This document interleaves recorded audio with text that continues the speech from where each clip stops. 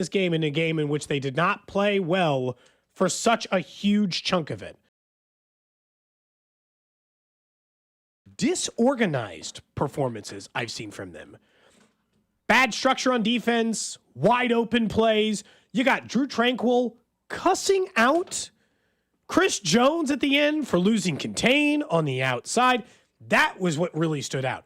They felt like they were all working against each other. And that's not how Chiefs football normally feels. Yeah, I don't know if it was so much working against each other as it was to what you're saying. Not working together. What you were saying is you had guys all over the defense not communicating, running into each other, which led to wide open targets. We don't have to get too dirty with the numbers here today, but basically, Ladd McConkey was open 30% of all routes he ran, which obviously is an insanely high number. And consistently, Keenan Allen was getting wide open, and that was a lot of that was pure miscommunication.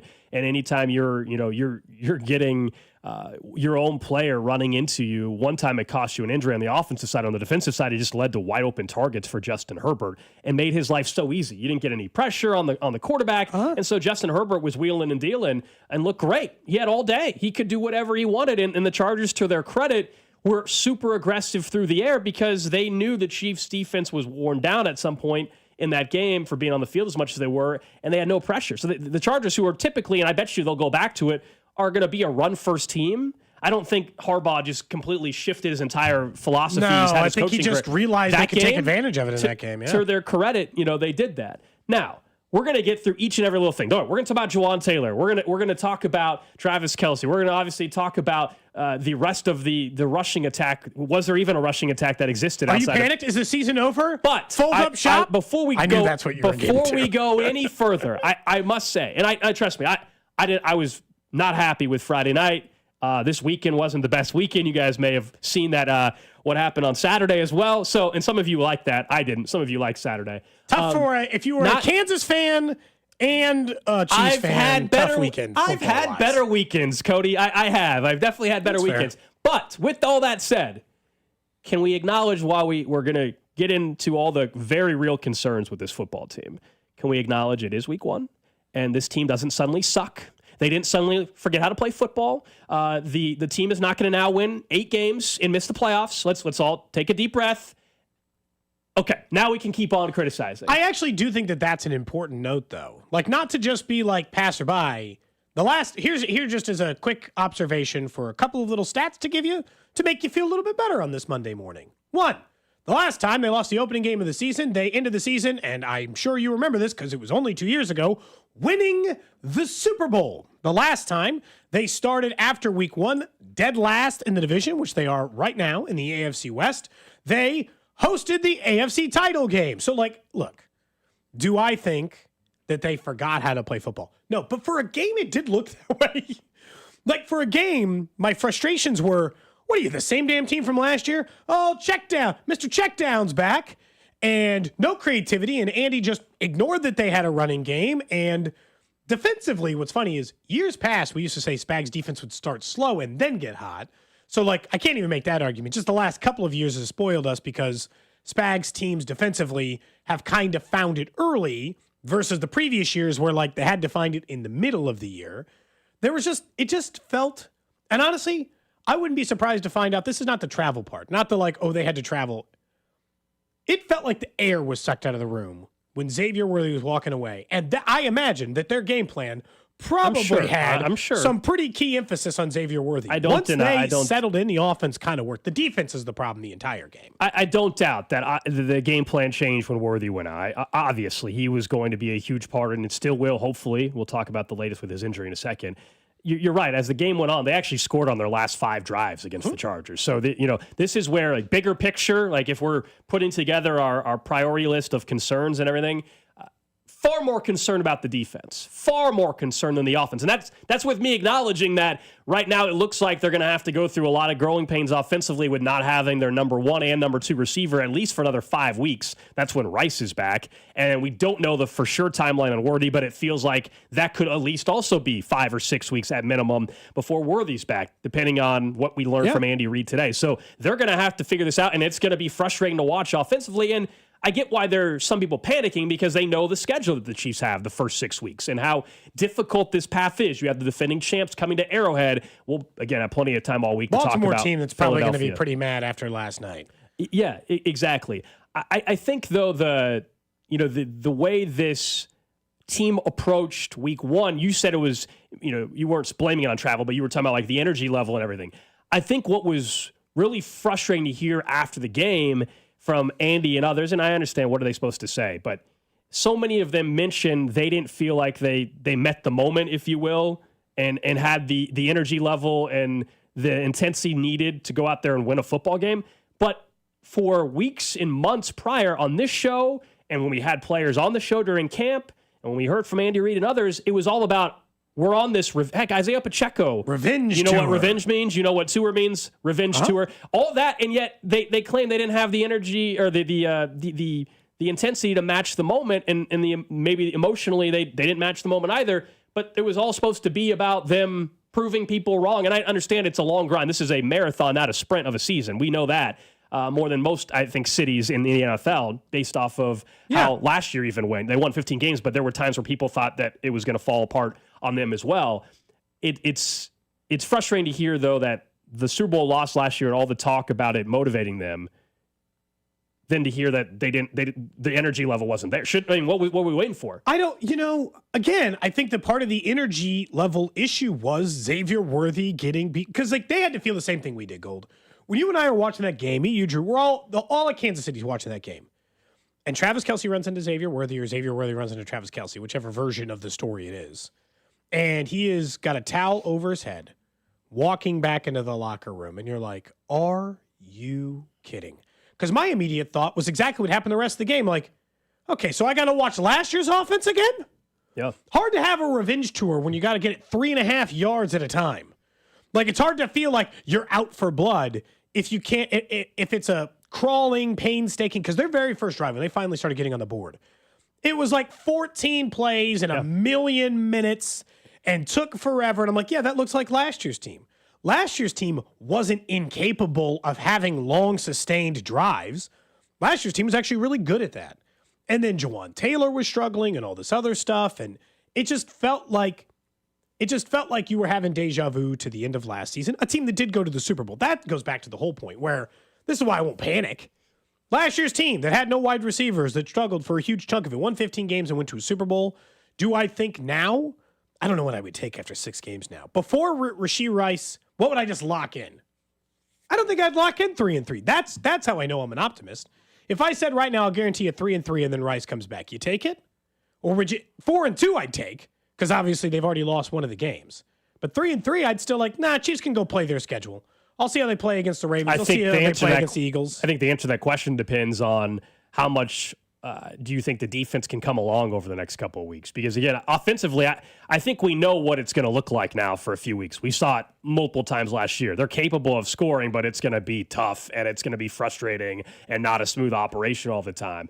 The offense over the next 5 weeks, to me, will be very similar to last year's, where you are quote unquote good enough to win because of your defense playing at a certain level, and that's why I still think the number one concern and focus, honestly, for me this week is what can be fixed defensively, more than even offensively. It's defensively, because we all know Jaden Hicks had a very, very rough day at the office. It's one game for him. But a rough day at the office, as we said earlier, you had guys running into each other. You had very little pass rush. It was almost non-existent. You had an odd amount of, soft zone coverage throughout the game. I have faith in Spags, but also how quickly can he get this group playing at a high enough level that can complement an offense that clearly is not going to be full speed with multiple key injuries now, or one's a suspension, but multiple weapons out the first minimum next 5-6 weeks of the season. So that's why I think it is more about, if you're asking me what would I lock in for the rest of the month and a half, it's your confidence in the defense coming along more than it is actually the offense coming through over the next few weeks. The problem was it wasn't just one thing defensively that was bad in that game. It was they got no pressure on Justin Herbert, or got very little pressure on Justin Herbert, despite the fact he was without his left tackle. They had switched alt, did not allow a single pressure, but they were on a backup right tackle. It's not like they got a ton of pressure over there. So they didn't get pressure. Christian Fulton didn't play, and the secondary struggled. And then I do kind of agree with the fan sentiment that was, you notice Justin Reed and a safety getting people organized, not being there. Sure. They didn't seem like on the back end they had it all sorted yet. And that might just take time for young players who have not been in that position to grow into that role. I'm not saying they can't grow into that role, but it did look like a defense who did not know what it was doing on the back end in the normal organization of the veteran safety that they're accustomed to having. Now, see, this is where this is where the text line goes too far. They said, hey, your football is an injury sport. You're supposed to overcome them. Patrick Mahomes didn't overcome his injuries. Justin Herbert did because he lost his left tackle. Patrick Mahomes lost half his team last year, won 15 games, and went to the Super Bowl. So, I think they're a team capable of overcoming injuries, even if in that one game they did not play well without Xavier Worthy. It's also harder in an individual game. You have an entire game plan dedicated to beating a team that includes a player who had been healthy the entire time, and then on the third play of the game is no longer available to you. I know next man up is a thing we can all say. That is a difficult thing in the moment to overcome strategy. It's not an excuse. It's just reality. No. I mean, any team loses their number one and number two offensive weapon, things are not going to look as great offensively. That's just the reality, though. You can't, we can talk about it for a while, but the Chiefs have to very quickly move on from that and know that they're going to be without Rice and Worthy and start to get some things cleaned up. If this was week 4, week 3, it's a different conversation than it is in week 1. Let's see what they look like. Obviously, a tough game coming up on Sunday. The Chiefs are 1.5-point underdogs against the Eagles at home.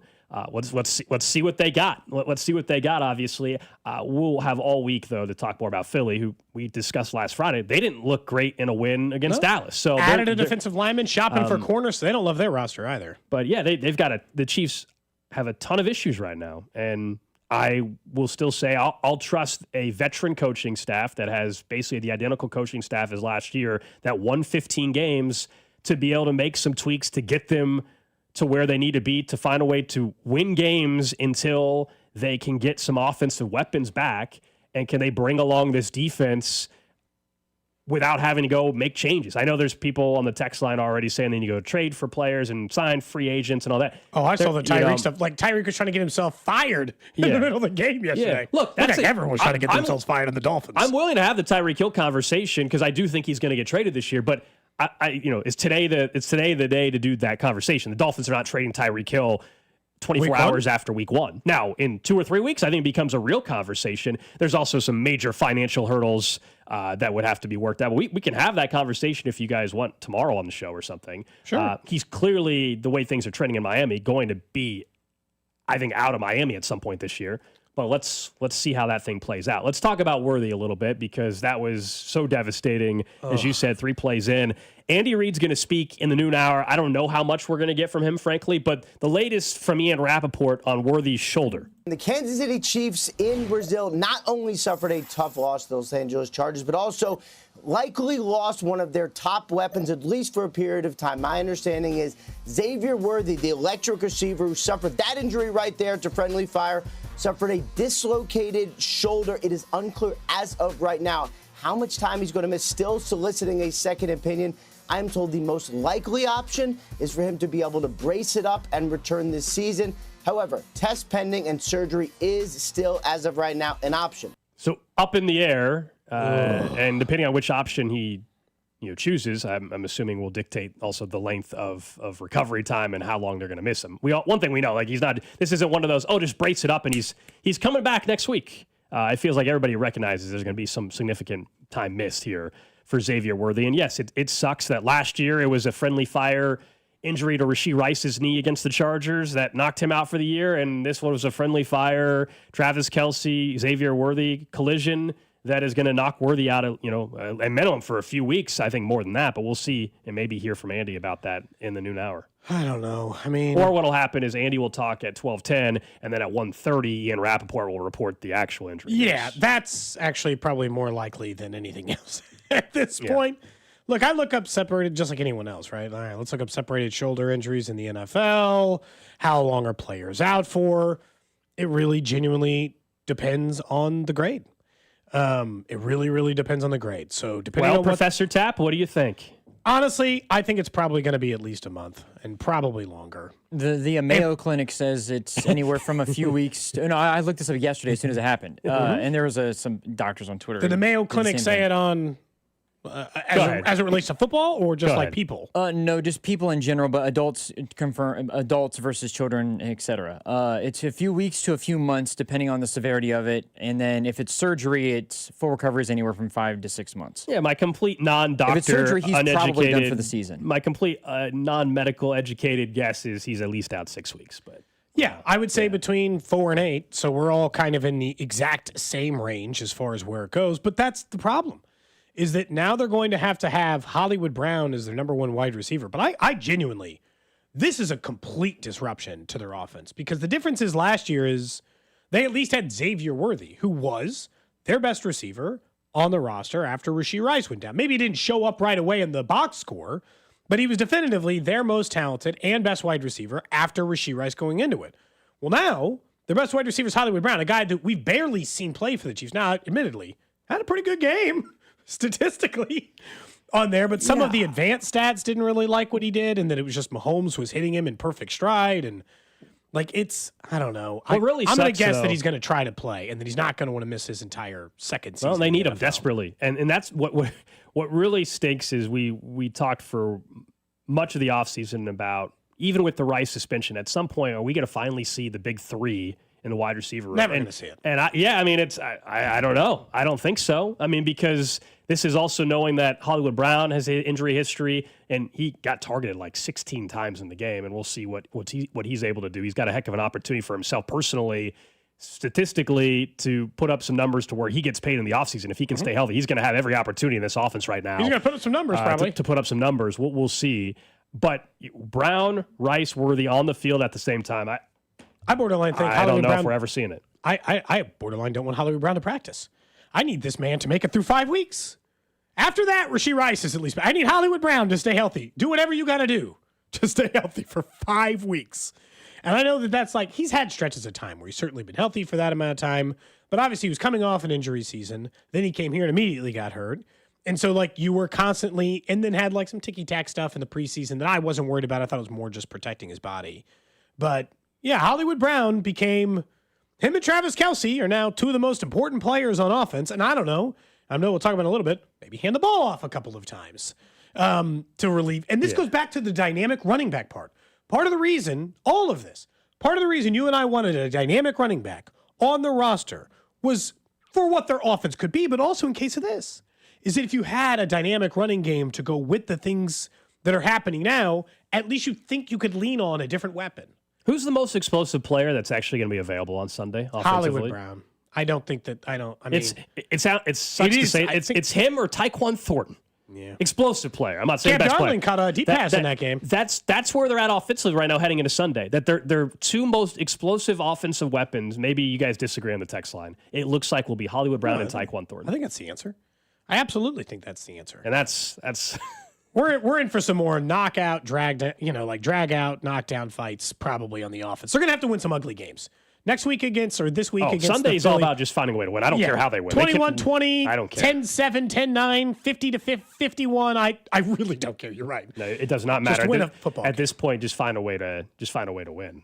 Absolutely. You know, we should have tried to find a way to win. Yes. As you might remember, this show decided, Alex was like, you know what? We're heading out to Circa. Let's get in a pick'em contest together. We can do this with our collective brains and acumen of football. We'll make selections based on the spread, put those selections in, and try to ride our way to glory.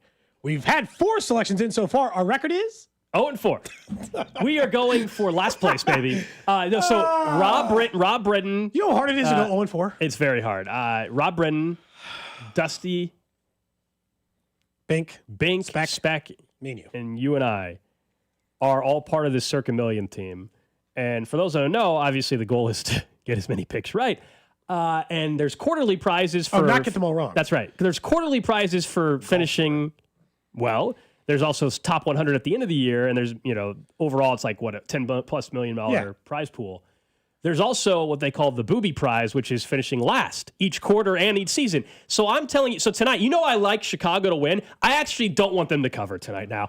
You're rooting for the booby prize already? We are better, Only 4 picks in. for the quarterly. We're better off going 0-5 tonight than finishing 1-4 this week. I'm serious. And then if we go 0-5 with a loss tonight in Chicago spread. should try to lose next week? Next week, and of course we'll go 5-0 when we try to go 0-5. But next week we should think trying to trying to go for last place. I'm there already. Yeah, after 4 games for the quarter prize. I don't know. Everyone was like, "Hey, how did who made that pick or who made this selection?" We made them as a group. Yeah, that's what makes it worse. We all put in the 3 selections we like. Then, based on the most popular selections, we were down to 4 picks. So we had our 4 or 5. Great. All right, tie for the 5th selection. Let's figure out. Hey guys, let's open it up. What do you guys think? For the final selection, we're between these 3 games, one of them being Miami to pick 'em. Did I choose Miami to pick 'em in that? I did. Oh, do you want the exact breakdown of who had what picks? Nah, I mean, it was bad for everybody. We all did terrible. I was 0 for 3. Nobody did well, but yeah, I can tell you, here's the pick. So Bink submitted... Oh, I'm 0 2. My 3rd pick is tonight. Bink submitted Pittsburgh -3. They did not cover. They won by 2. Spec submitted Pittsburgh -3. I submitted Pittsburgh -3. Rob submitted Pittsburgh -3. All were wrong. You submitted Spec Cincy submitted -5. Dusty submitted Miami Pick'em. Oh. That was the backup choice, though. We didn't originally select that one.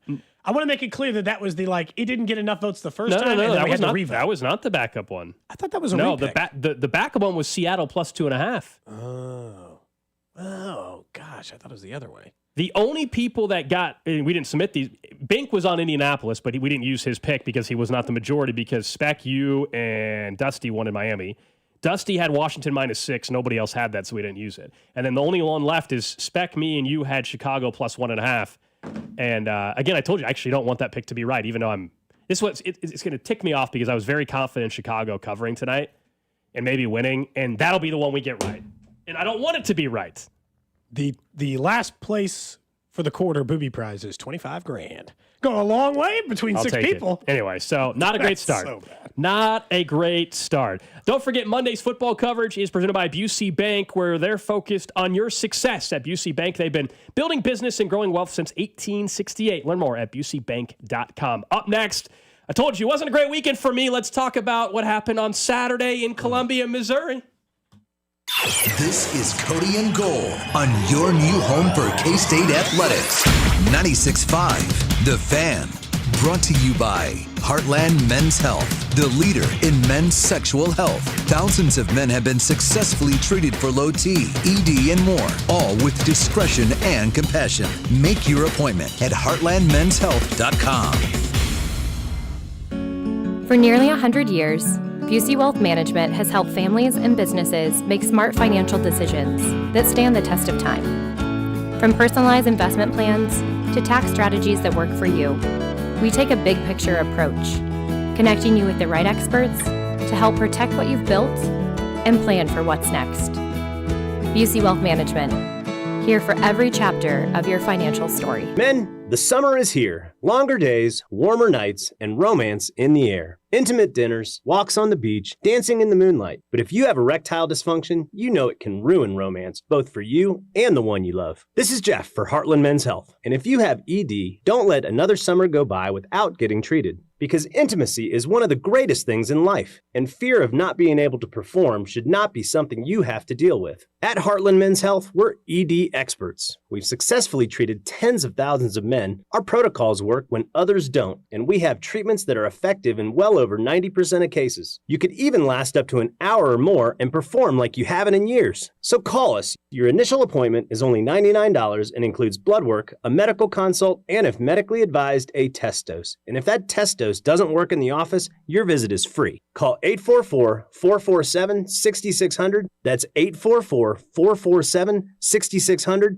Or go to heartlandmenshealth.com. The wait is finally over. Football season is here, and FanDuel is getting you ready for kickoff with an offer that you don't want to miss. New customers, you can bet just $5 and get $300 in bonus bets if you win. That's right. Pick a bet, any bet. Bet $5, and if it wins, you'll unlock $300 in bonus bets to use all across the app. Use it how you want. Build your favorite parlays, bet player props, ride the live lines, whatever your style is. Remember, FanDuel has you covered. Be sure to check out FanDuel.com/KFNZ. Use that promo code to download the FanDuel app today and get started.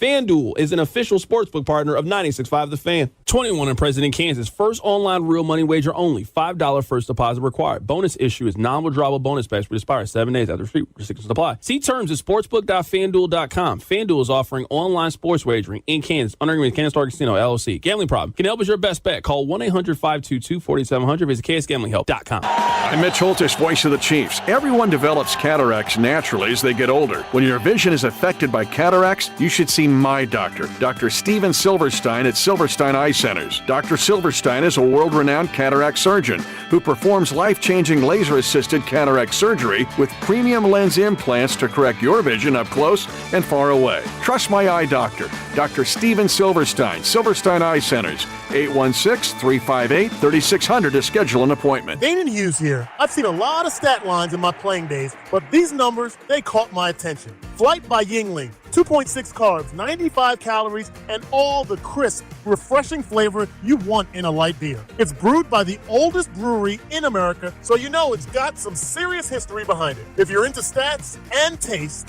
you're gonna love this beer. Flight by Yingling, the next generation of light beer and the official beer of Dane and Hughes. DG Yingling & Son, Pottsville, Pennsylvania. If you're 55 or older and into that whole saving money thing, T-Mobile has an exclusive phone and internet bundle just for you. Right now, get 2 unlimited phone lines plus 5G home internet for just $30 each per month with autopay, plus taxes and fees. And with 5G home internet, setup is easy with just 1 cord and no technician needed, which is great if you're also into that whole keeping it simple thing. Switch now and experience the best mobile network in the U.S. Visit your local store to start saving. T-Mobile, it's better over here. Based on analysis by Ookla of speed test intelligence data Q4 2024 to Q1 2025, Ookla trademarks used under license. Unlimited on our network. Customers on voice plan may notice speeds lower than other customers and further reduction if using more than 50 gigs a month due to data prioritization. Video streams and SD on this plan. Home internet pricing after $20 in monthly bill credit plus $5 per line without autopay. Debit or bank account required. See 5G device coverage and access details at T-Mobile.com. When you've got real work to do, Metal Supermarkets will help you get it done fast. With a huge variety of metals in stock, we can help no matter what job comes your way. And we cut to size. Because just like taxes and BS, we think metal is better when cut. Metal Supermarkets, the convenient stores for metal. Find a store or shop online at metalsupermarkets.com. If you could hear Old Spice Fiji Antiperspirant, what would it sound like? First, you'd start with Fiji Antiperspirant's amazing scent of palm trees. Add pure notes of fresh coconut and layer on 24/7 odor and sweat protection. You won't hear any dyes or parabens because with Fiji, you won't have any. So while your regular antiperspirant sounds like this, Old Spice Fiji sounds like this. Sounds like it smells amazing. This is the story of the one. As a maintenance supervisor at a manufacturing facility, he knows keeping the line up and running is a top priority. That's why he chooses Grainger. Because when a drive belt gets damaged, Grainger makes it easy to find the exact specs for the replacement product he needs. And next day delivery helps ensure he'll have everything in place and running like clockwork. Call 1-800-GRAINGER, click Grainger.com, or just stop by. Grainger, for the ones who get it done. Nationwide is so much more than a great insurance company. They're one of America's largest financial services companies. Like how I'm more than just Peyton Manning. I'm also motivating Manning. When I say insurance, you say financial services. Insurance. Financial services. Insurance. Financial services. Now when I say nationwide, you say is both. Nationwide. Is both. Nationwide. Is both. For your insurance and financial needs, Nationwide is on your side. Nationwide Investment Services Corporation, member FINRA, Columbus, Ohio. Chiefs coverage brought to you by Metal by the Foot, your metal project superstore. Whether you're a DIY enthusiast, a contractor, or business owner, Metal by the Foot has the perfect solution for you. Located in KC and Topeka, online at metalbythefoot.com. When you need a piece of metal, remember, metal doesn't have to cost an arm or a leg, just the foot. You're listening to 96.5 The Fan from the Mission Plumbing, Heating, and Cooling Studios. smooth jazz today. Back here on a Monday, it's Cody and Gold. Alex Gold, Cody Tap, Drew Nixon with you. Text line 913-586-7965. I've seen a few of them come in. Someone says, hey, you guys were joking about Drew calling in sick if the Bengals lost. He told us he wouldn't come to work. That is true. They said, I'm glad Gold is in today after his triple whammy weekend. Chiefs lose, KU loses, Bengals win. Yeah, it was not a... I am here, of course. I was always going to be here. Not the best weekend for me. Someone else said, glad Drew was able to come to work today. Did not look good for him. We will talk about other NFL headlines in just a bit, but let's talk about what happened in Columbia, Missouri. Great game for starters. What a great start to the border war. It was awesome. Back. It was an awesome game. That's a great way to kick it off. Kansas obviously had the dominant first quarter. Second quarter, they disappeared, and it turned in a hurry on them. And then it was back and forth until mid-fourth quarter. Yeah, look, I thought a couple things. One, I felt like before halftime, Kansas got way too conservative. I thought obviously late in the game when they punted, when they clearly had no answer defensively, that was also a conservative call from Lance Leipold. That was really, really frustrating after having a pretty aggressive play calling in the first half, in the first quarter. Obviously, great design and all that. But give Missouri credit. I thought we talked about the quarterback competition heading into the year. My guess is most people did not think they had that level of quarterback play coming this year on the Missouri side. Yeah, Perbula has been he was very, very good. Far better than expectations. Jalen Daniels, he really does look like the peak version of himself again, for what it's worth. That game, I really do.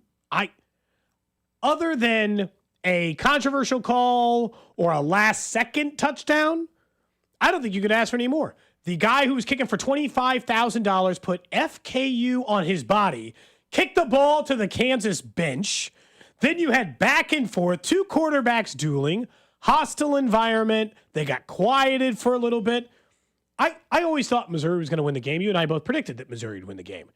Kansas put up offensively a much better performance than I was anticipating. I kind of thought if they were going to keep it close, the game would need to be more methodical and intentional. And instead, that thing was just a scorcher. It was like Kansas ran out in front, tried to hold on for dear life, and then went back and forth until, again, the bitter end of that game. I was really impressed by Perbula. I thought the one thing I'd said to Carrington on Friday was the one advantage I'm pretty sure Kansas has is as a quarterback. Like, I think Jalen Daniels is the better quarterback. And why I didn't walk out of that game saying Perbula's definitely better than Jalen Daniels. He looked at least as good. And if you're going to be just as good as a guy who's played as well as he has in the first couple of games, that's going to go a long way. I just kind of liked it. It felt like it had juice. Yeah, makes me excited for the next one. And they'll be in Lawrence next go around. No, it turned out to be a great game. The Henderson drop is one that's going to drive me crazy for the rest of the season. I think wide receiver for Kansas that transferred in from Alabama and just has to catch that football. I understand it's college football. You still got to catch it, man.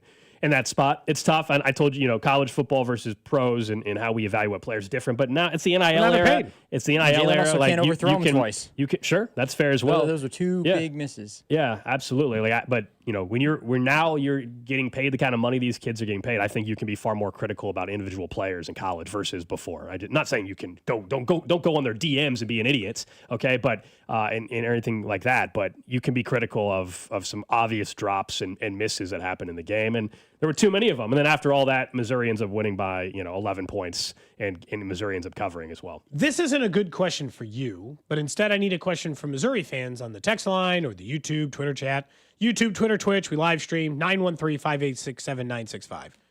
As a impartial observer of the two teams, as an outsider to this, I know you probably hate it. You're a Kansas fan, so there's just no way. I have no idea what you're about to say, so I'm waiting. As an outsider, Missouri fans, do you like that your coach complains about nonsense stuff after winning games? Did you hear this audio of him complaining? No, to I'm not aware of this at all, actually. A student reporter? Gold, I believe it's in the system here. Let's play this real quick. This was Eli Drinkwitz after winning the game against Kansas, going after a student reporter for picking against them. He would never. No. You got to be lying. There's no way Eli Drinkwitz would ever, after a big win, would ever try sarcasm here. But no? yes, this happened. This was real. Okay. And then I'm just going to say it's a really poor take that you had on picking Kansas to win. So with that, I'll open it up for questions. Hey, Eli, all on the take. That was bad, and I felt the wrath of it. But congrats on the win. It was a pretty bad take. You felt good about the take. I felt good about the take before the game, correct? So what was this? This was after a big win against their rival. Before talking about anything about the game, Eli can't let go telling that a me student reporter picked Kansas to win a football game. So that's it's not how- a take, by the way. It was a prediction of what would happen in a football game. So after a huge win, the first thing out of Eli Drinkwitz's mouth was calling out a student at the University of Missouri. Got it. I think you guys are gassing this up way too much. It's clearly a joke. No. And it's friendly banter. You know, Dude, just it's not don't friendly pick banter to against the call alma mater out this an time. 18-year-old, 19-year-old student reporter. And He had a smile on his face. It's a joke. You're Are allowed. we that sensitive in this society?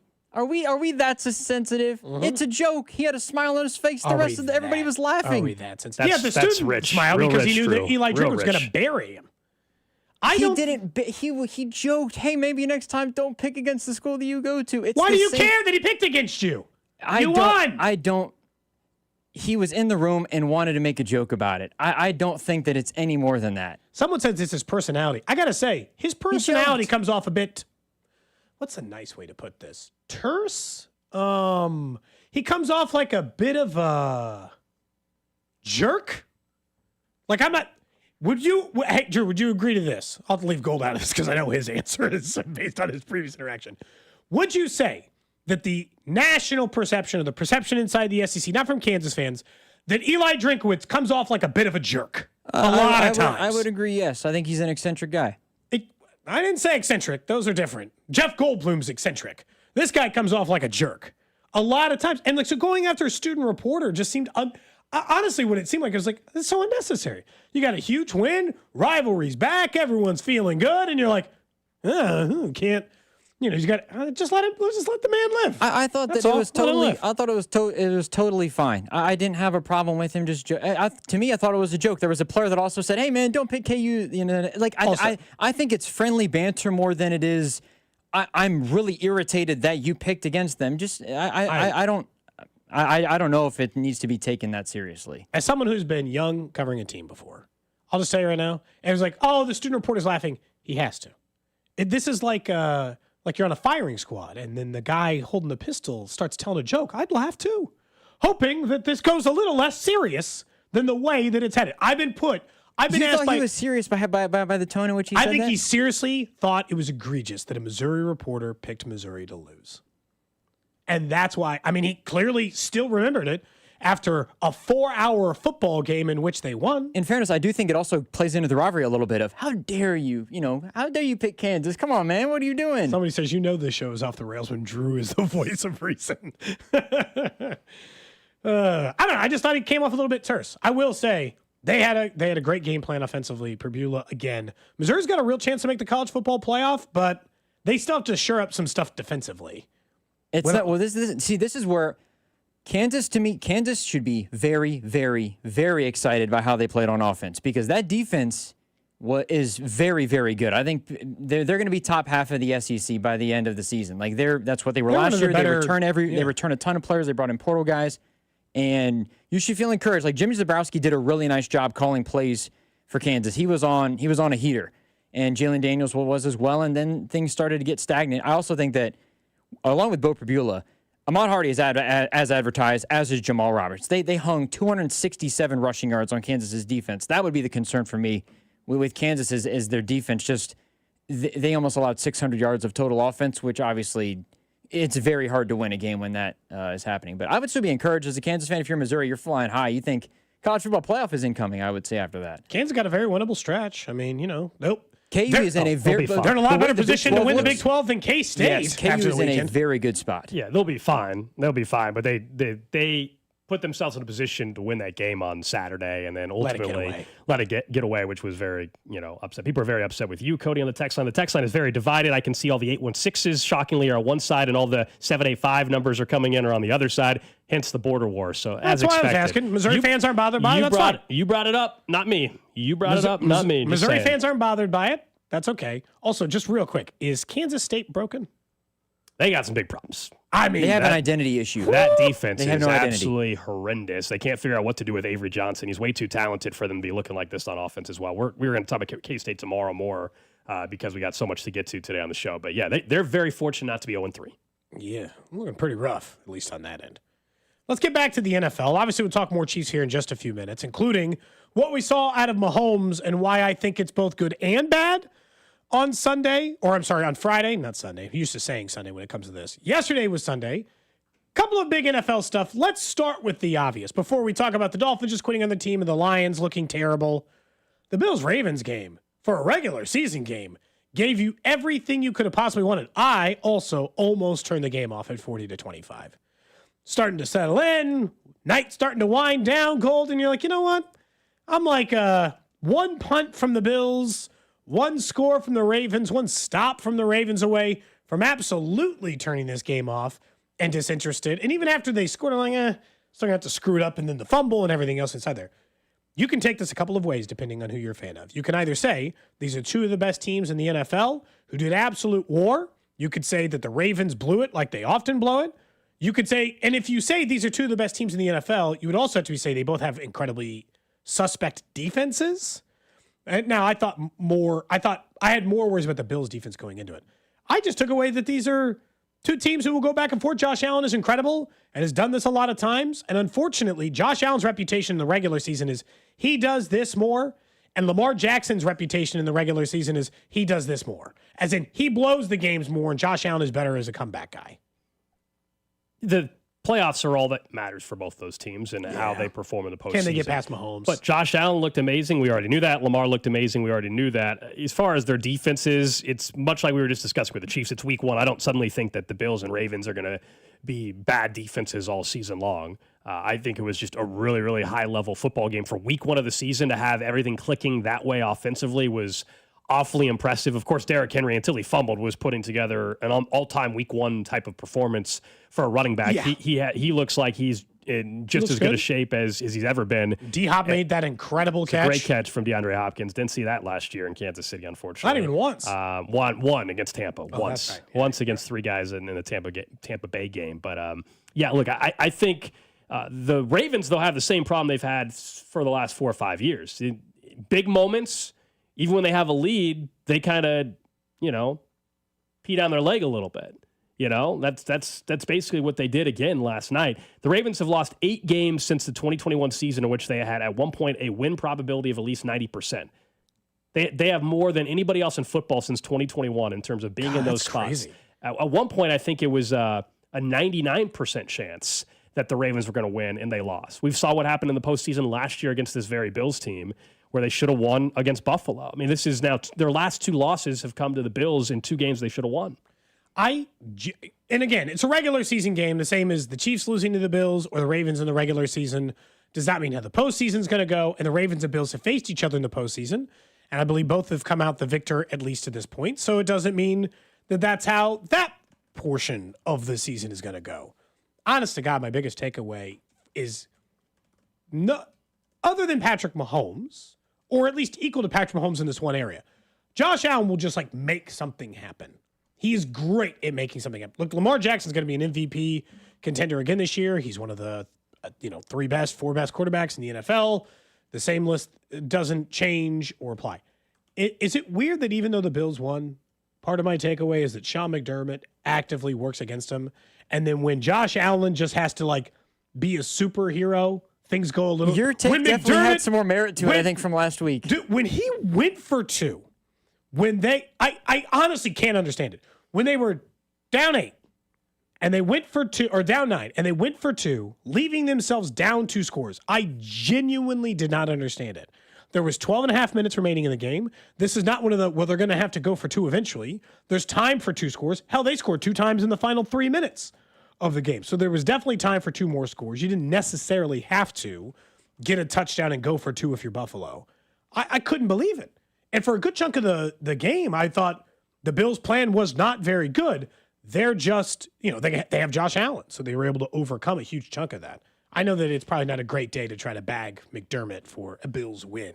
I just felt like he was hurting them in that game. That's all. Questionable decisions. They were fortunate to win, but Josh Allen, Josh Allen coming back and playing like that was just, it was incredible. Yeah, we've seen it from him before too. I mean, I know the MVP conversation last year and the way everybody thought he kind of got out of sympathy, but that just because you think Lamar should have won doesn't mean that Josh Allen doesn't play at an MVP level each and every season. The question for him is always going to be, can he finally get over the hump in the postseason against Mahomes, if Mahomes is there? And for Lamar Jackson, it's the exact same. It's the exact same for both those guys. When will one of them, and who is it going to be, break through? I choose to think that it will be one of those two. You guys know my feeling about the rest of the AFC quarterbacks. Yeah, I agree. I would put my money on one of those two breaking through before others. We've gone through and talked about comparing legacies and contrasting previous quarterbacks and who's the Manning of this era, who's the Roethlisberger, who's the Marino, and all that. And I've told you, like I think these two will get a ring at some point. I think there's another guy, and Drew, plug your ears, that will be Dan Marino. That'll be a Hall of Famer. That will not end up getting a ring. Josh Allen will end up getting one at some point in his career, so will Lamar. I think one of the two for sure. I wouldn't necessarily bet against both. I do still think like that game was just a highlight of, you can take it as whatever you want, other fans. It must suck to be a Bills or a Ravens fan and get quarterback play at that level, this consistency over a 5-year time period, and have absolutely borderline nothing to show for it, but a couple of regular season MVPs and a bunch of playoff losses to Patrick Mahomes. But if you're a Bills fan or even a Ravens fan, or I guess Cincinnati, whoever else you consider to be contenders in the AFC, certainly a Chargers fan, they're all licking their chops right now because I think Josh Allen and Sean McDermott in particular are smart enough to recognize this. But if you're a fan, you're looking at what Kansas City looked like in week one, and you're thinking, all right, this is finally our year because of one game. I think that's a mistake. We'll see how the season, but they think the Chiefs are extremely vulnerable. The difference is the playoffs don't start on September the 8th. They have to be extremely vulnerable on January 15th, let's say, not on September 8th. And this was the conversation we had, I think, 2 years ago when the Chiefs did not look all that impressive 2 years ago. They got beat up pretty bad by the Bills in a regular season game. And nobody was arguing that they were ready at that point in time to beat one of those teams. And in fact, like right now, they don't look anywhere close, obviously, ready to beat one of those teams. But you don't have to be ready to beat those teams in September. You have to be ready to beat them in January. And so that's where, going back to what we were discussing to start the show, like the level of panic, my panic level is fairly low. Concern level, high. Like I got a long list of concerns out of the Chiefs' performance, especially after seeing how Baltimore and Buffalo looked. But they don't play the Super Bowl. They don't play an AFC title game this early in the season. So that's why you shouldn't be panicking. From a number one seed perspective, I would have preferred the Bills lost. Honestly, have you seen they have no excuse to not be genuinely 7-0. Their next 6 games are Jets. Jets did look better. In fairness, Justin Fields had the best game of his entire career. It's 1 week. But still, Jets, Dolphins, Saints, Patriots, Falcons, Panthers. That's not exactly murderer's row. But we knew that before the season started. I mean, we said that this is the year the Bills are likely going to be the number 1 seed. Last night, I mean, it doesn't guarantee anything, but it makes that extremely more likely. The one other team besides Kansas City, obviously, and even today as we sit here and talk about them, was Baltimore that you would worry about if you were Buffalo for the 1 seed. Yeah. Buffalo clearly had the inside track before last night, and now I don't know what you call it now. I mean, they are on that road already towards the number 1 seed because of that. Can I ask, more likely to continue, Daniel Jones' performance in week 1 or Justin Fields? That's Drew's hometown team, the Indianapolis Colts, Daniel Jones. You said Fields awfully quick there. Daniel Jones scored on every single possession that they took. Your hometown team. Your Colts. Anyone brave enough to start Daniel Jones on a fantasy league yesterday? They felt great. Yeah, it's the hometown team, but one did it against the Pittsburgh Steelers and a healthy defense, and then the other one did it against the Dolphins, who they just look really bad. Yeah, the Dolphins are no other way to put a dumpster fire. Daniel Jones as a quarterback in Indy is better than Anthony Richardson as a quarterback in Indy. We said that before the season started.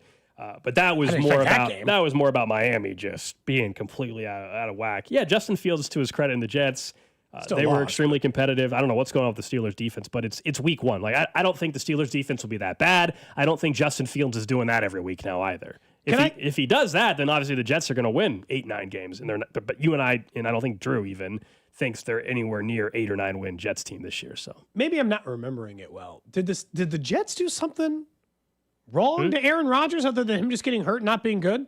You see a shot after the game? Yeah, I mean, Aaron Glenn did tell him directly that they didn't doing need him. anything mean to the Jets. You're like, what the I hell mean, they they cut him and basically said, we don't want you. So that's enough motivation for most people in life, right? All right, that's fair. You know, I mean, like- they didn't do. It's like they did them wrong in the time he was there. They didn't do anything that doesn't happen to every other player, but every other player would still be motivated. If you, I don't know, pick any Yeah, you Chiefs get cut by player that somebody, gets sure. cut, like Mike Pennell would be motivated. I'm sure Mike Pennell. They're not going to play unless they play in the playoffs, but like I'm sure Mike Pennell would be happy to beat the Chiefs right this second. I mean, that's just how it works. I think, and Aaron Rodgers especially had in a good game sports. too. Who would have really thought good. quarterback duel between Aaron Rodgers and Justin Fields in Week 1? We said on Friday, Aaron Rodgers is going to go and have his best game in New York that he ever had.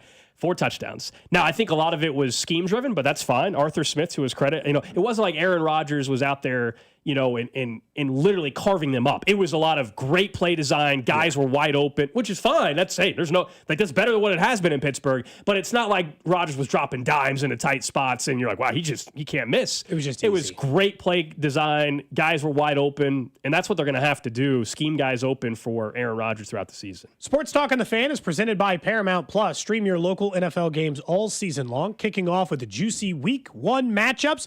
Finish up tonight between Detroit and Green Bay, obviously, and then Chicago tonight. Start at just $30 for your first year, and that's like $250 a month. Visit ParamountPlus.com/NFL to get started today. All right, up next, Patrick Mahomes did a couple things again, but it's just masking the bigger issue. We'll explain that, and we'll briefly talk about the Royals. Where do they sit after another weekend, this time against the Twins? What's up, Kansas City? This is Vinny Pasquantino, and you're listening to Cody and Gold, weekdays starting at 10 on 96.5 The Fan. Brought to you by Heartland Men's Health, the leader in men's sexual health. Thousands of men have been successfully treated for low T, ED, and more, all with discretion and compassion. Make your appointment at heartlandmenshealth.com. Hey, it's Gold, and I'm letting you know that FanDuel is coming to Missouri. That's right, FanDuel, America's #1 sportsbook, is finally coming to Missouri. The wait will soon be over. On December 1st, you'll be able to bet on all your favorite teams and all your favorite sports. With FanDuel, there's tons of ways for you to get in on the action. You can bet on everything from the money line to over-unders to which team will win it all. You can then build parlays, bet player props, ride the live lines. Whatever your style, FanDuel has you covered. Plus, with live betting, that's the best part, you can even pick which player will score the next touchdown and the one after that. Mark your calendars. FanDuel is coming to Missouri on December 1st. See for yourself why FanDuel is America's #1 sportsbook. FanDuel, play your game. FanDuel Sportsbook is an official partner of 96.5 The Fan. Must be 21 and present in Missouri. Gambling problem? Call 1-800-GAMBLER. Doug. Limu and I always tell you to customize your car insurance and save hundreds with Liberty Mutual. But now, we want you to feel it. Cue the emu music, Limu. Save yourself money today. Increase your wealth. Customize and save, we say. That may have been too much feeling. Only pay for what you need at libertymutual.com. Liberty, liberty, liberty, liberty. Savings vary. Underwritten by Liberty Mutual Insurance Company and affiliates. Excludes Massachusetts. Let's build that dream deck over at All Weather Decks, Kansas City's most respected deck builder, locally owned and operated, and we'll schedule a free estimate with you today. Look, it is lovely weather we had over the weekend. It's going to be nice again, continuing into the fall. And you're looking for that dream space and that dream outdoor area. What I do sometimes, and you're like, okay, look, I've got the 4 decks. I love sitting outside. The screen porch was regularly used this weekend, both by me and my kids. My daughter likes to go out there and avoid the bug bites and listen to music. You could have that space yourself. I like to go over their website, over at allweatherdecks.net, and dream out what the project can look like. Look at some of these big, expansive decks, the double-layered ones where you get the patio underneath. Wood deck, composite deck, fire pits. I'd love a new fire pit. So right in that same range, you can pick out your dream outdoor space over at All Weather Decks. Like I said, it's the right deck at the right price. Give them a call today, 913-206-1974, or online at allweatherdecks.net. Getting the job done right the first time protects your home, time, and budget. This summer, get $500 off a water softener and filtration combo. Schedule at anthonyphce.com. Rally House, shop every team in town. College and pro, come on and it's time to go. The season starts at Rally House. From jerseys and hats to tumblers for game day, it's where outrageous selection meets every fan's style. Kansas, Missouri, Kansas State, Chiefs and Royals make KC great. Rally House, Rally House. It's your city, it's your house, it's the Rally House. Level up your fandom in-store or online at rallyhouse.com. Flu season is here. Get your flu shot today at your local Hy-Vee pharmacy. It's easy, convenient, and no appointment is necessary. Plus, when you get your flu shot at Hy-Vee, earn a 20-cent fuel saver. That's right, a 20-cent fuel saver. Get your flu shot when it's convenient for you. Schedule online or just stop by your Hy-Vee pharmacy. No appointment necessary. Help your family stay healthy. Get your flu shot and get a 20-cent fuel saver only at Hy-Vee.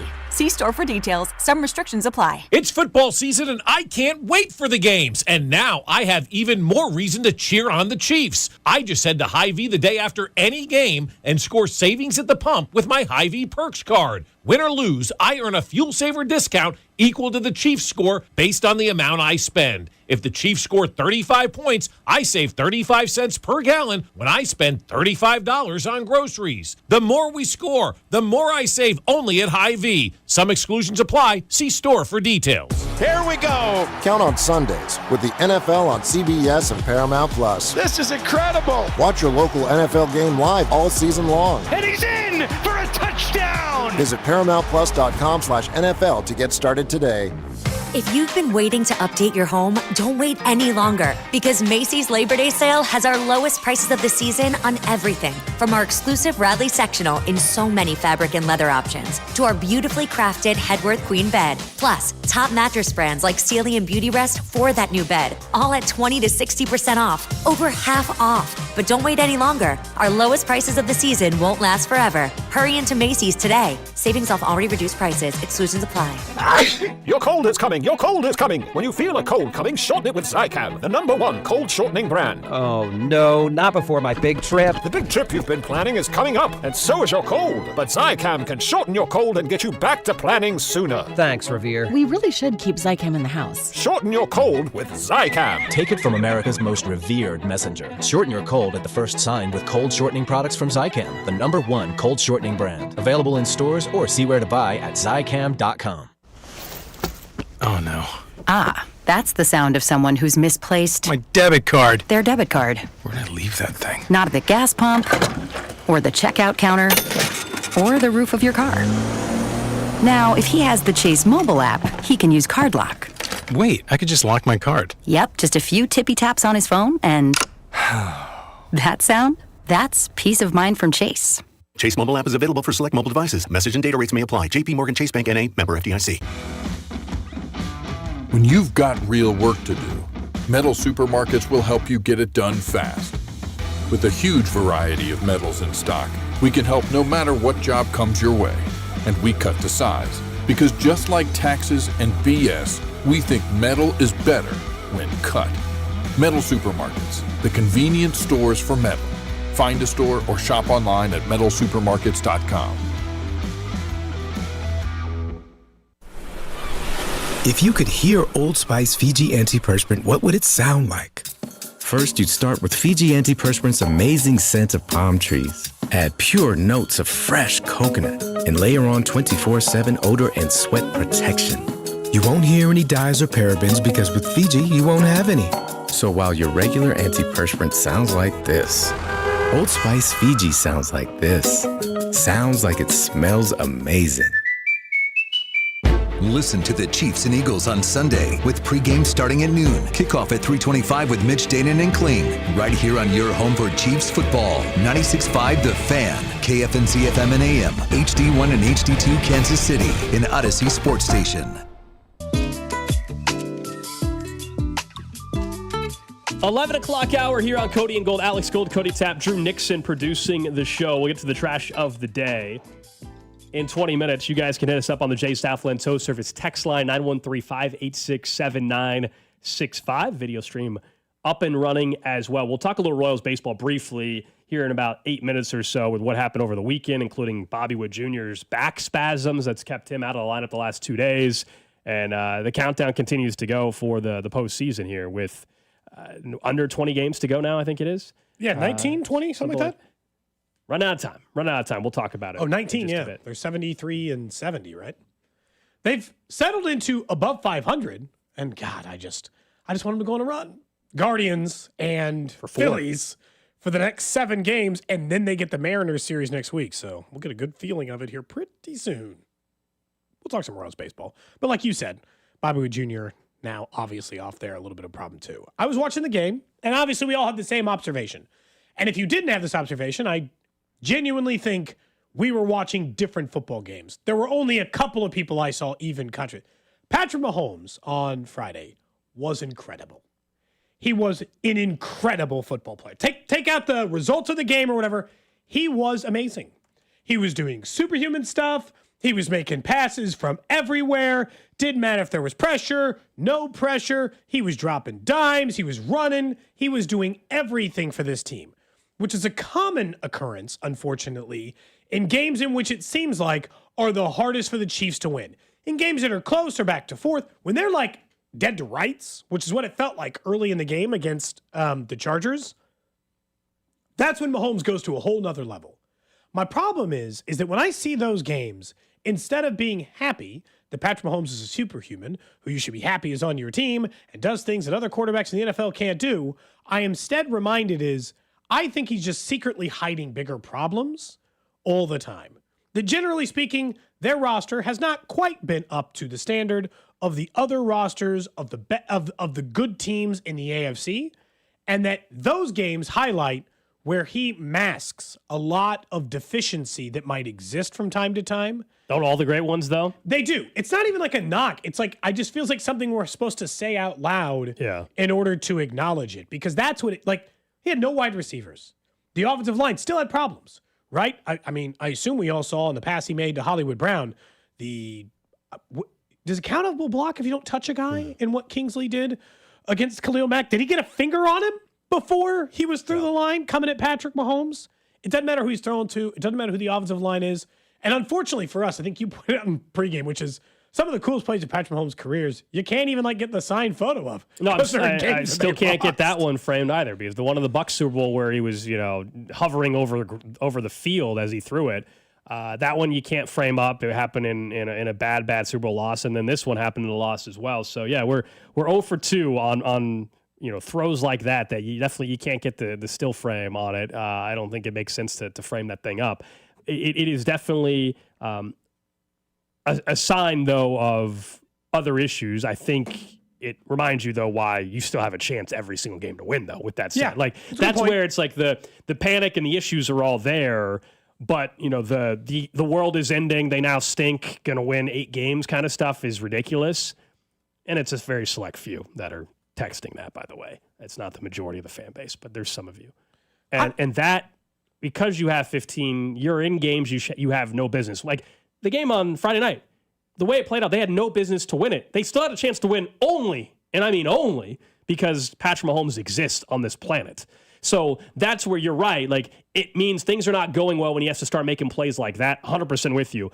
It also is why they have a chance still to win every game, even when they clearly have some issues they have to work through over the next 5 or 6 weeks. That's, you know what, in a weird way, you're right. Maybe that's the encouragement I should take away. For anybody who's saying, well, now they're going to go 3-3 or 2-4, and they're going to lose to the Ravens and lose to the Lions and lose to the Eagles, which are all games they have, by the way, on their schedule before Rashee Rice comes back. I would remind you that by some miracle, in the third quarter of that game, they were a Harrison Butker extra point away from tying it in the middle of the third quarter, and they still had a chance to get a stop on defense in order to get the ball back for the offense to do it. Now, I will say, that Butker one ended up playing a big factor because it got him down 2 scores and all that other stuff. And look, he made a crazy kick before half that team, kudos to them and their special teams department for getting that thing off at all, and for Butker for making the kick. Well, the extra point just changed the dynamic of what they had to go for win. And that was a team that was still in it until the very end, until Justin Herbert made a scramble to get a first down. The Chiefs were still alive. And if we look at what happened last season or the seasons before that, I think that the defense being as good as they were helped them win the game, where the defense wasn't that great. And what happened, they lost the game. Even going back to last season with a particular team, or even in the Bills game, I think, where the defense couldn't stop a nosebleed. And Josh Allen had to be Superman. They found a way to win it. But I think if the Bills would have lost that game last night, people would have come away with the same sort of question where Josh Allen played at an MVP level and it didn't happen. Where I think last year, and I'll talk about it for 5 seconds, 10 seconds. Joe Burrow had to do the same thing last year, and the defense didn't show up, and we saw what happened. I think that's a lot of what happened in this Chiefs game where everything went wrong, and Patrick Mahomes was good enough to give them a shot, but it wasn't good enough to win the game in the end. With the Chiefs defense, they should be better, so it's not going to continue to snowball, I don't think. But I think this game, and then if the Bills would have lost, would have been eerily similar from the quarterback playing at an all-time level and coming away with a loss in the end. I think it was the best quote any player or any coach gave after the game. And it was when Mahomes had said after what you're saying, Drew, which is what we learned here is we can't always just come from behind. There is no team who comes down from double-digit losses more than the Chiefs. They are historically like a 650 winning percentage when trailing by double digits, which is like 40% better than the rest of the NFL on average. Like, I think the regular winning percentage is like 250, and he wins it over a 600 pace. And he said, it was good for us to know we can't just always come from behind and do it again. And that's why, like, this game, like, it doesn't bother me that Mahomes came up short this time. Historically, when they are down and out and down double digits, he does come from behind way more than any other person on the planet should even have business doing because of the way he played in that game. But it is good to learn the lesson of you can't always just come from behind. It doesn't work that way. Yeah, I guess I don't know if the quote makes sense. I don't know if it was like my favorite thing in general, because I would say, like, did you really need that for that to let you guys know? Like, we're used to it. I think the Super Bowl should have told you, that. I thought the whole storyline all off season was that they're motivated, they're on a revenge tour, they're going to go prove people wrong and all this, and then after the game they said they didn't meet that moment. That was jarring to me, actually. That one was the most damning one. Versus this one where I think you're just like, hey, we gotta, we know we can't always just make up for the problem. But you're right. They didn't meet the moment. And I don't know. It felt like kind of a more terse game than normal for them in the sense that infighting, right? Tranquil's yelling at him. And, we saw on the offensive line when they were talking to Kingsley about this or Jawan Taylor. We saw, who was it that was yelling at Jawan Taylor after the penalty? Was it Travis headbutted him. Yeah, Kelsey was on his ass. He was hot. After Jawan Taylor got called for another penalty. So, I mean, it's just very uncommon for them. And look, probably for the same reason that fans feel bad. Their last win was January last year. Not that important, but that was the last time they won, was the AFC Championship game. So it's probably been a little while since they got to feel good about themselves. Last game they played, they got their ass kicked 2 games ago. Then this game, they didn't get their ass kicked, but they didn't play anywhere near their normal standard. So they're probably like, oh, this is frustrating. We don't like playing football this way. We're a team that wins and is about winning. So beat the Eagles this weekend, and I don't imagine any of that little infighting will happen. Royals, on the other side of the parking lot, had a big series against the Twins, had a chance to sweep on Sunday. Man, could they have used it. Seattle got up like 9-0 in their game immediately. Royals got down 3-0 and were unable to overcome it. Setting aside the things we've already said about this team, Gold, which is you and I are impressed about the fact that they are still playing meaningful games on September 8th, considering the fact that they are without their number one starter for the entire year, 50% of the season for Chris Bubich, 2 IL stints from Lugo. Now Bobby Wood Jr. is out for some games because of his back spasms that have flared up, costing him some games here lately as well. I am not going to get mad at the team as long as they are within the amount of games they are from the Mariners when this series starts next week.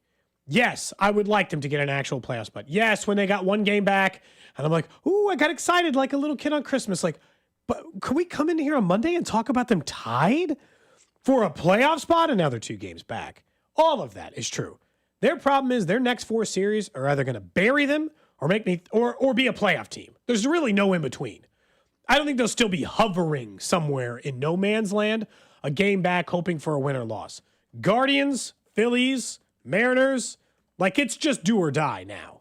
You're either going to be a playoff team after these 4 series and you're going to be in a playoff spot. You're not going to be still begging a game and a half, 2 games back with 8 to play, hoping that one of those teams loses a series. I think you're either going to play yourself out or play yourself in over these next few. Yeah, I'm just they're in the exact same spot that they've been in for a week.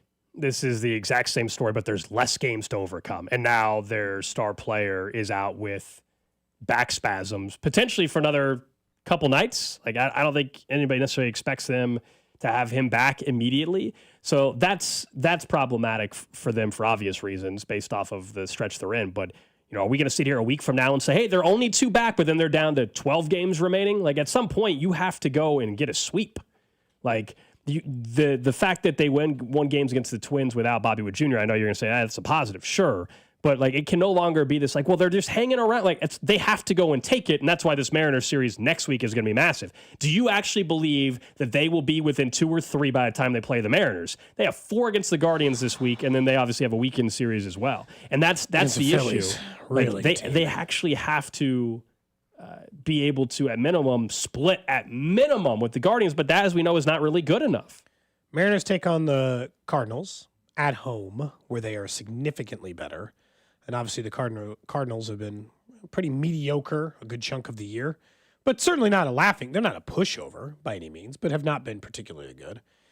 And then they have the Angels, a team that did beat the Royals quite a bit, but are not a good baseball team. Like, if you're banking on them just next week sweeping the Mariners, like, look, I would love for that to happen, but boy, oh boy, that means you still need to be within 2 or 3. If you're 4 back, if you were to slip up this week and you're 4 or 5 back, you could sweep the Mariners and it still wouldn't be good enough. At this point, I do expect them to be within 2 or 3 games, because if there's one thing I would say is you think they can stay that if Bobby misses another 2 or 3 games? Yes, because I think that this team's single, maybe greatest attribute is fight. Like, there were times in this, like, well, they don't look like it on the field. I'm like, this team has had to scrap a huge chunk of the year. Oh, I don't question the effort Claw, at all. scratch, I'm not questioning fight, the effort. Dig. I'm not you. Like, fans in general be like, this team doesn't seem like they got any fight. What do you mean? I already mentioned all the injuries they've been having to go through, and they have managed to claw and scratch and stay in this thing somewhere, somehow, some way. So at this point, look, I'm hoping that Cole Reagans, who pitched 3 shutout innings and looked awesome in his AAA stuff, I'm hoping they call him up and start giving him 4 or 5. Because at this point, they got nothing to lose in that department. The whole thing on Cole Reagans' goal, we knew this entire time. Cole Reagans was never going to come back and pitch for this team unless they needed him to pitch for this team. They got 19 games left. They need Cole Reagans. Because of the amount of time he's missed, Lugo's missed, Lorenzen, who's missed time on the IL, they've missed 4/5 of their starting rotation from the beginning of this year at some point in the rotation this year. Some for half the season, some for all the season, some for multiple IL stints. They're relying on Bergert and Kolick and, all kinds. Get Reagans back in here. And I think they'll find some, maybe not even pretty way, to stay within 2 or 3 games of Seattle before that series starts. Is it a long shot to say you got to sweep the Mariners? Yeah, hell yeah, it's a long shot. They just put up 18 runs last night. But at least they'll still be in it. At least like they are today, playing meaningful baseball on September 8th. I'll take that. Like, I know that it sounds like someone called it loser's mentality last time, and I get it because I've talked about this as it comes to football fans and teams who don't understand winning. But the truth is, as a Royals fan, we know very little about winning.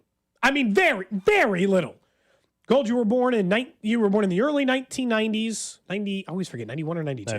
91. I always want to say 92. I'm always trying to make you younger. 1991, I was born in 1985. In those times, the Royals have less than probably 5 winning seasons. 13, 14, 15, last year, 2003. So, it's not many winning seasons in the time that we've been born. I guess I get 85 when they won the World Series, but I wasn't alive for it. The time I can remember baseball being played. They have not been a competitive organization for a huge majority of my life. They were, for a short period of time, competitive. 2013, 14, and 15, and it was glorious. And 16, I would argue they were competitive. They just came up short and injuries got them. Since 16, they were awful until they finally got things figured out last year. And now I'll take competitive. I'll take meaningful baseball on September 8th for now. Will that last forever for me? Will that be satisfying enough forever? No, I understand that. We can have that conversation at the end of the season. Right now, though, I'm talking about, are they going to get into the postseason? I think they will, because that's where they've been a huge chunk of this year. And what's going to be required to get into the postseason? And I'm just saying, like, this week, they cannot lose any more ground than where they're at. They have to stay within 2 if you're banking on the Mariners series. But that's the thing. Like, ideally, of course, you're already in a playoff spot, and the Mariners go cold this week or something like that, because no matter what you're banking on the Mariners series, I'm just saying, you have to be within enough, 2.5. Sure. If you've slipped to 4 going into the Mariners series, then you are requiring yourself to sweep them to even have a chance in the final 10 games or whatever it would be at that point in time. That's all I'm saying is like this week, every week's massive and all that, but without Bobby now, it looks like for a couple more days. What would you take? Yeah, that's the minimum. That's the minimum they have to go. 4-3, because 5-2. the Mariners, I don't know who do the Mariners play this week. I just said it. It's not good to Angels for 4. Angels, okay. And then they've got the Cardinals. Cardinals tonight, actually. They start with the Cardinals. That's what it is. Yep. Cardinals and then 4 against the Angels. Okay. But yeah, I don't know, man.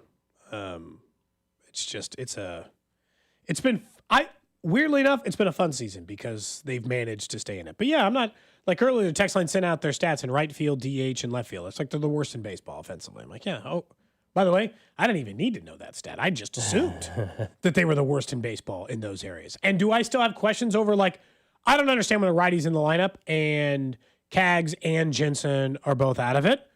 I yesterday was texting someone because they said they were going to use Carter Jensen and Jack Caglione in pitch hitting situations where they could impact the game the most. And the truth is, in the bottom of the 5th inning with 2 runners on, when you're trailing by 3 and Luke Mailey's coming up to bat, I'd hit Carter Jensen. I'd let him have a chance to put the ball over the wall and let him catch the final 4 innings of the game and see where things goes. But there seems to be a part where the Royals don't want to overwhelm Carter Jensen still, don't want to overwhelm Kaggs, and don't want to rely on 2 rookies to help push him over the edge. But what I don't understand about that is they've had to rely on Bergert and Kolek and Noah Cameron, all these other guys to help get him there. And if you're going to have injuries like Bobby Wood Jr., well then same problem as a week ago, Gold. You need the fireworks to try to get get as many as you can of these next 7 before you take on Seattle. You need as much firepower as you have available to you. That's all. All right, let's get to it. Trash of the day. Now, this is a story out of the UK, because when I read it, you're going to say this would not work in the United States, and I would agree with you. This is why it ended up going to a court. I'm going to find out in the break. Essentially, somebody got into a tense argument with their boss in the UK. Their supervisor ends up firing them, okay? So what happened here, this woman had worked at a scaffolding and brickwork company alongside her brother-in-law, sister-in-law, and the sister-in-law and brother-in-law served as operations manager and managing director. And keep this in mind, these are family members too. So like an argument among family members that own a business, like that's not necessarily all that uncommon. Her duties, though, paid her over about $50,000 a year, included supervising the office's day-to-day operations, overseeing payroll, meetings, etc. However, one day, and this comes back to like 3 years ago, but the court case just resolved. Okay. In May of 2022, while she was rummaging through one of her manager's drawers to complete a task, she discovered documents pertaining to the cost of employing her. The supervisor told that this discovery was extremely upsetting. She believed she was going to be terminated. So she has a meeting. She gets invited to a meeting, and her boss reprimanded her for her performance. Well, the meeting got so tense that at one point she called her boss a Richard head. Okay. You can't say the other one. Yeah, Richard head. You already said one. We both have slipped up in the last month. Yeah, we got to be Let's keep it careful there. after the last couple of weeks. A D head. And the judge said that's not enough. They fired her because of that.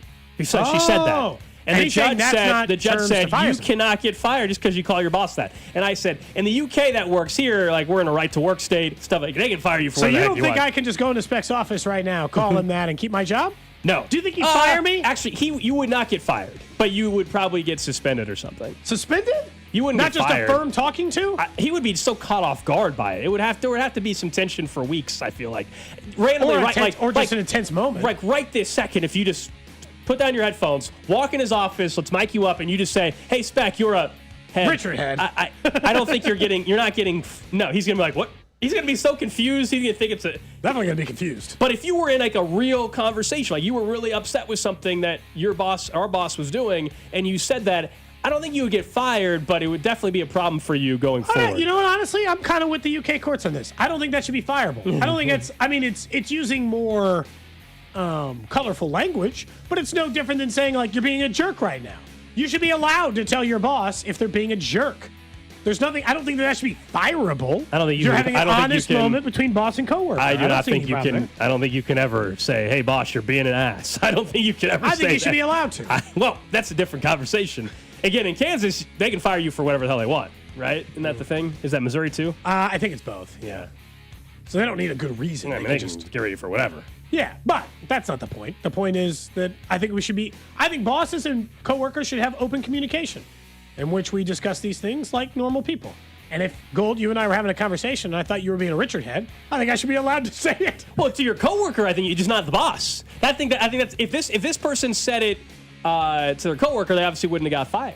So it wouldn't have mattered. To your coworker, I think they were just looking to fire him anyway, and they just used it as a reason. This was a family business too. That's the other problem. That does not help. Honestly, that should excuse it even more. Yeah, you talk different with your family than in other circumstances.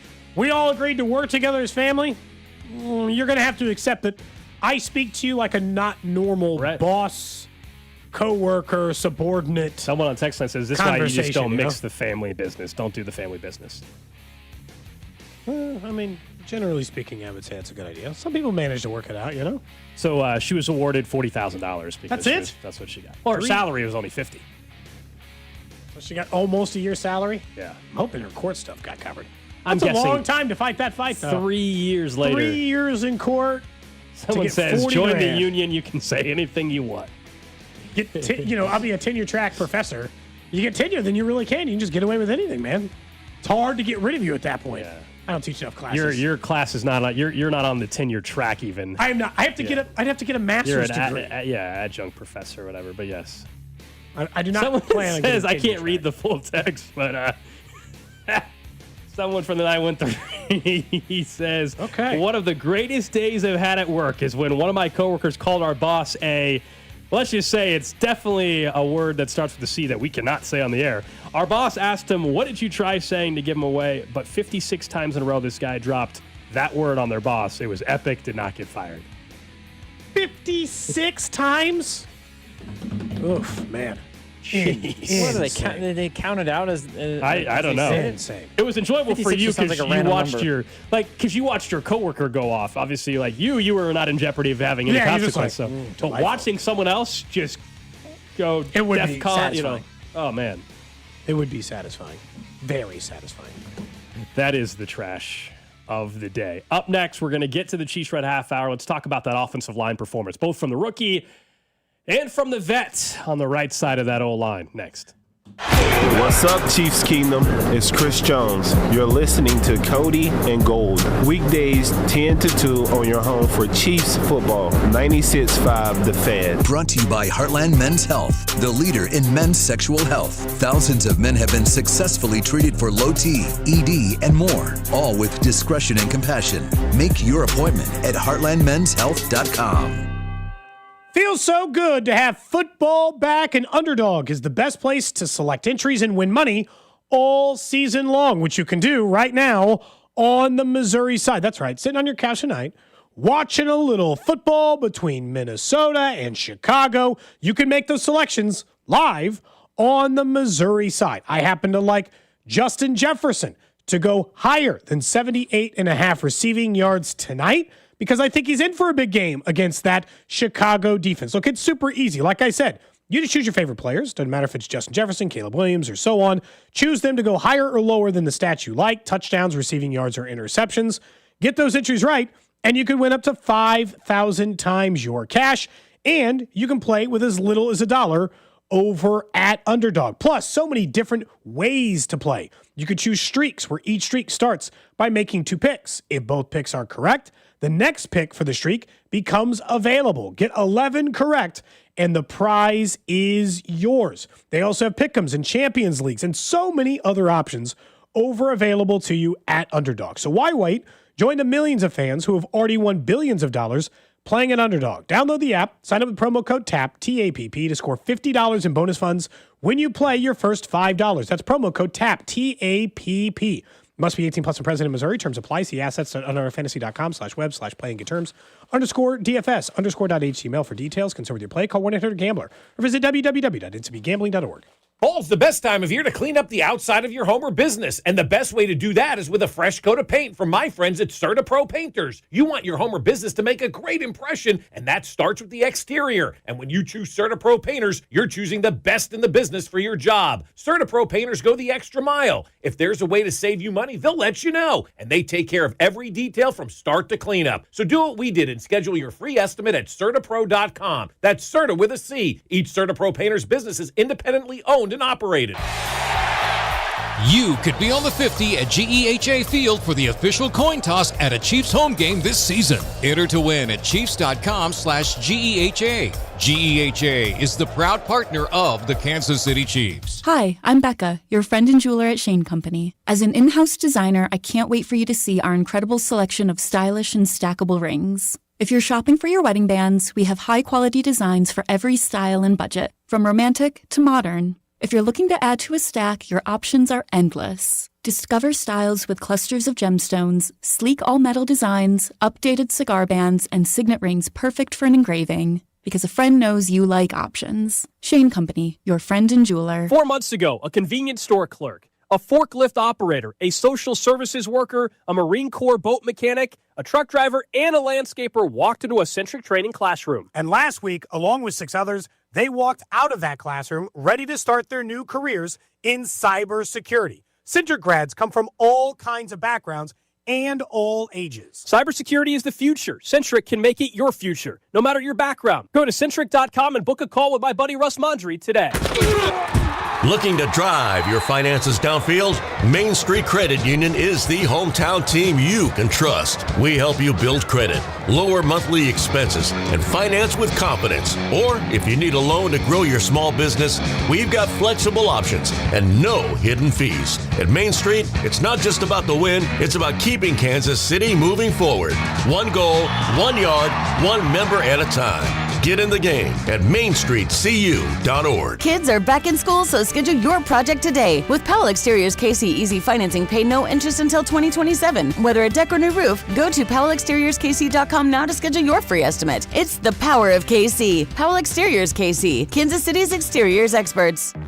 If you've been waiting to update your home, don't wait any longer, because Macy's Labor Day sale has our lowest prices of the season on everything, from our exclusive Radley sectional in so many fabric and leather options, to our beautifully crafted Headworth Queen bed, plus top mattress brands like Sealy and Beauty Rest for that new bed, all at 20 to 60% off, over half off. But don't wait any longer. Our lowest prices of the season won't last forever. Hurry into Macy's today. Savings off already reduced prices. Exclusions apply. Life is short, and if we spend our time suffering with pain and it takes away our joy, that's not a very good way to live. He's right. It's hard to be happy when you're in constant pain. QC Kinetics patient Chad admits the chronic pain in his knee really robbed his quality of life. When I was going to the traditional doctor and getting the pain pills, my smile wasn't as big as it usually is. Going to my high school reunion on crutches, it was awful. But then Chad visited QC Kinetics. He experienced the real power behind natural regenerative treatments. Using healing properties from his own body, QC Kinetics was able to restore and repair damaged tissue, finally giving Chad lasting relief with no drugs, no surgery, and no downtime. And I'm feeling on top of the world because of QC Kinetics. Learn how advanced regenerative medicine can help your body heal itself at QC Kinetics.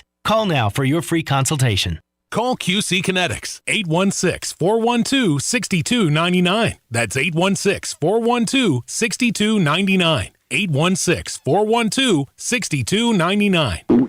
Oh no, stomach issues again? Stomach issues? Who are you? Your pancreas. I could be the real reason for your diarrhea, gas, bloating, stomach pain, or loose oily stools. I thought it was my stomach. People often do, but any of these symptoms could mean having a condition called exocrine pancreatic insufficiency, or EPI. With EPI, the pancreas doesn't release enough enzymes to break down food, but EPI is manageable. Use the symptom checker on identifyepi.com and speak with your doctor. That's identifyepi.com. Sponsored by AbbVie.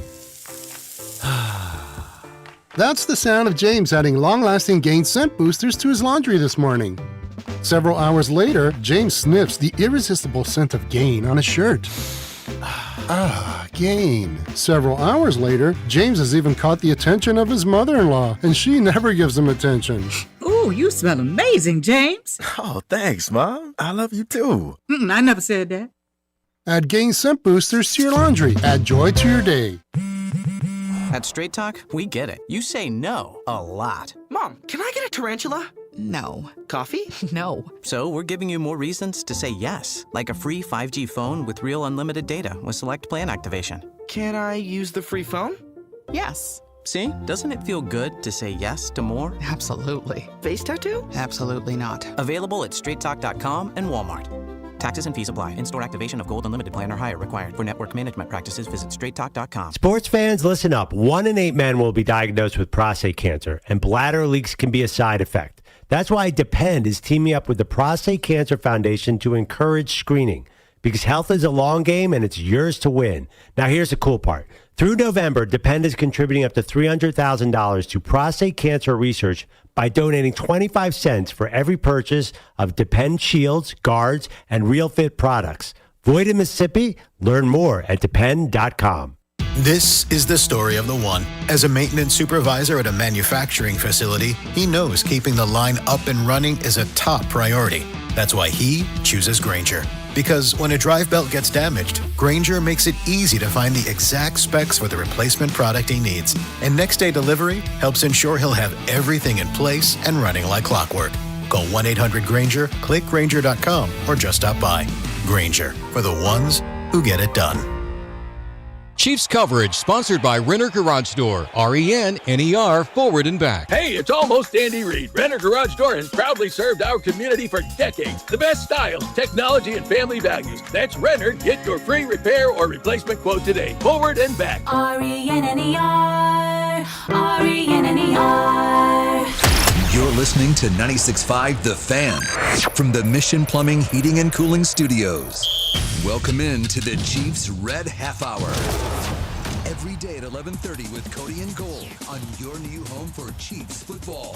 96.5 The Fan. Chiefs Red Half Hour brought to you by All Weather Decks, Kansas City's most respected deck builder. Check them out at allweatherdecks.net.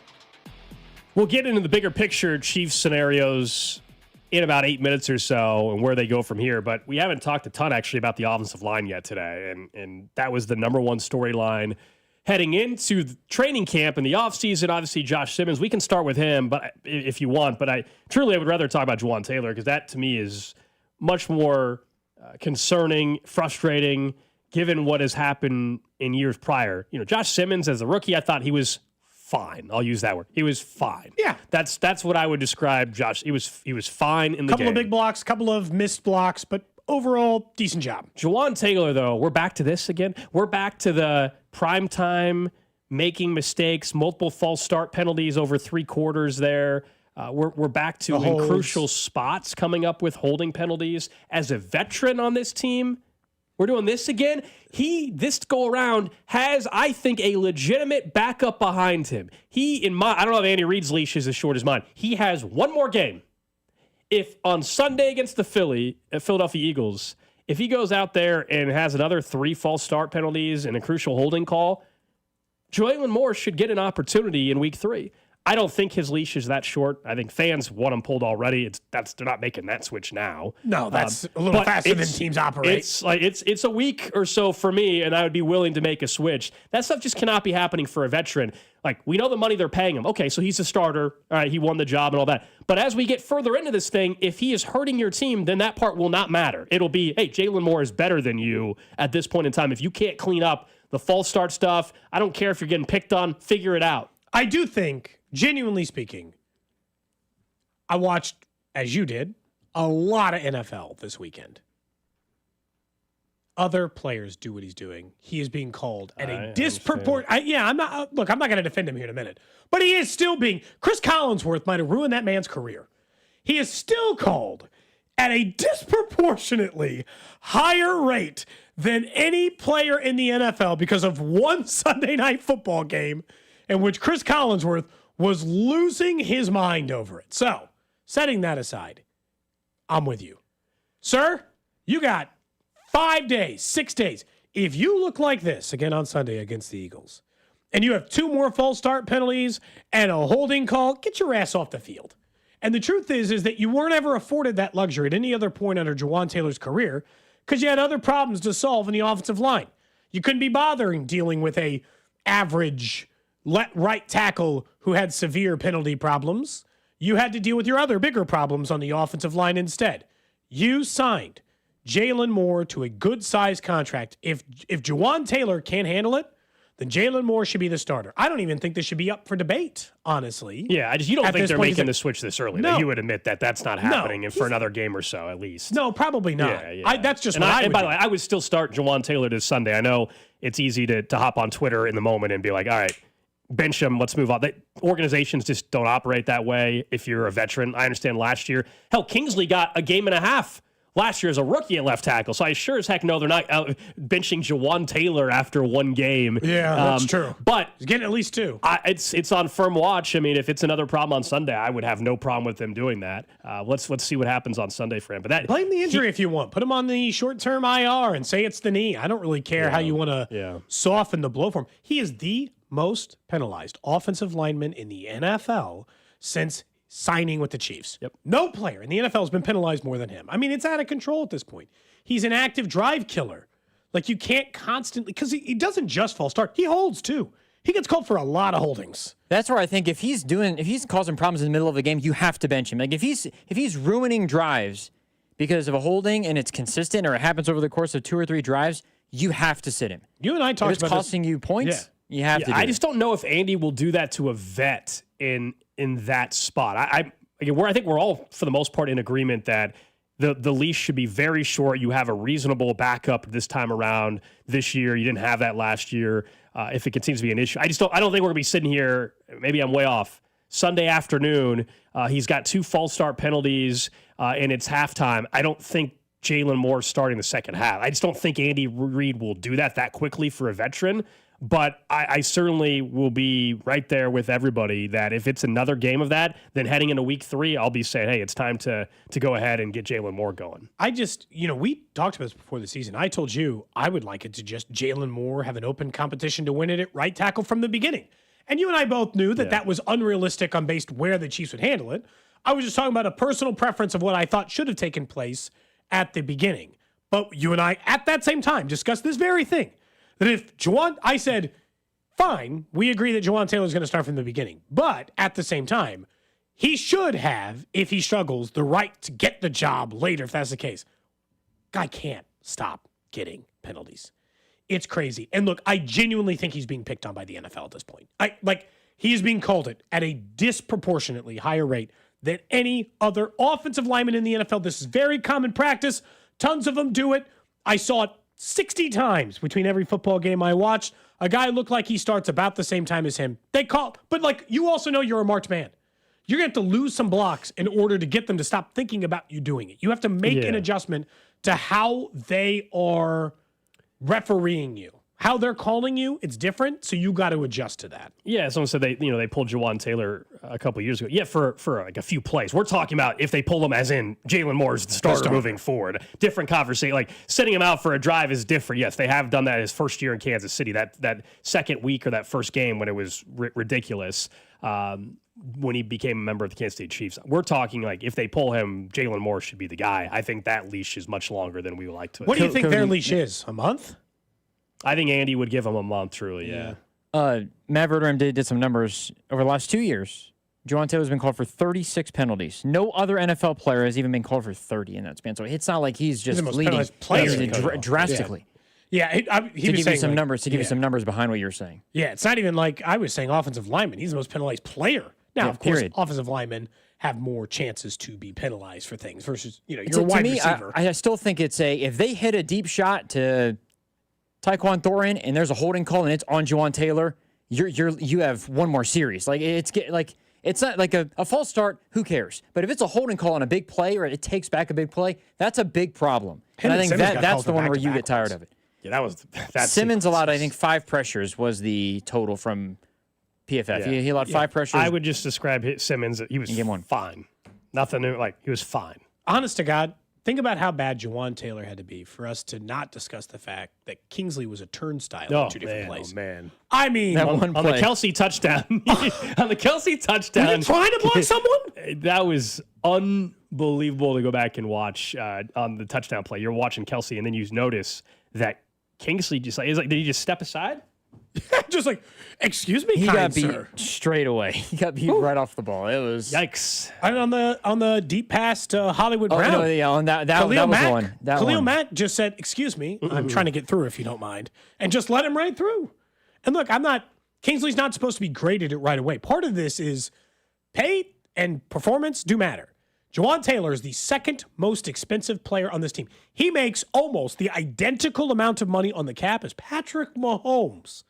So, like, you can't just be, look, I'll take average. At some point, you're paid what you're paid, and I just need to play. But you can't be penalized every drive and making 2nd and 5, 2nd and 10, some false start. You can't make a hold where they're getting, it can't be every drive. So, you got to be able to get it together. So, about the offensive line, about Kingsley, I have a question. So, they ran the ball 10 times with that, or 11 times Patrick Mahomes. Is there a point where it's like, you know what, Kingsley, you're really good at run blocking, but we don't run the ball enough for you to be in this game. We need somebody who's going to pass protect better, and you just go with it. And you go with Caliendo or whatever the case is, just because you're great at run blocking, but we don't run the ball enough, or maybe they need to adjust to doing that, to your point earlier, Cody, but we don't run the ball enough for you to not give us enough in the pass protection game for you to be starting at left guard for us. Yeah, so I agree that over time, yes, but also it's what you just said. If that was their determination, then he wouldn't have started the season. Yeah. Again, you mentioned Kingsley got a game and a half, and they weren't even sure about him. So it's not to say that this can't take place or any outside of that. It's just he should be on a short leash. I don't know that he'll be on as short of a leash as you and I are talking about. Seems like, you know what my guess is? If you made me predict right now, same thing, Gold, even money, you gave me $1,000 ahead to bet it. I'd actually bet that Jawan Taylor is the starter the whole season. And like, just because knowing how the Chiefs operate, like, it's more than likely Jawan Taylor is the starter for 17 games this year than he's not. That would be the odds-on favorite. But it's kind of inexcusable when you're talking about a player playing as bad as he did. Then you go back to the entire game. There's just so many different ways to look at it. But you and I do agree on one thing. The bigger problem coming out of that game was the fact that the defense looked very incapable of stopping the Chargers at any particular point. Chargers kept passing it on them. They had no answer. The pass rush did not have a consistency. The secondary got picked on. The linebacker core looked out of place. Like, the entirety of the defense looked like they didn't know where they were supposed to be going. It looked like there were communication issues. That or you were just severely untalented. They let Quentin Johnson pick on him. They let the running game pick on him. They let Justin Herbert pick on him. Like, that would be that's at the top of my concern list right now. Even ahead of Jawan Taylor or the other things we're talking about is, can you stabilize defensively quick? Because normally I would say, I don't care if your defense doesn't figure it out to week 6 or 7 like it used to. But because there's no Xavier Worthy, sorry, no luxury time now. Defense has got to kind of figure it out here quick. Yeah, that's the number one thing out of the game. Not only did it look a lot like the Super Bowl performance, especially the first half against the Chargers, but what they did against the Eagles, I think it is really, what do you believe this defense can do the rest of the season and over the next couple of weeks? Because offensively, I'm not saying it was good. It obviously wasn't. They're once again down their top 2 playmakers. We just got done talking about the O-line. Oh, horrid start. It's a huge problem. I still have way more faith between Mahomes and eventually getting Rice back, and I still think at some point they'll get Worthy back, that will correct itself to a certain extent. But defensively is the real question. If your offense is going to struggle, like it did at times last year, your defense has to meet a certain level of play. Yeah, and I agree. of course they did not do that on Friday. It's a big reason why they lost. And so how much faith do you have in Steve Spagnuolo to get this defense to a level where they can prop up the offense, or they at least both can be equals to a certain extent, and you're going to win some games if you do that? Steve Spagnuolo has a track record of defenses growing as the year goes on. Now, the last 2 years, they've just been a really, really good defense, so they were good immediately. But if you and I had this convo, probably like 2023, I think, was the last year. They got off to in 2022 as well. Defense slow start, and we're like, will they get better by week 10 or 11? You and I even did like a deep dive a couple years ago, like historically, Steve Spagnuolo. How much better they get after week 8? Week 9 or week 8 and later. Yeah. So I do have faith they will get better. The tricky part is your schedule's brutal.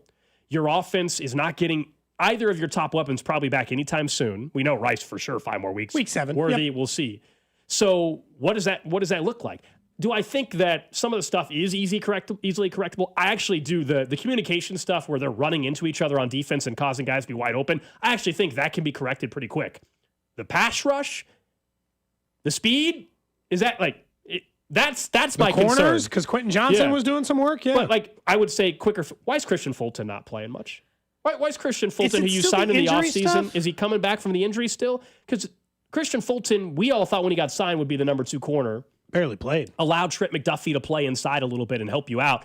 We didn't see any of that really until the second half. I think the second half Fulton played a little bit. I don't know what the snap count was. But so there's some things that are identifiable, some easier than others. Some I think are going to take weeks to fix. Like Jaden Hicks, it could take weeks till he gets more comfortable in that role. That's a problem. But the running into each other stuff, like that actually, maybe you disagree. Like I'm less concerned about that because to me that's an easier fix. I just think they have to, sadly, and I don't want to, like, it's way less enjoyable to watch, but She never painted. I know. What are you watching over there, Drew? She never painted. Don't worry about it. Is that what it said? That's what I don't know what he's watching. I have over no there. idea what that was, but I do have the. I actually don't know what that was.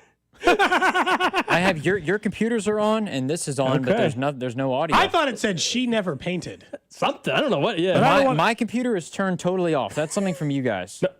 What are you talking about? I haven't touched People anything. watch on video. None of us were anywhere near our computers. I'm I just have telling exactly you, one thing pulled up, and it's the text line. No the audio comes out of browser there. is closed. I'm Browser telling is you right closed. now, I just have the audio. only thing that is on are your computers, the phone, your microphones, and then whatever is coming out of to peel back the curtain, wide orbit over here, and I have not clicked on anything. Well, I don't know. Do you have anything pulled up besides the text line? I have things in queue, but not on air. I had a text on my computer. All I have on the computer connected to the board is the audio system. Anyway. All right. We'll never find out Nobody's whose to blame responsibility in is. this situation. Back to Christian Fulton. No, I got to be honest. That was a huge part of what I thought their defensive game plan was in the secondary was we'll be better at corner. That will allow us to cover the safeties. The problem is that the young safeties might just need more time to get them acclimated. But at the corner spot, they keep using Shamari Connor as a corner. And for the second straight year, he's their worst defensive back as a corner. Yeah. He's not a bad player. He's their worst corner. And so, like, they keep using him there. I thought Fulton would solve that problem. He got 15 total snaps. He played 23% of the game. Jalen Watson played 98%. He played all but one snap. Trent McDuffie played 100% of the snaps. So you're like, okay, that goes in there. Brian Cook played 100% of the snaps. Jaden Hick played 60%. Connor, 98%. You want to know what the biggest difference is? Before we get to anything else, switch Connor for Fulton, and then let's see what we got. Like, that's what I need to see eventually on defense is what does your unit look like when you flip what I thought was supposed to be the switch the entire time. They know they have problems on the pass rush. You know I know that? It's because they keep using Leo Chenal as an edge rusher on third down. So they knew from the beginning they didn't have enough rotational defensive linemen that they would rather have Chenal rush the passer on third down than defend. And look, they can say, no, that's because we like him as a pass rusher. Well, I think there's some truth to that, obviously. But, that still means... But I don't think you'd feel that way, Gold, if you had the level of pass rushers you were expected to have. You know? It felt like George Karlaftis was close 5 or 6 times, but never got home because Herbert could step up in the pocket because there was no interior rush, and Herbert was able to do his thing after that. I mean, George was working his butt off to try to get there. It just never happened because Herbert was able to step up in the pocket, and whether you want to blame Chris Jones or whatever the case is, Herbert was able to evade and go from there. Chris Jones didn't have a great game. No, but it's gotten to be really problematic for them that teams are willing to double and, in fact, one-time triple team him because they're not worried about Karlaftis or somebody else getting home. And so then it's making Chris Jones not effective. And then, of course, we all know how it ended, the 3rd and 14, and Chris owned it in postgame after going at it with Drew Tranquill towards the end of the game. 3rd and 14, they're in man-to-man coverage, and he goes inside, loses outside and contain. Herbert runs for 15 yards or whatever it was. And that was definitely his fault. And he owned it. But, like, that's the kind of stuff that you don't expect from a veteran player, though. That's where it's like, what are we doing here? That's what Tranquill was on him. And he should be. And they're both fine. I don't think anybody needs to worry about, like, there were some very heated moments. That's just, these are all very competitive people. Jawan Taylor, Travis Kelce thing, not worried about that incident either. Like that, these are just guys that want to win it at a very high level and have won at a very high level, and they all know that they're guys weren't executing the way they should. Those are the plays that were so jarring, is the ones where like your veterans are out there making mistakes like that. That's you get the third down stop. I don't know how the game ends. I don't know. Maybe we're talking about how the Chiefs stole one again. But they would have been down 8 and had a chance. And Mahomes was playing at a point that, I'll be honest, the way Mahomes was playing, I'm pretty sure he's going down and scoring a touchdown.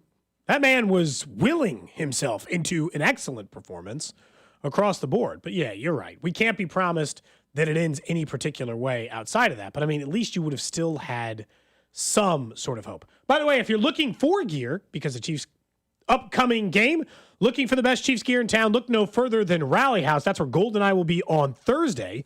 They have the most outrageous selection of Chiefs merchandise in town. And the best part is that you can shop in-store or online. Check out Rally House locations throughout the KC metro area, North Kansas City, Lenexa, and the Plaza Power and Light, Independence, Overland Park, and more. Find your local Rally House at rallyhouse.com. And don't forget, their online website open 24 hours a day, 7 days a week. We will be at the Berry Roads Crossing location this Thursday to get you set up there as well. We're going to have a gift card register to win for a chance there as well. Gold, it's going to be a great time. We'll see you at Rally House on Thursday. Yeah, looking forward to hanging out there. We also like going different parts of town. Sometimes we go some areas and people, Springs, OP. Yeah, people are like, hey, you guys are not out here very often at certain areas. So it's always cool to go to different spots.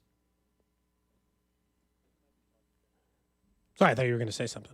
Well, Drew shouted in my ear, and it's still okay. Let's go out there. Yeah, I can't tell if he was on the air talking or yelling in my ear. I'm not sure. Let's go and hear from Andy Reid. He's 15 minutes early. And then he's rehabbing and working his shoulder, and we'll just see where it goes day by day here. See where we end up. As far as the game goes, we've got to obviously coach better and play better. I take full responsibility for that. So, and we'll get that worked out. There were some good things mixed in there, but there's some things we've got to fix, and I know the players are aware of that, and the coaches are aware of it. So we'll get busy on that. We've got a good Eagles team coming in here, and look forward to playing right here at GH Field, Arrowhead Stadium, and I guess again a good football team. So with that, time's yours. We'll go first to Pete Sweeney. Coach, I was wondering just how close you feel Jalen Royals could be from the injury standpoint, and then just considering you may not have Worthy, just where he's at in confidence level in his offensive game. Yeah, Jalen's doing a good job with his rehab. We'll just see how that ends up this week. We've got a couple days here that we've had, so guys are making good progress in that. But we'll see where it rolls. If neither play, we've got the guys that we played with the other night that are good football players.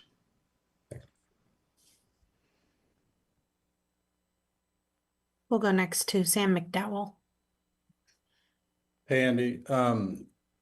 Christian Fulton didn't play a full amount of snaps. I know he didn't play in the preseason much until that third game. Just where is he as far as where your guys' preparedness to maybe give him a bigger workload?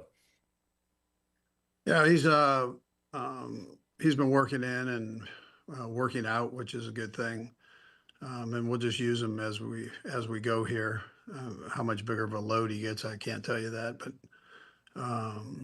he has been working, and he gets better every day. So more comfortable every day. It's not only getting back physically, but also with the defensive part of it. So. Yeah, and just how would you just assess the pass defense overall? Yeah, there are things. Listen, there are things that we've got to work on.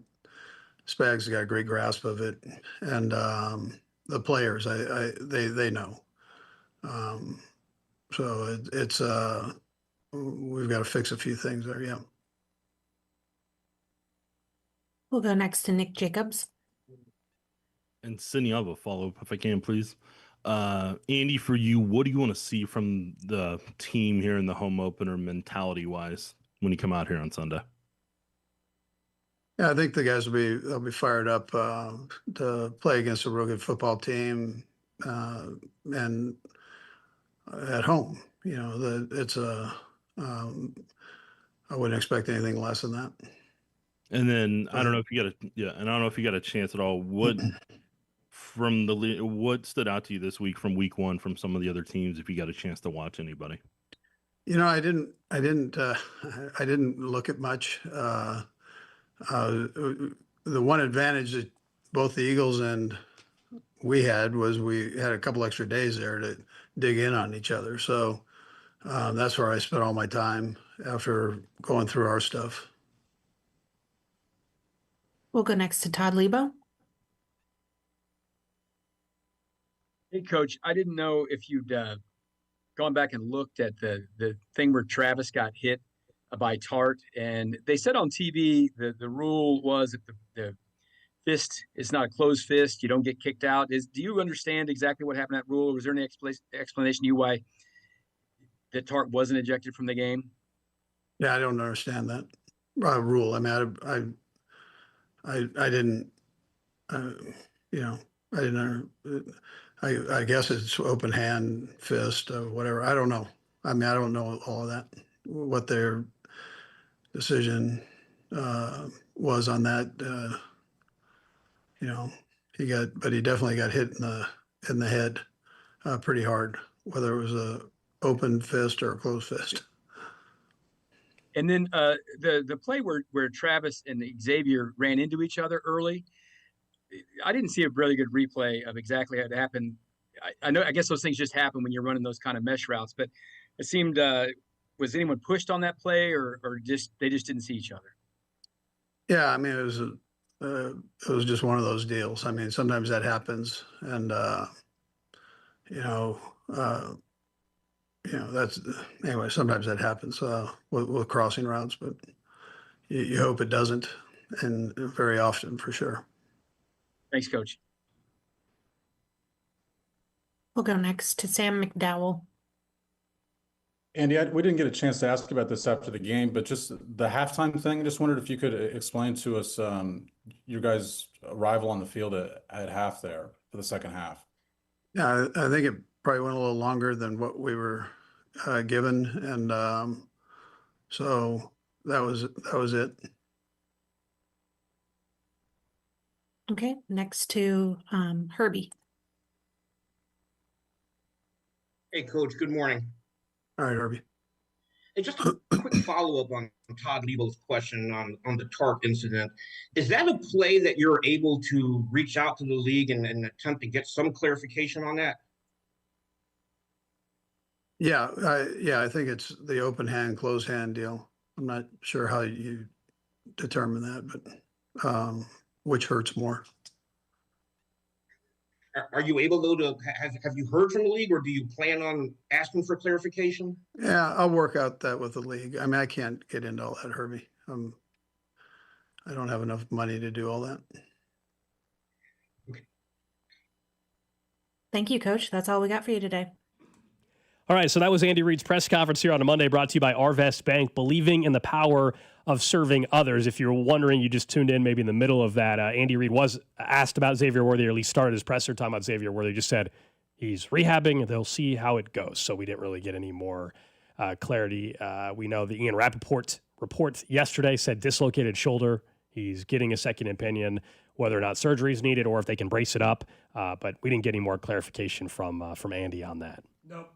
We'll get a little more of an answer. We'll react to some of this stuff, including what he said about Christian Fulton on the other side. But yeah, when he says day to day, that could mean 4 weeks or he's done forever. So like the timeline part of it is we didn't get anything unhelpful. there. Yeah, but got hope for Schefter on that end. Let's react a little bit to what he had to say, plus get to what's trending. That's coming up right here on Cody and Gold. What's up, Kansas City? This is Bobby Witt Jr., and you're listening to Cody and Gold, weekdays starting at 10 on 96.5 The Fan. Brought to you by Heartland Men's Health, the leader in men's sexual health. Thousands of men have been successfully treated for low T, ED, and more, all with discretion and compassion. Make your appointment at heartlandmenshealth.com. Winter weather around the corner in Kansas City, but maybe you got hit by those summer storms. Maybe you got hit by those fall storms. Maybe those branches are broken off and you're like, what's wrong with my roof? Century Roofing can answer those questions for you. They've worked on my roof personally multiple times, and I can tell you, for a locally owned and operated company, you'll love working with them. When it comes to big projects on your house, things like roofs or gutters, You want someone who's been doing it 35 years in Kansas City, over 30,000 roofs in the Kansas City metro area. They've been voted Best of Johnson County 4 years in a row, and were just named Best Roofing Company in Kansas City by readers over at the Kansas City Star. Contact Century to file a claim so their experts can confirm if enough damage exists to work with your insurance company, or if you need a replacement, or maybe just repairs like I did myself. It doesn't matter the style of roof. Asphalt, concrete, tile, standing seam, metal roofing, all of those things can be handled over at Century Roofing. Again, 35 years of experience should give you the confidence that their free replacement estimates will get you set up to make sure that you have a roof that you can trust. Schedule your estimate today from KC Basin female-owned Century Roofing. Trust the pillars of strength and go to centuryroofing.com and tell them that Cody sent you. Get your home ready for the change in seasons with a $69 HVAC tune-up from Hamilton Plumbing, Heating, AC, and Rooter. Our pros can help you lower energy costs, prevent costly breakdowns, and make sure your system is running at peak efficiency right when you need it most. And it's all backed by our exceptional service guarantee. Over 40 years experience and more than 8,000 five-star reviews are great reasons to trust Hamilton. Visit callhamilton.com for details, terms, and conditions. License number 2025-11121. Gear? Check. Snacks? Check. Tires? Not so much. I didn't have time to deal with this, so I asked my friend. Her answer was simple. Take it to Telly, she said, and I'm so glad I did. They didn't just take care of my tires, they took care of me. We got you, they said, and they did. Fast, friendly, and stress-free. Now I know when life throws you a red card, take it to Telly. Stay in the game. Take it to Telly. This October, the whole family can ride along for the wildest weekend in Kansas City. PBR Outlaw Days, October 3rd through the 5th at T-Mobile Center. Cheer on your Kansas City Outlaws as they battle the world's best on the dirt, under the lights. KansasCityOutlaws.com. Get your tickets now at PBR.com. Kansas City Outlaws, all grit and no quit. Hey friends, it's noisy out there with information coming at us all day, every day. It's hard to know what to trust, and the world of wealth management is no exception. That's why UMB Private Wealth Management helps you tune out the noise and tune into what matters most. They'll create a financial plan based on your unique goals, so it's your voice that comes through loud and clear. Get financial clarity. Go to umb.com/private wealth to schedule an appointment. That's umb.com/private wealth. Rally House, shop every team in town.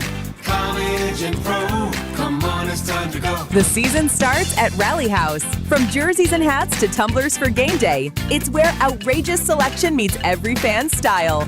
Kansas, Missouri, Kansas State, Chiefs and Royals make KC great. Rally House, Rally House. It's your city, it's your house, it's a Rally House. Level up your fandom in-store or online at rallyhouse.com. If you're 55 or older and into that whole saving money thing, T-Mobile has an exclusive phone and internet bundle just for you.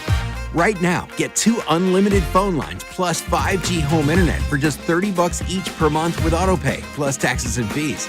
And with 5G home internet, setup is easy with just 1 cord and no technician needed, which is great if you're also into that whole keeping it simple thing. Switch now and experience the best mobile network in the U.S. Visit your local store to start saving. T-Mobile, it's better over here.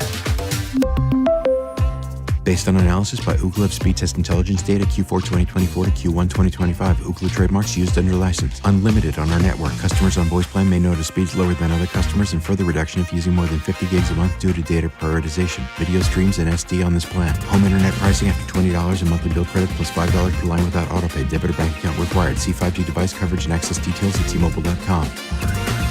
Sports fans, listen up. 1 in 8 men will be diagnosed with prostate cancer, and bladder leaks can be a side effect. That's why Depend is teaming up with the Prostate Cancer Foundation to encourage screening, because health is a long game and it's yours to win. Now, here's the cool part. Through November, Depend is contributing up to $300,000 to prostate cancer research by donating 25 cents for every purchase of Depend shields, guards, and Real Fit products. Void in Mississippi? Learn more at Depend.com. This is the story of the one. As a maintenance supervisor at a manufacturing facility, he knows keeping the line up and running is a top priority. That's why he chooses Grainger. Because when a drive belt gets damaged, Grainger makes it easy to find the exact specs for the replacement product he needs. And next day delivery helps ensure he'll have everything in place and running like clockwork. Call 1-800-GRAINGER, click Grainger.com, or just stop by. Grainger, for the ones who get it done. Listen to K-State versus Arizona this Friday on The Fan, AM 610, with pregame at 6 and kickoff at 8. This is your home for K-State athletics. 96.5 The Fan, KFNC FM and AM, HD1 and HD2, Kansas City, an Odyssey sports station. What's trending? Number one on What's Trending, of course, the Chiefs lost their opener on Friday against the Eagles. We just heard from Andy Reid, his weekly press conference. We'll go through that a little bit. Pretty short. You can tell maybe not in the Fulton stuff might have been the most interesting. Yeah, maybe not in the best of moods on a Monday after the travel, after the loss and everything like that. We did hear from him on Worthy. He just said he's day-to-day, the dreaded day-to-day. Now, I don't know if that means they don't think he needs surgery, and so he's just going to rehab, and they want to see how the shoulder goes through rehab. Always the concern with that is then we sit here in 2 weeks, and they're like, well, actually, now it does need surgery. And then it delays it another 2 weeks. So we don't know. Again, if he has to have surgery, he'll just be done for the year. Ian Rappaport, of course, yesterday said it is a dislocated shoulder, and they're weighing their options. But we didn't get the clarity we were hoping for. In fact, any lifelong Chiefs fan knows when you hear day-to-day, it actually brings back some bad memories. Yeah, it goes back to the Eric Berry thing and a million others in between it. Let's just call it what it is. And he just doesn't want to tell you, and we'll have to wait for a national reporter to give us a better idea of timeline because day by day, I'll just tell you right now, if he's day by day, that means he'd have a chance to practice tomorrow. And I'll just tell you, without knowing anything or sourced at all, he doesn't. Or next week or the week after that. He separated his shoulder. We'll see what comes of it. Dislocated his shoulder. We'll see what comes of it there. Next up on What's Trending, the Royals took 2 of 3 over the weekend against the Minnesota Twins. Bobby Witt Jr. has missed the past 2 games due to back spasms, is not expected to play tonight for the Royals as well. So they'll start a 4-game set against the Cleveland Guardians. You can hear that game right here on your home for Royals baseball, 96.5 The Fan. They are still 2 games back of the Seattle Mariners with 19 games left to play. Half game back of the Rangers. Briefly, we're ahead of the Rangers by half game, now half game back. Elsewhere on What's Trending, college football over the weekend, of course, the border war in Columbia. It was the Missouri Tigers getting the win 42-31. Missouri up into the top 25. We expected whoever won that game would move into the top 25. That happened. Missouri 2-0. KU picks up their first loss of the season. They're on a bye this weekend. As for the Wildcats in Manhattan, they are now 1-2. They fell at home in a bye game against Army. 24-21. Fortunate, frankly, to not be 0-3. They could have lost last week to North Dakota as well. It has been a very troubling start to the season for the Kansas State Wildcats. To say the least. I mean, that's putting it mildly, obviously. Mm-hmm. If you were a K-State fan and a Chiefs fan, or a Kansas fan and a Chiefs fan, I'm sorry. For what was a very difficult football weekend. Next up on What's Trending, 5-star forward Tony Bryant has committed to Missouri, giving their men's basketball program their second top 15 recruit of the 2026 class. Bryant was said to be considering a number of other big schools, including North Carolina, committed to Missouri today. We'll see whether or not that makes a huge difference to them. But good recruiting. Missouri, generally speaking, athletics-wise, the last couple of years, 3, 4, 5 years, both basketball and football, recruiting has not been the problem. Getting it all put together on the field they've been coming up a little bit more short of that. But yeah, recruiting-wise, has been very good. They pick up another 5-star power forward. That is What's Trending here on Cody and Gold. Don't forget, on Monday, 30 Hop, our Monday lunch partner, $5.99 classic burgers at 30 Hop, their location in Lee Summit, also just down the street from us here in Merriam Grand Station. Proud lunch partner of Cody and Gold. It's your new go-to, an American bar kitchen with bold flavors, local taps, those awesome patios, and an unbeatable happy hour. You can stop in for lunch right about now or stay for happy hour. 30hop.com. Again, $5.99 classic burgers on Mondays. Local beer, American Eats, big patio over at 30 Hop. All right, let's talk about a couple of things we saw in the Andy Reid press conference, which is, of course, brought to you by Arvest Bank, believing in the power of serving others. And then we'll talk about the Xavier Worthy injury and maybe the Royals part of it and some of this other stuff. So first, when he says day by day, that doesn't mean anything. Just throw that away. We don't know the timeline for the Xavier Worthy injury. We will wait for a national reporter to tell us that information. We'll talk about how long we expected to be here momentarily, as Andy Reid did not really divulge that. I thought the most interesting thing he had said in the press conference was about Christian Fulton, a player we had just talked about and mentioned outside of that, other than the fact that you can tell Andy's pissed about how Friday's game went, even though it has been Saturday and Sunday, and now we're halfway through Monday. He is still in a bad mood about how that team performed on Saturday, or maybe, I don't know, the flight back gave him a little jet lag, and he's in a worse mood because of that. When you look at what he said about Christian Fulton, he said it's not just that he's still recovering from the injury, admitting that that is at least part of the equation. It's the defensive side of it too, meaning they either think he's not performing as well as the other corners or does not know the defense, which is a huge thing for them as it relates to playing time. And then also said, I can't tell you how much more he's going to play right now, which means Christian Fulton, if you thought, let's flip that and let's get Shamari Connor off the field more and Christian Fulton in more in week 2, I would tell you for week 2, that's not going to happen.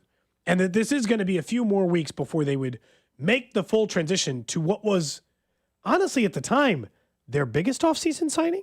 It might very well end up being Hollywood Brown now that they're without Xavier Worthy and Rashee Rice. But Christian Fulton was one of the biggest offseason signings they made. And now you're telling me he's not even going to be the number 2 corner. That was the whole, let's get McDuffie in the right spot. Let's manipulate the defense in a good way. That's a problem for their defense. It is. Yeah, I think we all planned on him, even when he was hurt, still having an opportunity fairly early on in the season. And yeah, I took it the same way. I'm not saying at some point later on in the year, Christian Fulton can't become much more of a factor, but it doesn't feel like that's happening anytime soon based on that. Remember, he was, I'm not saying it was a massive contract, but it was a 2-year, $20 million contract. 15 of it guaranteed. I mean, this was not a nothing signing. They obviously passed on paying Justin Reed and Nick Bolton, Nick Bolton and Fulton got paid. Justin Reed did not. That's why he's not here in Kansas City. Fulton was going to give you all the flexibility. And, Shamari Connor really, really struggled. Jaden Hicks obviously really, really struggled. It is one game. I'm not saying guys can't improve. It's just, as we've been saying over and over today, the concerns are real. The question is your belief in how quickly they can get some of this corrected and how difficult this schedule is right out of the gate. Look, in Spags we trust. I definitely think he can correct some of these problems. They will. I think some of it is correctable very quickly. We talked about just the communication stuff with the guys running into each other on defense, leading to wide open wide receivers. But the overall they didn't even go man-to-man all that much. They were actually in zone quite a bit. But if man-to-man coverage, how much do you trust Shamari Connor?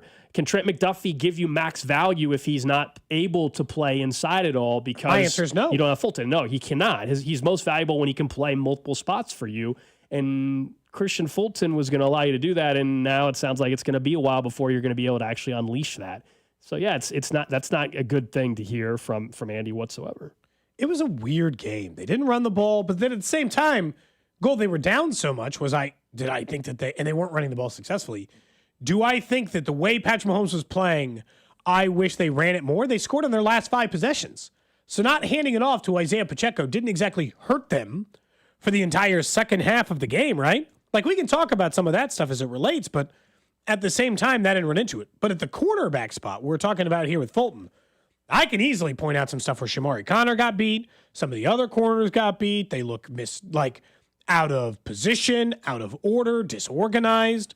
The safety play wasn't particularly good. I got no problem nitpicking that part and saying, are you sure it couldn't have been better? It was a surprise to us.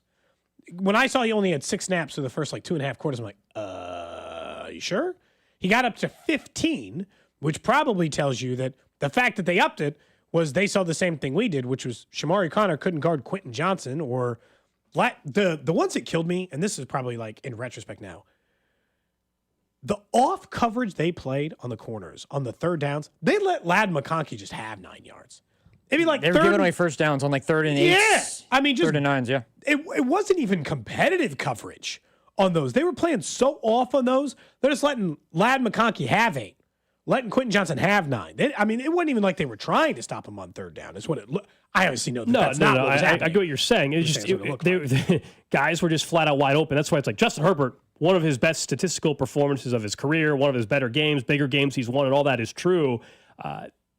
He was able to carve them up because it was all just right there, and he could stand in a clean pocket. He wasn't worried about anybody touching him or anything like that. I mean, it was just way too easy. we don't normally get into like some of these numbers, but it speaks to what you just said about how open everybody was. Ladd McConkey won on 28% of his routes. Quentin Johnson, okay? Quentin Johnson, who's been a bust really to this point in time. Yeah, he has. 30% of his routes. Keenan Allen, shout out to Bink, 25.8% of routes he won on. Kansas City, meanwhile, on their offensive side, the best win rate was Travis Kelce, and it wasn't very often. It was 10%. Tyquan Thornton won 9%. Juju won 9%. Hollywood Brown won 6% of the time, roughly, almost 7% of the time. We don't normally bring that stuff up, but if you're wondering, like, were they as wide open as we thought? Yeah, it's because McConkey was winning 30% of the time. They were as wide open as you think. But like the same problem exists. Is that a secondary stat or is it a pass rush stat? Now, here's the thing. It's probably a little bit probably of both. both, yeah. On some of those third downs, it's not like he was standing back there forever. I mean, they just gave him 8 yards. So, like, in a way, it was definitely holding the ball on for a long time. He just got rid of it. They played way more zone than we have seen. I think they thought they were going to run. I think genuinely part of this was a bad plan. They sat in there in the meetings all week, and they thought they were going to hand the ball to Najee Harris and Amari Hampton 35 times, and they were trying to zone blitz defense, run gap assignment, work it that way. And then when Justin Herbert stepped back and just threw it, it seemed like 35 times in a row, they were like, uh-oh. Well, isn't that something that because that's what one of the things that I thought either it was an adjustment or lack thereof from Spags, but they mentioned it on the broadcast multiple times of they came in with a plan probably to run it, but they realized that they were running zone. And it was like, you know what we're going to do? We're going to change everything because you have a weakness and we're going to expose it over and over and over and over again. And it just didn't stop. Like there was nothing, it didn't. I don't know if it was a non-adjustment or if it's just a personnel issue that we're kind of realizing of guys who are out on the field or if it's everything combined. But that for them to totally go away from what Jim Harbaugh is known to do and the style of football because you have a weak spot and it worked for them, I don't know if that's something you can fix necessarily. No tape quickly, on anyone. It's easier to take advantages of There people. was no reason to run the ball. There wasn't. Everything. I mean, everything was right there in front of them. You had all day, and everything was open. So of course that is actually normally what the Chargers get made fun of. Normally they would have been,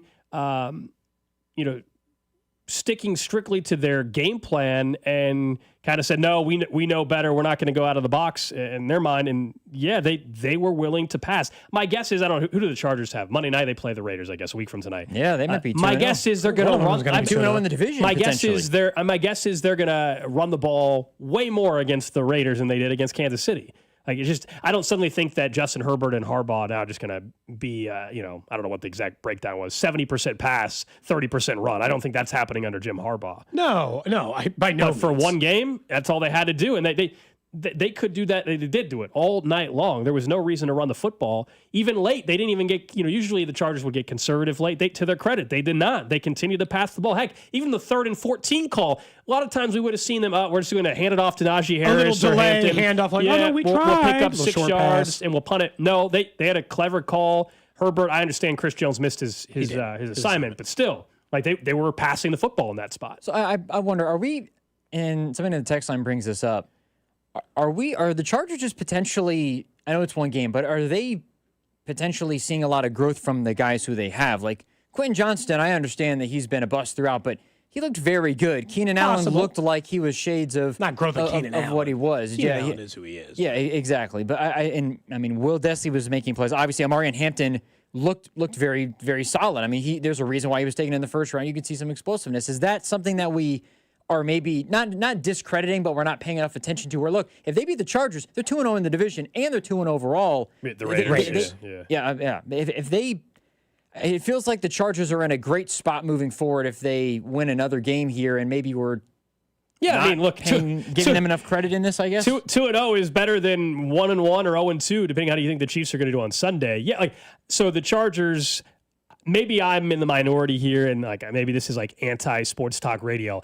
I don't change my season-long predictions off of 1 or 2 weeks of the NFL season. I think that gets you in a lot of trouble from a betting perspective as well. The overreaction stuff, and I'm not saying you're overreacting. My point is just you're asking did we not give them enough credit? I don't know yet, Drew. Honestly, they were an 11-win team, and the Chiefs didn't play a good football game. I expect to lose to 11. Do I think the Chargers are now winning 14 games and going to be a top 2 seed? No, not just because of that. No, by the way, if they beat the Raiders, who I think are a 7-win team, I'm not going to think the Chargers are the second best team in the AFC. Like, actually, what would be more stunning will cause me to actually shift is if the Raiders beat the Chargers, then I actually might say, well, maybe the Raiders are better. I'll believe that more than I would the Chargers beating the Raiders on Monday Night Football. I'm not saying that they're going to win the division or anything like that. I still think the Chiefs are going to complete that, but I just mean from a contender perspective where, you know what, they actually have a team that feels like they have enough weapons to make something happen in the playoffs is more of what, because what we've seen is they'll make the playoffs, but the roster is just not, it doesn't seem like it's good enough to make a run. But who knows? I mean, again, through one game, it's too early to plus tell. Injuries. Obviously. Plus injuries happen down the road. Like, are for other teams? They not have just the Chiefs, Rashawn Slater's already hurt for them. Do they have another big injury that happens? The Chiefs are down their top 2 playmakers now. Do the Raiders, do the Chargers lose Lad McConkey? They can't afford to lose him. They're screwed. You know what I mean? Like, I don't know. I'm just saying after 1 week, you're asking basically, do I view the Chargers differently now? No, I don't. I thought they were a near playoff or playoff team going into it, and they're still that. They beat a team that, again, if you don't play good football and a playoff team plays good football, they can beat you, and they did. But yeah, I don't necessarily move the needle. Now, if Quentin Johnson is good, that's a game changer. That's what I'm saying. Now, if he takes a development year, then maybe we're on to something. But I'm not willing to declare Quentin Johnson's got it all figured out because he had one good football. My guess is, without looking, Quentin Johnson had a good football game last year. Like, he didn't have a good year, but I bet he had one good football game. But I think, to me, I was really impressed with how Justin Herbert played from the standpoint of, I thought at some point there was going to be a mistake made. He was going to miss it. There was going to be something that happened where he were didn't wide open, no pressure, fully take advantage of something. But I think talented. I think that he was really impressive because it felt like what we haven't seen in years past, and he's been good.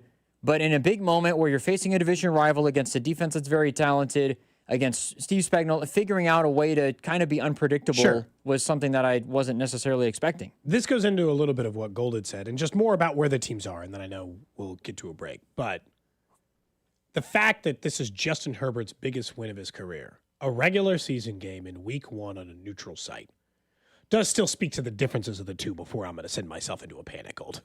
Like, this is Justin Herbert's biggest game of his career, probably. Yeah, I mean, look. To that point, they had lost 7 in a row. How many in a row they lost to the Chiefs? I think it was 7. Like, Justin Herbert's a good enough quarterback. I didn't think he was going to lose 15 in a row to the guy. Yeah, I mean, let's see. So they have the Raiders, as you said, on Monday. That could get them to 2-0. Then they have the Broncos. I mean, if they play 3 divisional games out of the gate, if they start 3-0 with 3 divisional games, then obviously their path. Meanwhile, what are the Chiefs? Are the Chiefs 0-2? Or are they 1-2? Or are they 1-1? Like, what's their schedule? Or their record at that point in time. But yeah, if the Chargers win their first 3 divisional games, 1, 2, 3, then they have the leg up on everybody. Yeah, then we can have a conversation. And we're going to talk about Bills and Ravens come on the next segment. I still watch what I saw from Buffalo and Baltimore, and I still think both those teams are better than the Chargers. Yes. Like after watching, if we're going off of just week 1 stuff. Defensively, though, question marks for them. Sure, but is that just both quarterbacks played one of those really high-level games, and it's week 1, and defenses are further behind offenses in the first week or 2 of the season? I don't know. We're going to find out. But let's talk more about what we saw last night. The Ravens ravened again, plus the random question of the day right here on Cody and Gold. This is Wyatt Thompson, and you're listening to Cody and Gold, weekdays 10 to 2, right here on your home for K-State Athletics, 96.5 The Fan. Brought to you by Heartland Men's Health, the leader in men's sexual health. Thousands of men have been successfully treated for low T, ED, and more, all with discretion and compassion. Make your appointment at heartlandmenshealth.com. If you've been thinking about making a change, adjusting your lifestyle, Synergen X and Low T Center are the original MVPs of testosterone replacement therapy. They've been changing the lives of men across the country for over a decade, and since starting, a lot of other players have entered the field, but Synergen X and Low T Center are the pros at providing you the most medically driven, results-focused approach. Look, they're about making individualized treatment plans dedicated to you. With an individualized TRT, there've been this, like, look, maybe it's just like, I don't have the same energy. It's like, watching football and play with the kids and all this, and I'm just running out of juice most of this time. Why not get your levels checked and find out what Synergen X and Low T Center can do for you? They're conveniently located around town. You have the power to choose if you want to be treated in a clinic, receive at-home care. You kind of get to choose which one makes sense for you. And either way, it's a quick test. 20 minutes, as fast as 20 minutes, and then you decide between the at-home or follow-up visits in a doctor's office. We understand that testosterone repair therapy does for men and what an impact it can make for you. So just imagine how much better you'll feel when you get back to your health, restore your energy like a pro, and get on with the rest of your life. Book your appointment now at trtmvp.com. That's trtmvp.com. You'll be wishing you did it sooner. Inside the Huddle is brought to you by Blue Cross and Blue Shield of Kansas City. Discover the benefit of blue. Around here, we've got each other's backs. When it comes to health insurance, we want that same kind of support. Blue Cross and Blue Shield of Kansas City gets that. They're from around here too. Backed by the national strength of the Cross and Shield, they help you make confident choices, no matter where you are. Blue Cross and Blue Shield of Kansas City. From here for wherever you are. That's the benefit of blue.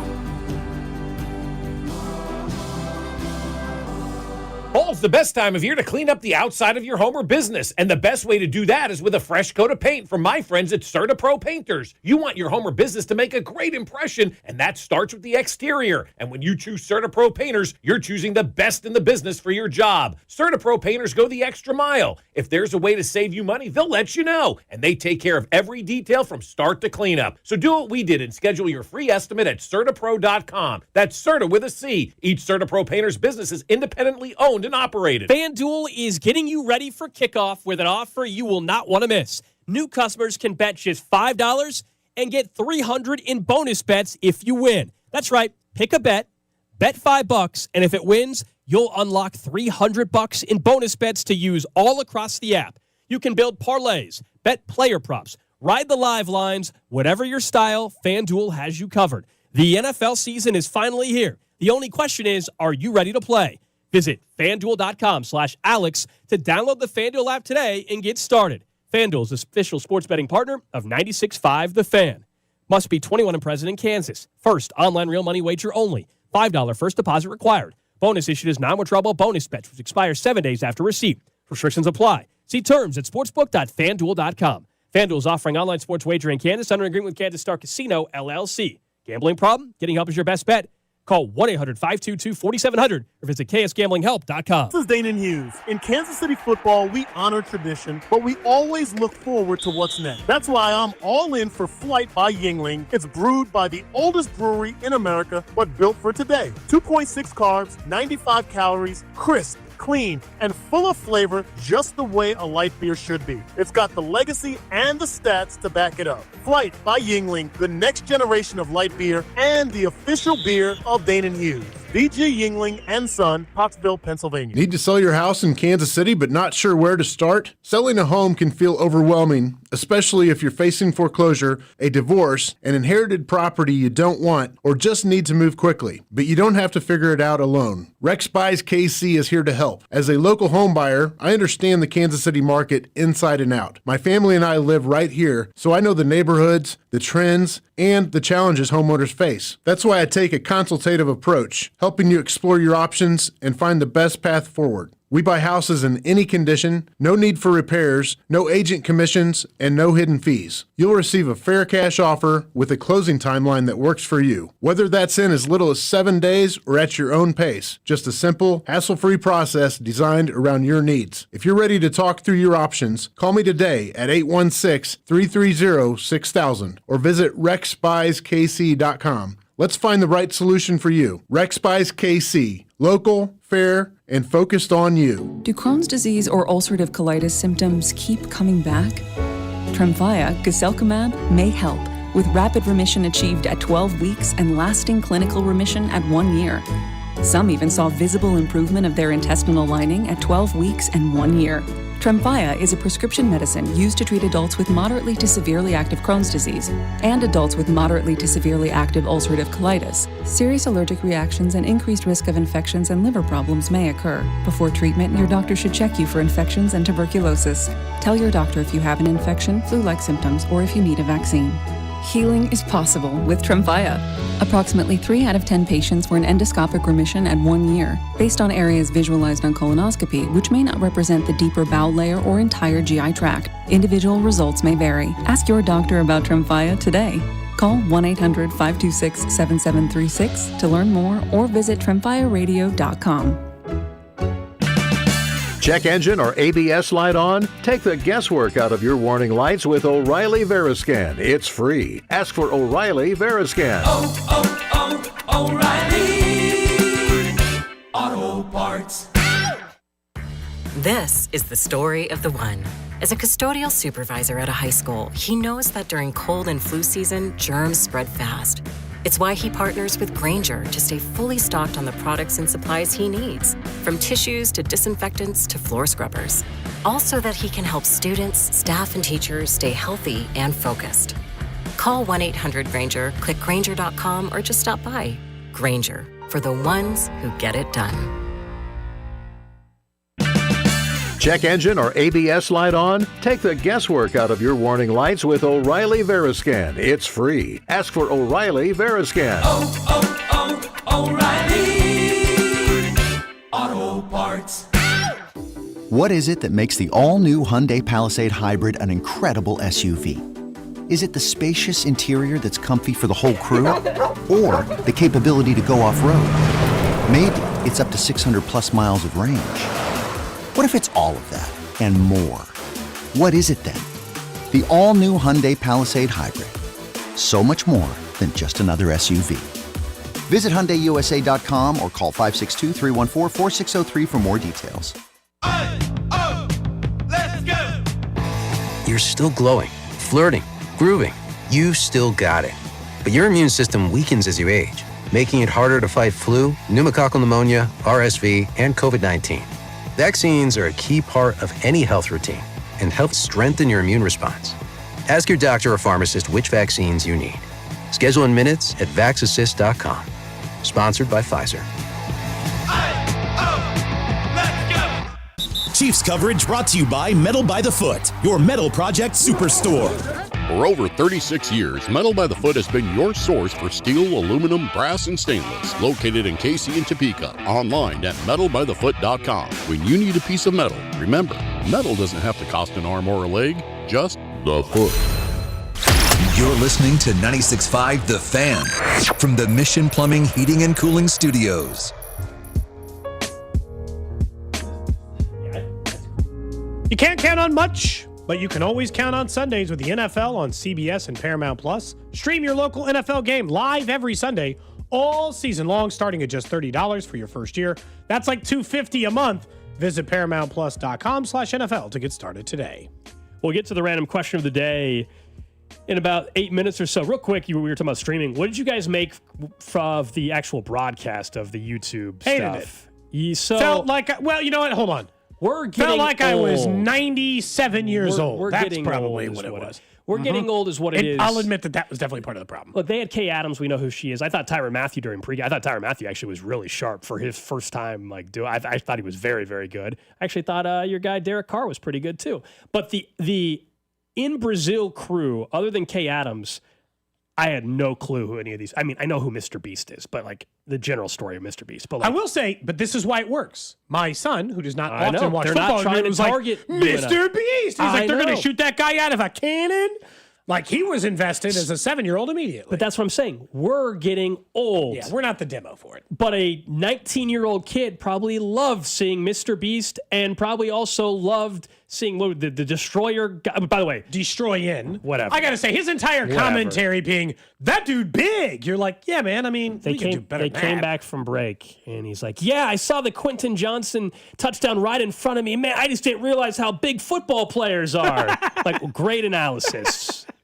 Look, the video quality and everything was great, and Kurt Warner. I watched it on the. I know some people had some connection issues, but really? I watched it on the antenna, so I didn't have that issue. Kurt Warner and Eisen were what I expected. Kurt Warner's great. I thought Rich Eisen did exactly what I said he would do months ago.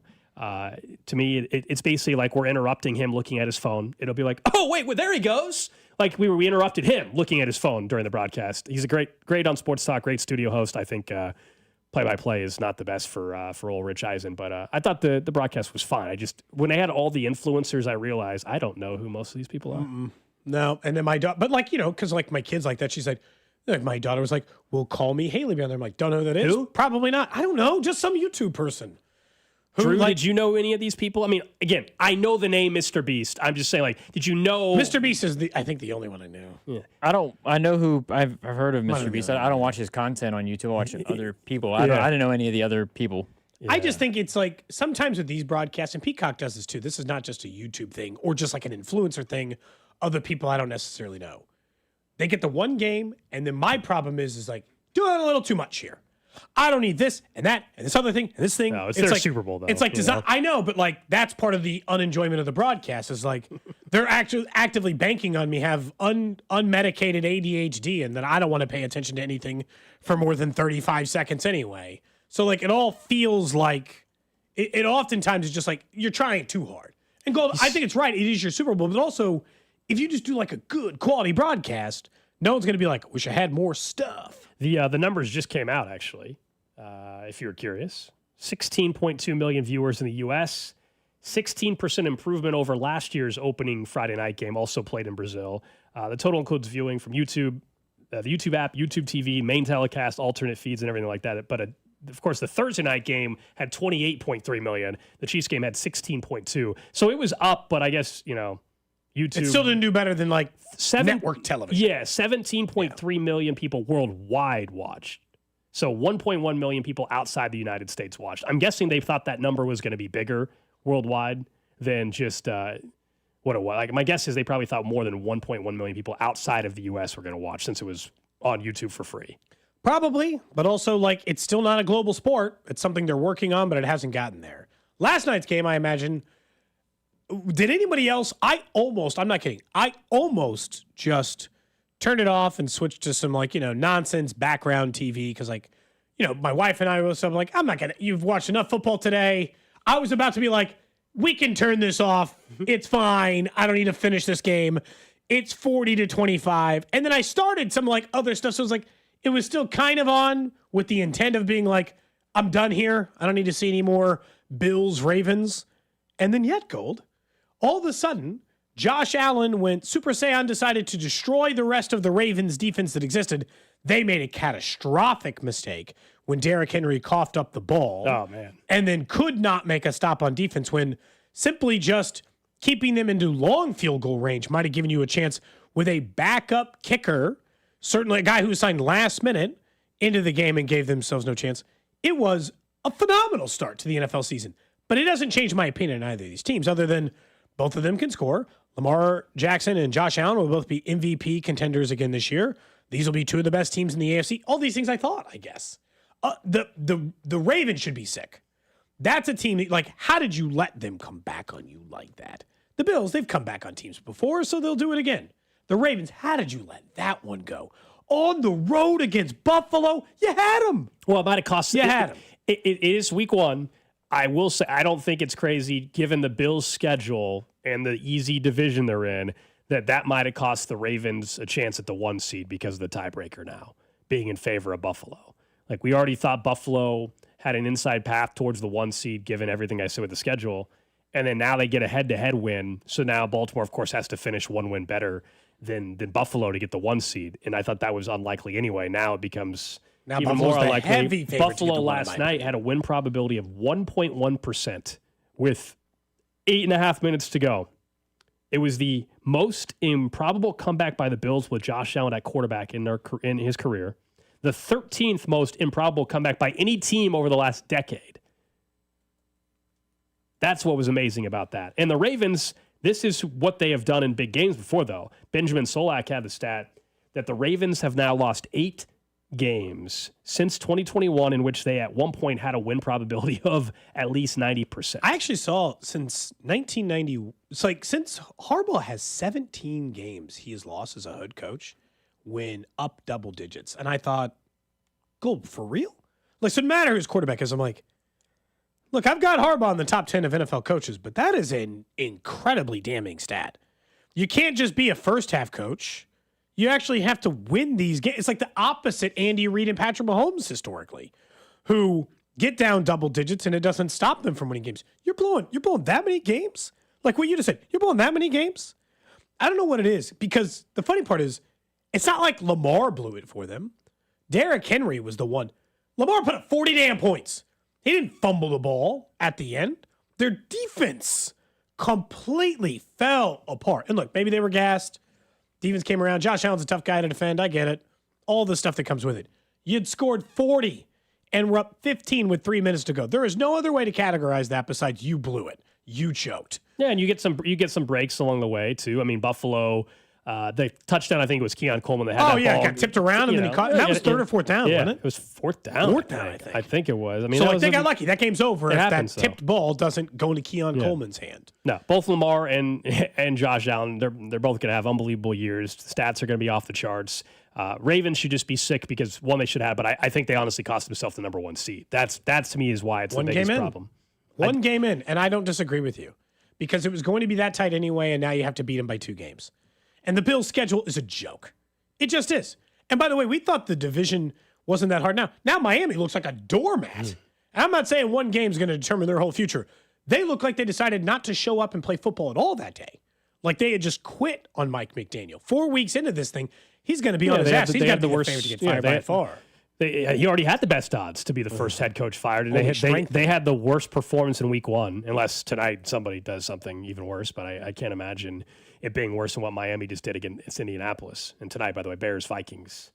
Bears-Vikings. I'm excited to see J.J. McCarthy. I also, in our very unofficial Cody and Gold, non-associated with the show. Just fans amongst people, you know? I need Justin Jefferson to get 17 or I'm getting chopped in week 1. Week 1? After winning it last year, I'm going to get chopped in week 1. Yes. Have you ever been week 1 chopped before? Never. It's a sick feeling, man. I don't like it. As someone who has been chopped in a week 1. Here was the problem. The team that I had for this guillotine league. Give me your roster. Let me hear it. Tua. He had like 6 points. Kenneth Walker barely touched the ball. He had like 4 points. Yeah, that's an interesting thing to know. That was my wide receiver was Cedric Tillman. He was actually good.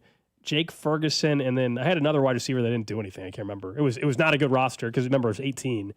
But I think I'm going to get chopped, man. I think I'm going to get chopped. 18 though, full point PPR. Oh, here we go. It was Tyreek Hill had 8 points. Tyrone Tracy had 5. Tyrone. But basically, Kenneth Walker. It's not a good roster, but most 18 rosters aren't. I'm at 52.36. They project me to have 69.2. I need to get to 70.6. It's gonna be close. I mean, gonna be close tonight. Yeah. I mean, come on. You're not dead to rights. You got Justin Jefferson. I need J.J. McCarthy to have a 55-yard touchdown pass to Justin Jefferson. I'll just tell you boys right now. Justin Jefferson's out on the street. My bid will be high. You're going to just poach my roster. True. Not the whole roster, but if Justin Jefferson's available and a full point PPR Cody's going to league, spend $585 on Jefferson. It might be more. I'm not saying exactly what I'll spend, but I'll tell you right now. You know how this goes, though, right? Oh, if I survive, no, but if I survive this week, then I'm surviving till week 10. Yeah. That's how it works. If you survive now, it won't even be a sweat for another 7 weeks, and I'll be on death's door next week. So we'll see. I don't feel good about it. Yeah. I'll tell you right now. Amon-Ra with Justin Jefferson. What running backs do you have, Gold? You don't want them. Good. You don't want them. Okay, Kenneth Walker and Tyrone Tracy. This is Guillotine League, not a normal fantasy for those asking why the roster sucks. So the person who I think is... I should have started Daniel Jones. He was on my bench. I don't know the standings. I think points. I'm looking... Kyle 5 has... Nobody left? Nobody left. It's just Drew versus Justin. Okay, or Kyle. Alex versus Justin Jefferson. I'm sorry, but I hope that if he doesn't make it, Jonathan Taylor, I will be willing to spend a lot of money for. Oh, so now you're rooting for Kyle to lose so you can plug his roster. Just as you were rooting for Gold to lose so you can. Different. I know Gold. Justin Jefferson. Kyle, what did he do? He's just a regular Kyle didn't guy. do anything to me. I'm just trying to improve the team so I don't get chopped. Justin Jefferson, I'll be watching tonight. I'll be watching. I like my draft picks of Breece Hall and Jaden Daniels so far. That's about all I can say about my team. Yeah. Travis Kelce might get some more work on my roster now. We'll see. There's no Xavier Worthy. I said might. We'll talk about that more tomorrow. Yeah. Might get some more work. Random question. Random question today brought to you by Kansas City Urology Care at KCUC. Remember, you see the best in KC. Visit kcurology.com today.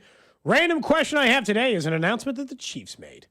So you're going to have to pick your favorite. Or if you dislike this idea at all, I'd also like to know that. 913-586-7965. YouTube, Twitter, Twitch, and Facebook. Love interacting with you over there. Like and subscribe on YouTube or Twitch. Pop to the top of your feed.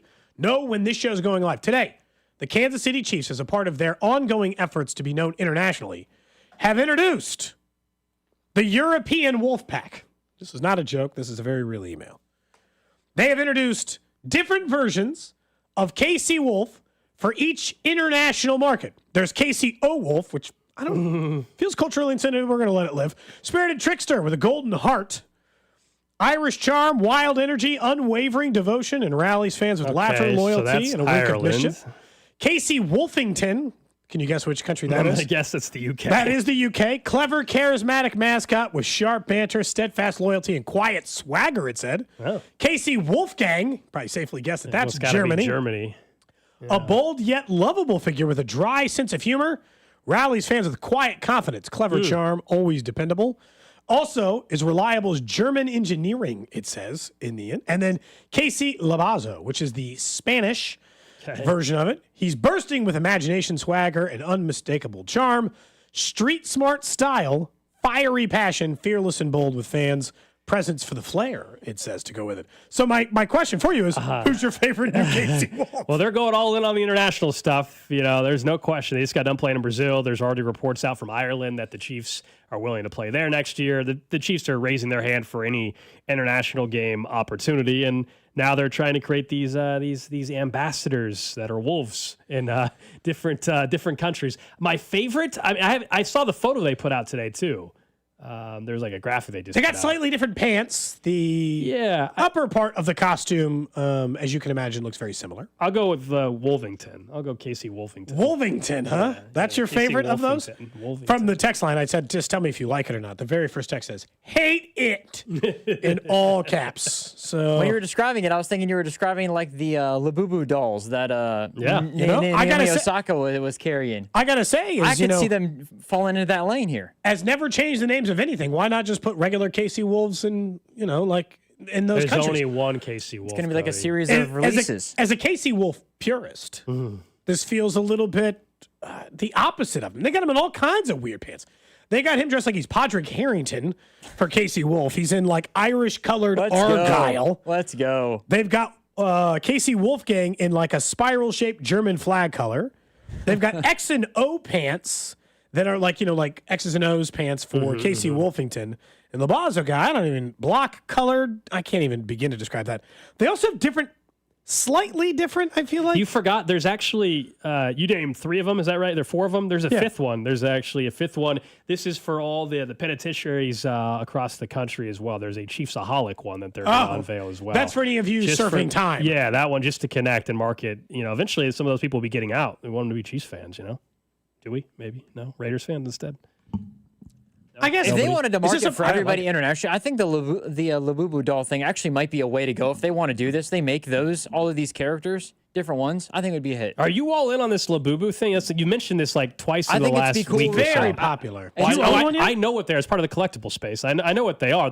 They are very, very popular, and if you get the rare one, they're worth quite a bit of money. I think the Chiefs could get in on that. Well, because the big deal is I watched the U.S. Open. I watched a lot of tennis. I tried to, and the U.S. Open has been going on, and Naomi Osaka was making a run, and that was the thing is she had a story behind each Labubu doll that she had, and I thought it was kind of cool that she would bring that into that like space, and she would give she dropped like a quick little 16 about her Labubu doll. I think Chiefs, look, if they want to expand the brand, this is like the lane to get into. They also made beyond just everything else that they're doing. I think that's another lane to hop in. Why do you think they chose to make them brown wolves instead of gray? I don't know. Yeah, I'm not sure. Anybody got a guess on that? I'd love to know because like the gray one's still like the leader. Yes. I'm still the king. Like in put them in a Royal Rumble match, and maybe you got me. You, as the announcement of this, put them in a ring, and it's just them throwing each other out of the ring to declare one KC Wolf the leader, and it's the original one? Here you go. Here's your explanation. You might be onto something here. Here's your explanation. It says in the press release, Cody, the European wolf appearance is different than the domestic KC Wolf that Chiefs fans around the globe have come to know and love for more than 3 decades. All European wolves are based on the Eurasian wolf, featuring a mix of tan, white, as well as shades of red, gray, and black, compared to the gray and white fur of the gray American wolf, which KC Wolf is based on. There's your inch. They gave an answer. I didn't know we were going to get a full breakdown on the European wolves versus the American. I like this text message from the 913. If we can do this, then we can finally get a black alternative jersey. I was genuinely worried when I watched. Hey, I'm fine with the Chiefs taking over the world. I'm fine with the Chiefs taking over the world and expanding the brand. This is funny. We're having some fun with it. But look, dude, they want to be the world's team. They truly do. And they're going to do everything possible. This is obviously a marketing effort for them. They will be playing internationally next year. We don't know if it's going to be Ireland, if it's going to be Madrid. Eventually, every team's going to play every year. The Chiefs are just volunteering. They love it. It's obviously a business decision, as well. I have no issue with it. I told you my biggest gripe is in the future, I do not believe the Super Bowl should ever be overseas. But I recognize I'm going to lose that battle in the next probably 10 years. That the NFL will have a Super Bowl in London, probably. That's my biggest issue. I don't believe it at 2 p.m. I don't know what time I'll be watching it, and I'll be watching no matter what time it is. I just won't like it. But the actual international games, we all just got to totally get used to it. This is going to eventually every single team is going to play a game or two internationally every year. How many international games are there this year? More than ever, which I don't know if it's 8. I think it's something like that. So half the league, theoretically. Half the week, unless Jacksonville has 2 games there for whatever reason.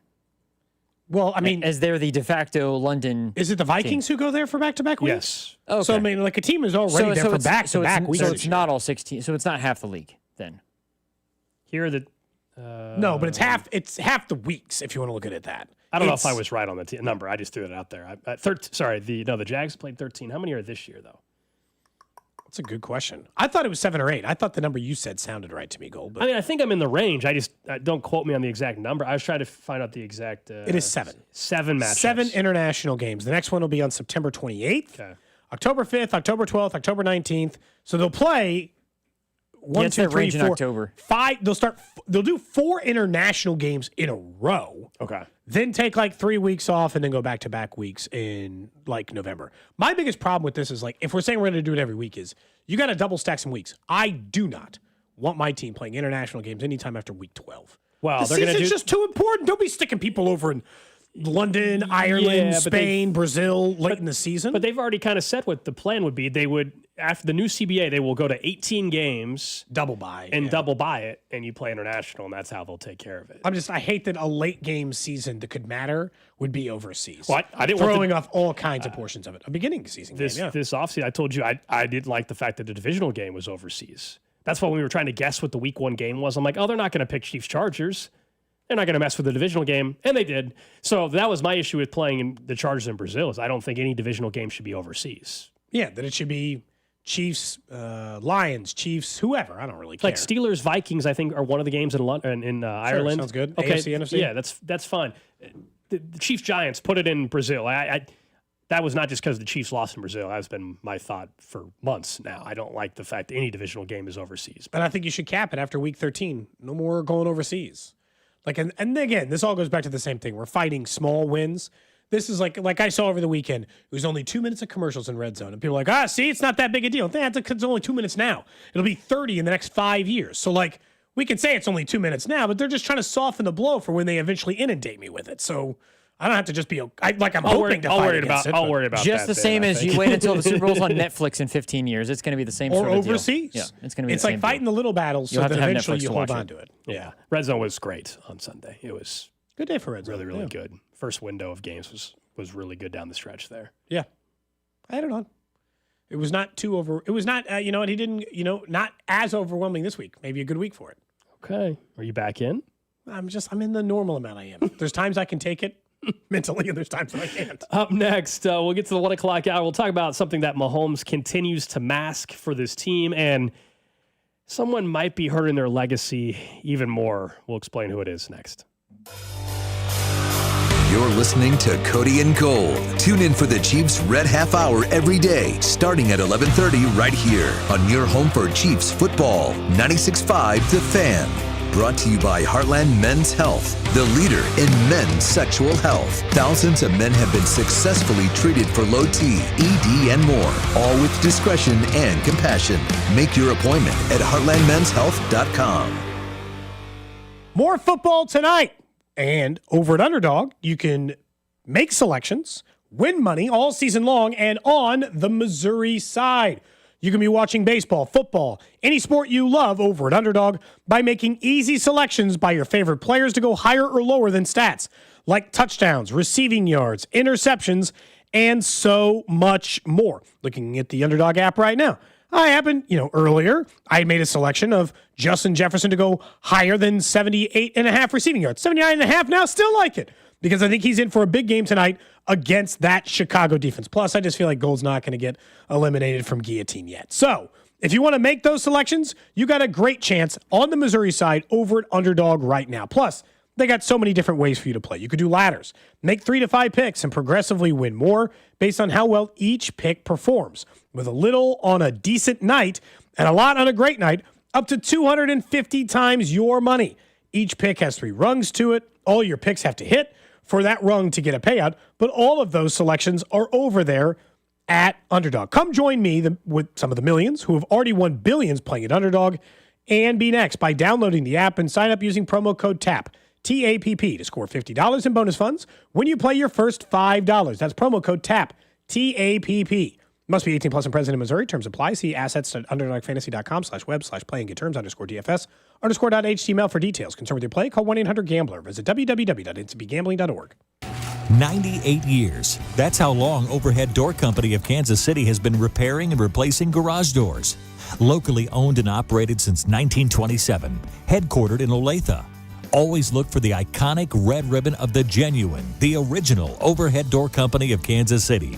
For same-day repair service 24/7, call Overhead Door Company of Kansas City, 816-221-0072, or schedule online at ohdkc.com. Men, summertime is here, and that means vacations, summer barbecues, outdoor parties, camping, beaches, and so much more. This is Jeff for Heartland Men's Health, and if you're like many men, you may not be feeling like yourself this summer. Perhaps your energy is low and you aren't sleeping well. Maybe your workouts aren't as good as they used to be. And if what I'm describing is you, it's very likely you're suffering with low testosterone. But low T doesn't have to affect you anymore. Just call Heartland Men's Health, get treated, and see how it changes your life. If you're like most men, you'll feel so much better. Deeper sleep, improved vitality and clarity, greater strength and energy, and an enhanced sex drive as well. So call us. Just $99 gets you a PSA and T-test and a medical consult. And if you start on testosterone the day of your appointment, your visit is free. Call 844-447-6600. That's 844-447-6600. Or go to heartlandmenshealth.com. We have 3 offices, Overland Park, Independence, and North Kansas City. Around here, we've got each other's backs. When it comes to health insurance, we want that same kind of support. Blue Cross and Blue Shield of Kansas City gets that. They're from around here too. Backed by the national strength of the Cross and Shield, they help you make confident choices, no matter where you are. Blue Cross and Blue Shield of Kansas City. From here for wherever you are. That's the benefit of blue.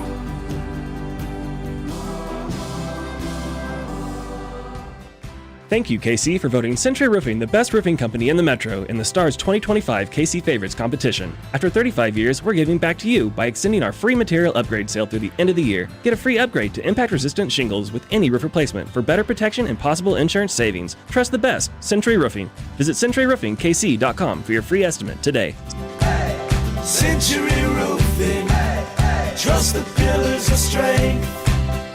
Century Roofing, we've got you covered, KC. The wait is finally over. Football season is here, and FanDuel is getting you ready for kickoff with an offer that you don't want to miss. New customers, you can bet just $5 and get $300 in bonus bets if you win. That's right. Pick a bet, any bet. Bet $5, and if it wins, you'll unlock $300 in bonus bets to use all across the app. Use it how you want. Build your favorite parlays, bet player props, ride the live lines, whatever your style is. Remember, FanDuel has you covered. Be sure to check out FanDuel.com/KFNZ. Use that promo code to download the FanDuel app today and get started. FanDuel is an official sportsbook partner of 96.5 The Fan. 21 and present in Kansas. First online real money wager only. $5 first deposit required. Bonus issue is non-withdrawable bonus bets which expires 7 days after free. Restrictions apply. See terms at sportsbook.fanduel.com. FanDuel is offering online sports wagering in Kansas under agreement with Kansas Star Casino, LLC. Gambling problem? Can help is your best bet. Call 1-800-522-4700. Visit ksgamblinghelp.com. This is the story of the one. As a custodial supervisor at a high school, he knows that during cold and flu season, germs spread fast. It's why he partners with Grainger to stay fully stocked on the products and supplies he needs, from tissues to disinfectants to floor scrubbers. All so that he can help students, staff, and teachers stay healthy and focused. Call 1-800-GRANGER, click Grainger.com, or just stop by. Grainger, for the ones who get it done. Let me tell you about this new pretzel cheddar club. Hey, I'm Carlos. And I'm Ebony. And a little thing we love about the Chick-fil-A Pretzel Cheddar Club is the tangy Dijon with the pretzel bun. It takes it to a whole nother level. It goes perfectly with the chicken and the cheddar cheese and the bacon. Man, you know how much you love bacon. And I love the different varieties. Grilled, spicy, original. It gets you nice and excited for fall. Order the Pretzel Cheddar Club with Cherry Berry and Sprite for a limited time on the Chick-fil-A app. Real guests paid for their testimonials. It's O-Rewards Member Appreciation Month at O'Reilly Auto Parts. Up to $100 in bonus rewards available at O'Reilly Auto Parts. O'Reilly Auto Parts. This is the story of the one. As a custodial supervisor at a high school, he knows that during cold and flu season, germs spread fast. It's why he partners with Grainger to stay fully stocked on the products and supplies he needs, from tissues to disinfectants to floor scrubbers. All so that he can help students, staff, and teachers stay healthy and focused. Call 1-800-GRANGER, click Grainger.com, or just stop by. Grainger, for the ones who get it done. It's O-Rewards Member Appreciation Month at O'Reilly Auto Parts. Up to $100 in bonus rewards available at O'Reilly Auto Parts. O'Reilly Auto Parts. Inside the Huddle is brought to you by Blue Cross and Blue Shield of Kansas City. Discover the benefit of blue.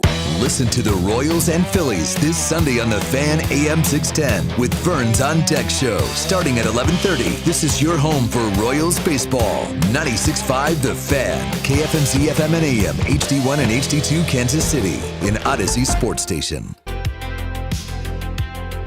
1 o'clock hour here on a Monday. Don't forget 30 Hop, our Monday lunch partner on Cody and Gold. Today, $5.99 classic burgers at either the Lee Summit 30 Hop or the Merriam Grand Station 30 Hop.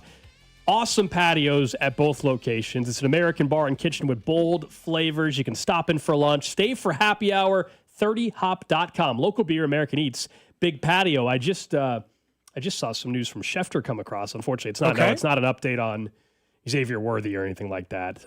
But it has to do, if you watched Sunday football yesterday, you know towards the end of the game, fourth quarter I think it was, DeAndre Hopkins got shoved in the head by like the fan, a Bills fan in the crowd, and then you saw Lamar shove the fan back. And Lamar, which I think should be allowed. And Lamar said, hey, I shouldn't have done it. He apologized in the postgame.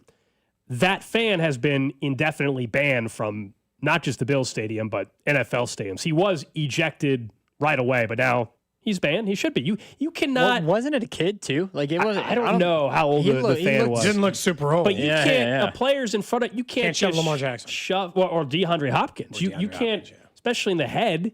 Like you can't be really. You're not supposed to touch any of the players. Normalize me being allowed to shove. Not like start a fist fight. I don't think Lamar Jackson did anything wrong. Shove him back. Yeah. Are you kidding me? You can't just put your hands on me in the middle of an NFL game. The only reason why he shouldn't have done it is because, one, you risk potentially, I know, inciting something.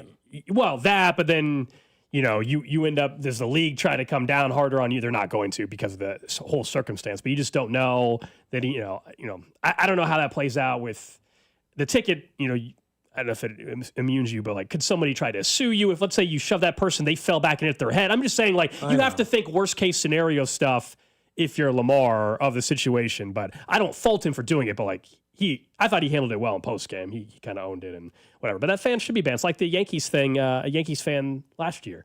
Yeah. They grabbed the ball out of Mookie Betts' glove, like ripped his hand out of the glove, and they both got banned. I think probably had those great seats for the year. Now his ass won't be in them the rest of the time. And I don't feel bad for anybody who makes a bad decision like that. It's a sporting event. That's a privilege. This isn't like taking away your livelihood. You just don't get to do it. I mean, that wasn't even the biggest fan interaction. I'm assuming you, like everyone else, saw that Phillies fan. That lady got so mad. Did you see this? I didn't never. There's a bunch of fans. There was a funny edit to the video. Was there? It makes her into. I'll have to show it to you. Okay. There was a ton of fan stuff over the weekend. So while we're on it, did you guys see during the national anthem of Jets Steelers? Before the game, obviously, national anthem.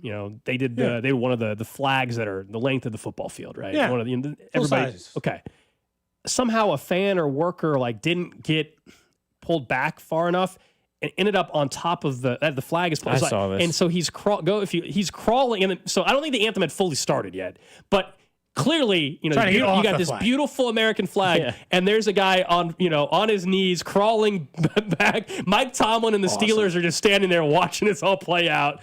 And it's like that was one of the funnier moments. If you look on social media, you'll see the video. There was also another moment in that Bills game when Derrick Henry scored that long touchdown to go 15. Somebody threw a water bottle at Derrick Henry on the field. I don't know if you guys saw it. I did. Right as he scored. It hit the end zone. It missed him, but somebody threw a water bottle and it almost hit Derrick Henry. It was Buffalo's throwing snowballs. Y'all gotta relax. Stop throwing the stuff. fan behavior is ridiculous. Come on, Buffalo. What are we doing? I will say, for a reputation of like having good fans, they have had 3 or 4 incidents over the last calendar year of like, don't throw snowballs at players, don't touch players physically, don't throw water bottles at them, don't throw stuff at people is a pretty easy thing to do.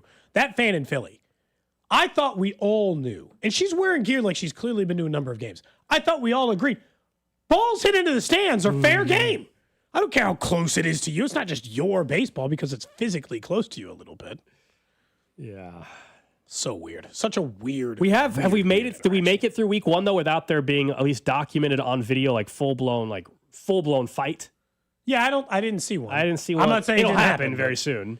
I think we made it 1 week. Huzzah! Unless it happens tonight in Chicago with the Vikings. We'll talk about the Royals coming up in about 20 minutes, who are still just 2 games back of the Mariners for the final wild card spot.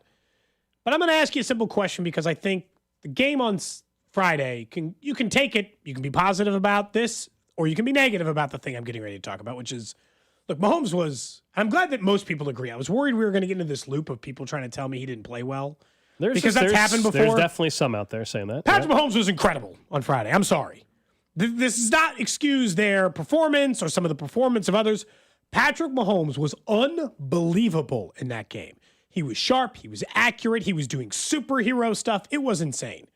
I think he's been helping hide a lot of the problems for the Chiefs over years, and that's what great quarterbacks are certainly meant to do. Do you feel better knowing that this is the kind of season and effort you might get out of Patrick Mahomes, or that in game 1 it was required? Because I only see this version as in I'll do anything, I'll die on the sword Mahomes when they are like down and out in a game.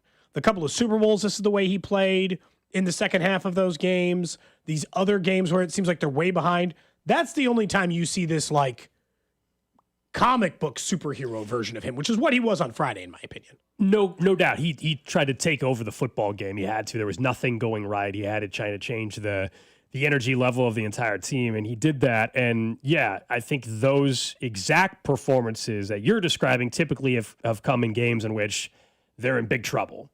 But at the same time, I will say, despite all the very real concerns, we've gone through it throughout the show today, Juwan Taylor, the O-line, obviously down Worthy and Rice, and the defense running into each other, all these real issues they have to clean up.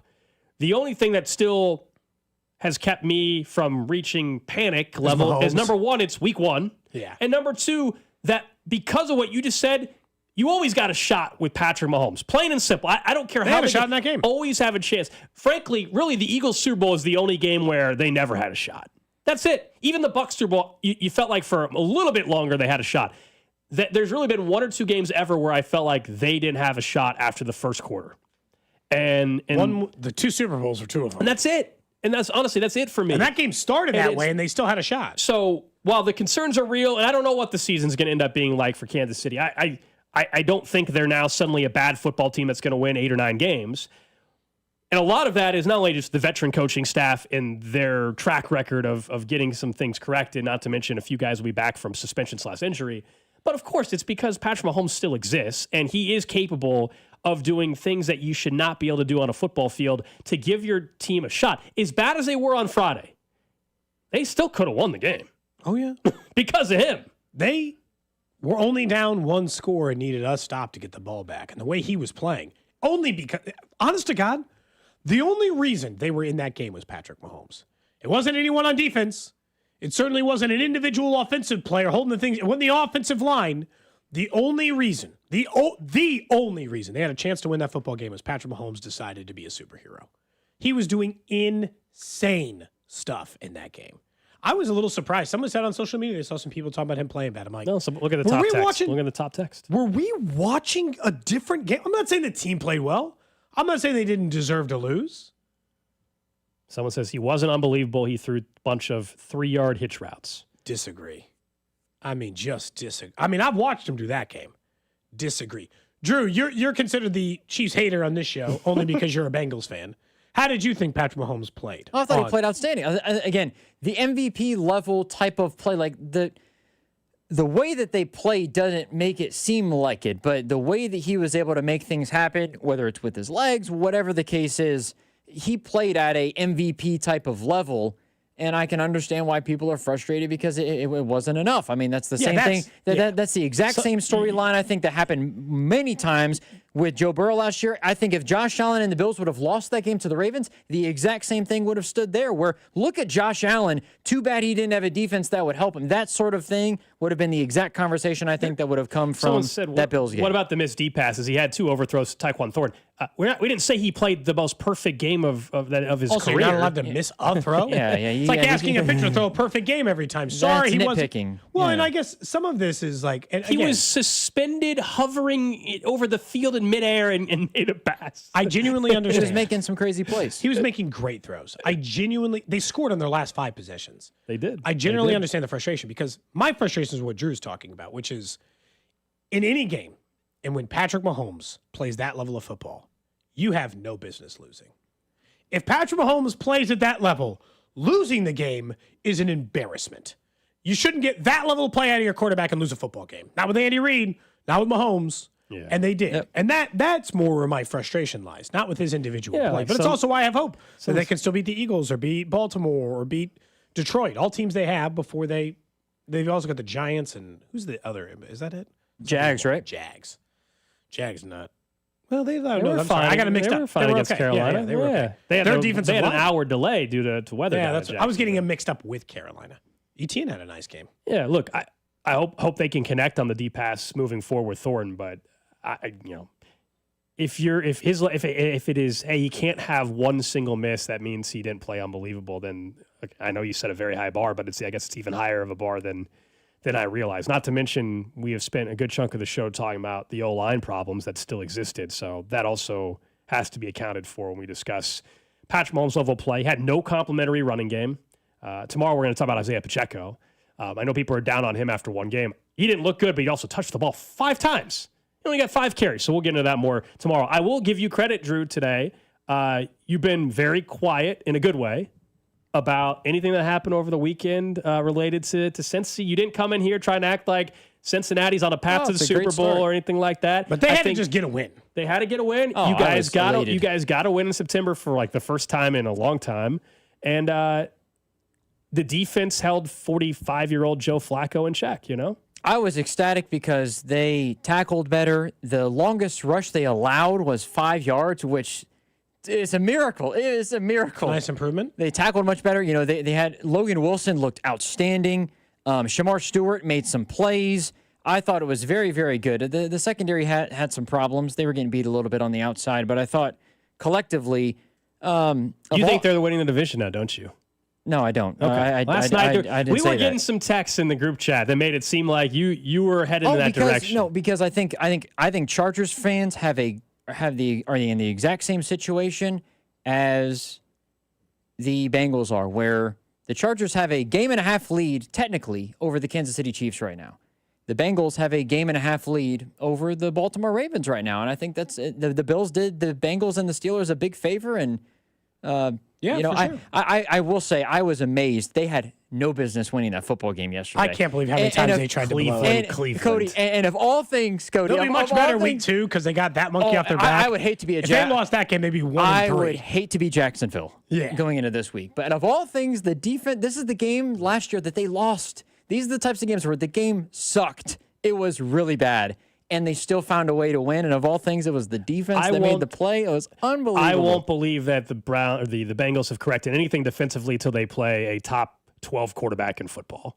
They won't this week. According they won't. To you Trevor guys, Lawrence is not. He's not a top 12 quarterback, according to anybody. So yes, a win's a win, and it's a much better start. Maybe that's the difference between them making the playoffs or not. And honestly, it might be. It was last year. It really might be. It might be. But acting like the defense is now good to go in Cincy because they beat 45-year-old Joe Flacco and missed field goals by Cleveland is. Hey, you know what? Much. They lost to 44-year-old Joe Flacco last year because of the same reason. So I think you know what, it is an improvement, and we will take it. Yeah. No, honestly, I was so elated.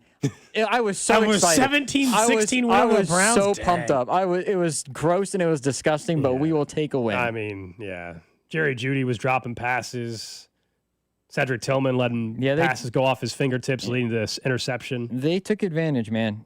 Credit to this extra point was still the difference too. No, it really was the difference in the end. Did it feel like there was an unusual amount of missed extra points in this? There was quite a few yesterday. It was like two things in excess: missed extra points and weather delays. I'm like, did we change the protocol for weather delays? Because we had 3. It feels like weather typically hits in college for some reason more than NFL games. I hadn't remember the last time a weather delay hit an NFL game, but it's just as simple as lightning in the area. People are asking you about Joe Burrow's stat line. Oh yeah, he didn't have a good game. He also doesn't have 113 yards. He played poor. Crazy. He missed Jamar Chase, who was open for a touchdown at one point. He didn't play well. The offensive line had a couple bad stretches, but yeah, that one hit I saw him take. Oh, up the dude, gut, I thought he might die. And he still dimed up Jamar Chase, who couldn't quite get his foot down, but his second foot down. But yeah, man, it doesn't matter. I would rather them win 16 of these games than lose 50 to 40 like they were losing last year. I'm glad to hear that, Drew. That's a win. I'd rather Joe Burrow's stat line be 113 yards and they go on and they beat your Kansas City Chiefs and they win the Super Bowl. You should. Go ahead. You should. Yep. That's the way Chiefs have been operating for years. I don't care. Just I don't care how good it is. Wins or win, wins, baby. That's right. Outside of that. Totally. On the college end, we talked a little bit about Missouri and Kansas. We'll talk some K-State tomorrow, who's off to a wretched start to their season based on what their preseason expectations were. And Drew, we'll talk a little college football nationally with us every Tuesday on this show as well. But I should have probably seen it coming. I thought it would work better than this. Bill Belichick has lost it. It's done. This was a bad hire by North Carolina. I think. In what way has he lost it? You can safely say that now. They won over the weekend, didn't they? It doesn't matter. They won 20-3 over Charlotte. You can already safely say that the Bill Belichick hire by North Carolina was a bad decision for a multitude of reasons. One being, Bill Belichick's hallmark of his entire NFL career was do your job, be about business. This is about football. The rest of this is just noise. And I'm not, I thought about making fun of him for working on a trademark for Gold Digger in his middle of his offseason. I thought, you know what, I'm going to lay off of that one. I'll let Bill have this one. He shouldn't be worried about that, but I'll let Bill have this one. The second, he openly admitted to a petty dispute with the New England Patriots, saying, if I'm not welcome in their building, their scouts aren't welcome in. So he's going to actively hurt his own kids who he recruits and can't recruit other kids who might want to be scouted by one of the NFL teams. And he's limiting scouts from other NFL teams as well. He's lost sight of the football part of it. Bill Belichick has lost sight of it. This is going to go down as a really, really bad hire, I think, when it's done. Like Charlie Weiss-esque.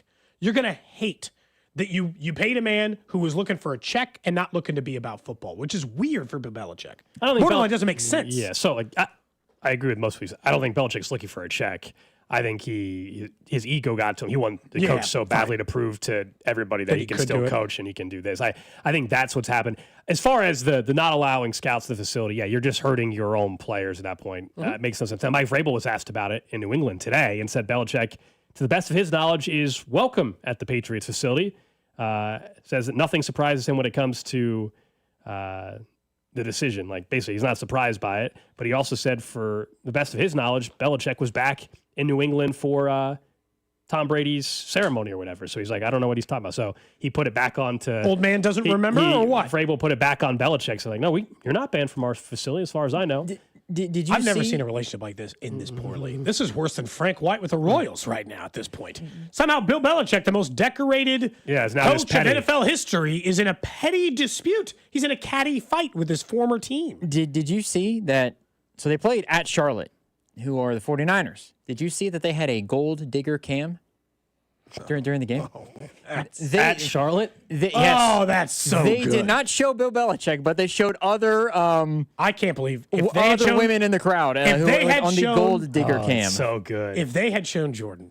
Oh, I don't even care that they lose. It would've I don't been even care that amazing. they lost. They're not expected to win that football game. Somebody photoshopped her into the gold digger cam, but Charlotte had a camera just for that game. Amazing. I also in the stands. That same game, Charlotte had a contest. They said for any student, if you went to all their athletic events for a week, so it was 19 athletic events, you could lead the team onto the field at the beginning of the game. So some student or some fan went to 19 Charlotte.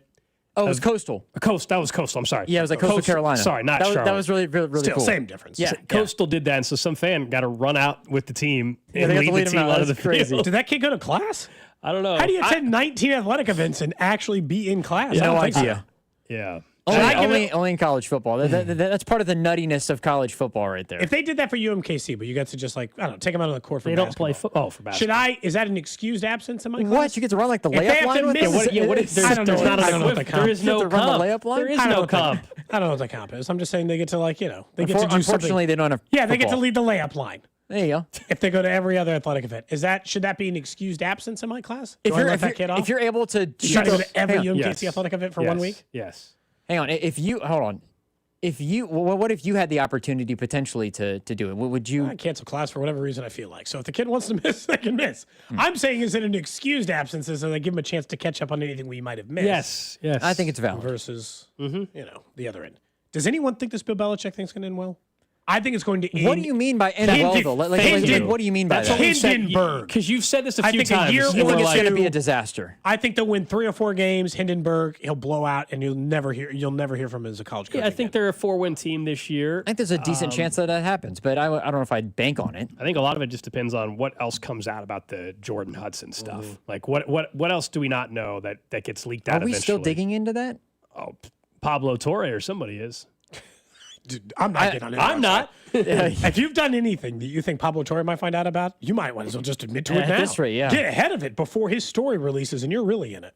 No kidding. I'm trying to steer clear, if anything. This is an above board show as we've Because if you mean Timber, that means you probably think they go 2-10 this year and he gets fired after 1 year. Then that's like the scenario you're talking about. Is he's gone after this season? I think he could be gone after the season or in the middle of next season or the end of maybe the end of next season. But I think that's no like the more than Timber 4 situation you're talking about. No more. That's a Charlie Weiss thing. What do you get? 2 years? How long do you get at Kansas? 2-3 years? He might have gotten more than 2. Yeah. God, he got more than 2. Ugh. Why do they do that? And look, that's more the taking a check part of it versus the other side. To Gold's point, it wasn't just about a check. He actually wanted to prove that he could coach. But I just think it's going to end really, really bad. And he's lost sight of normal Bill Belichick stuff. Picking a petty fight in a press conference with the Patriots? That is pretty embarrassing. And also, you can also argue he's looking after himself more than the team, because if the Patriots want to look at one of his players, but he's not allowing them in the facility, then what is he going to do? Try to say you don't want to go to the Patriots or whatever when you get picked? Try not to go there, or I don't know. Isn't Charlie Weiss Jr. a well thought of coach? Yeah, he's going to be a head coach here very soon. He's been an OC for Lane Kiffin and stuff, but. Yeah, he'll be a head coach in the next couple of years. He got 3 years at Kansas, by the way. 2012, 13, and 14.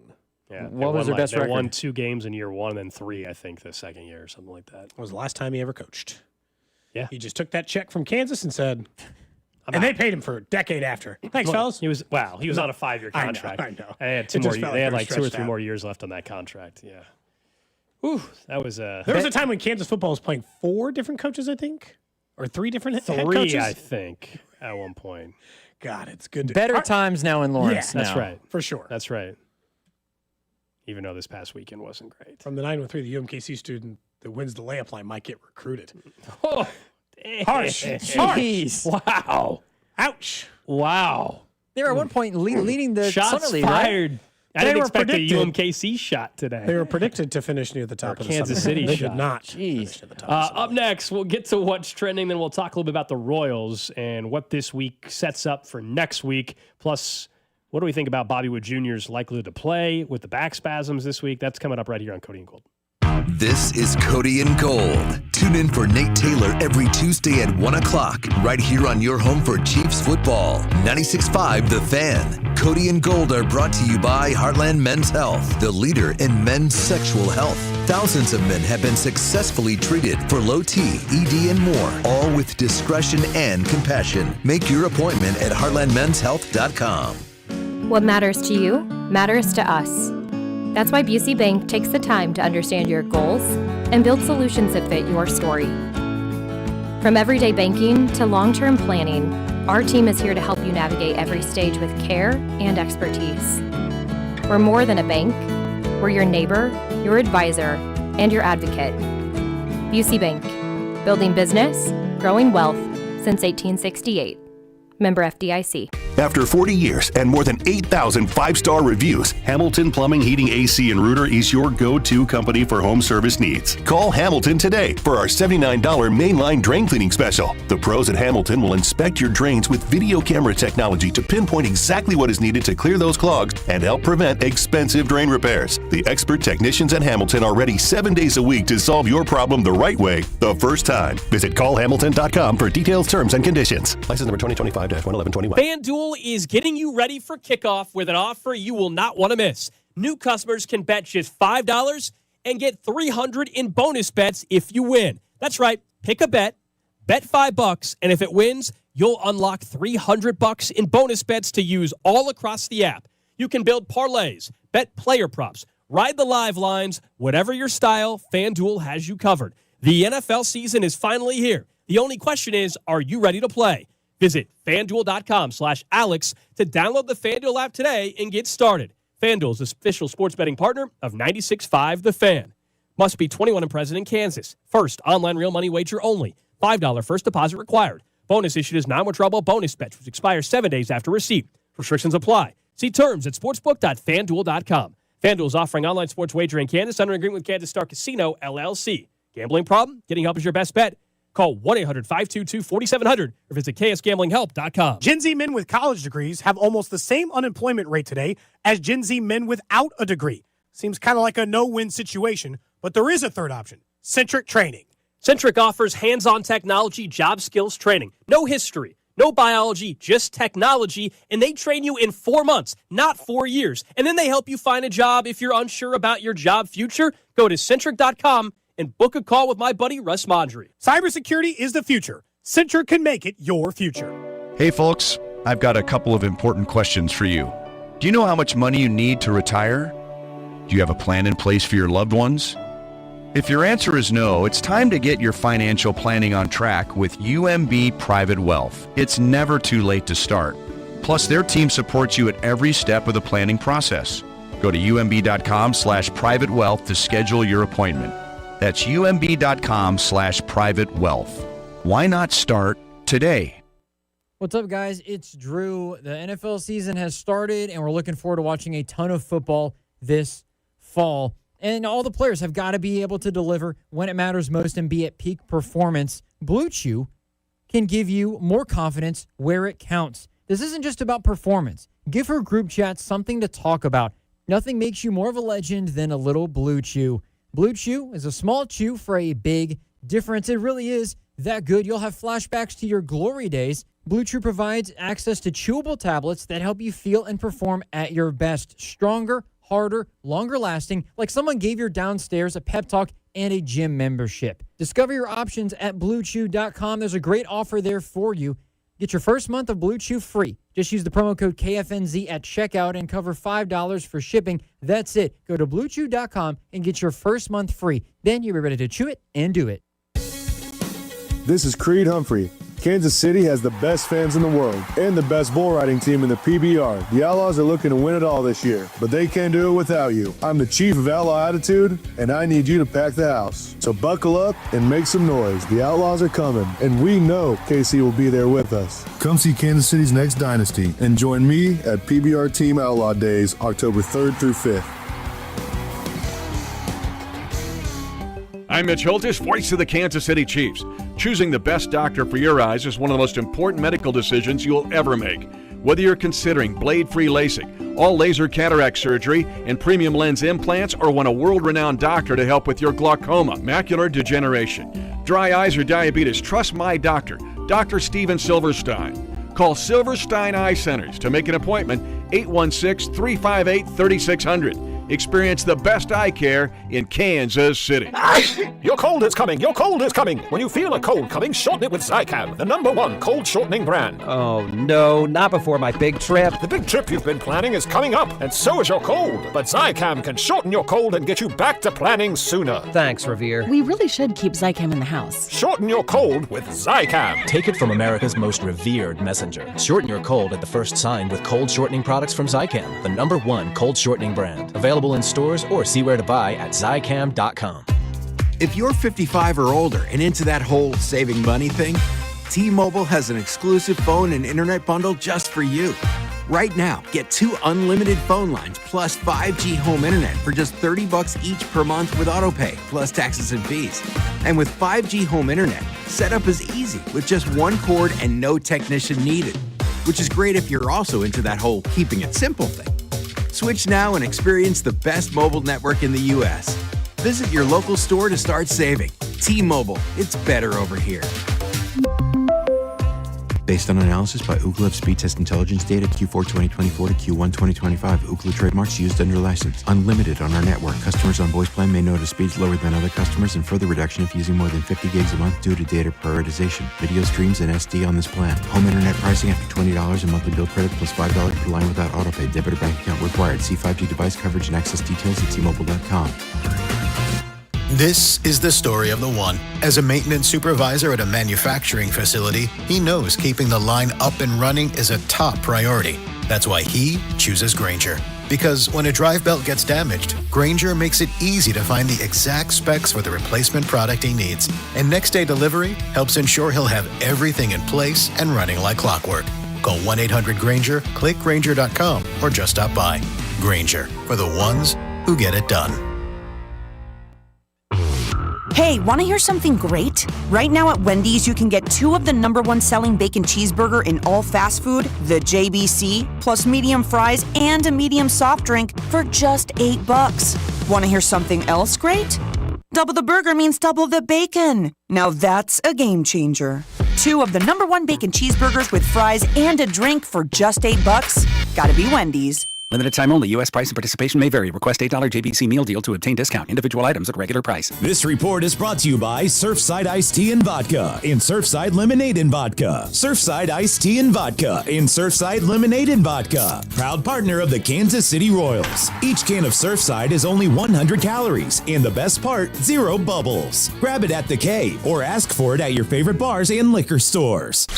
You're listening to 96.5 The Fan from the Mission Plumbing, Heating, and Cooling Studios. What's trending? #1 on what's trending, of course, the Chiefs lost over the weekend to Philadelphia. Andy Reid did speak earlier today. Was pretty short on some of the answers of what we were wondering. I think that's fair to say. He was asked about Xavier Worthy. Said, hey, he's rehabbing. They'll see where it goes. He is day to day. Day by day, specifically, is what he said. Same difference. Yeah. That in Andy Reid terms could mean 10 years, and it could mean 4 games. It certainly does not mean short injury. It's never meant short injury, I'll say that. The Jalen Royals one is now a way more important injury to follow, as in they didn't put him on the IR. Could he be back for this game on Sunday to give him a little more depth in the wide receiver unit? I'll be keeping a closer eye on that one. I want to know the Xavier Worthy injury, but obviously Jalen Royals is the more important player for this week in particular. Next up on What's Trending, the Royals are 2 games back of the Seattle Mariners. We'll talk about them here in just a minute. Took 2 of 3 over the weekend against the Twins, lost the finale of the series yesterday against Minnesota. Bobby Witt Jr. has missed the past 2 games due to back spasms, and to my understanding, is not expected to be back tonight, or at least for the first few games of this series, so they'll have to continue to win without Bobby. Next on What's Trending, college football. Missouri got it done in Columbia, 42-31 over the Jayhawks. The Tigers are now 2-0. They're also ranked in the top 25. Over in Manhattan, Kansas State fell to Army at home, 24-21. They're now 1-2. They got away with one against North Dakota the week before. Fortunate to be 1-2.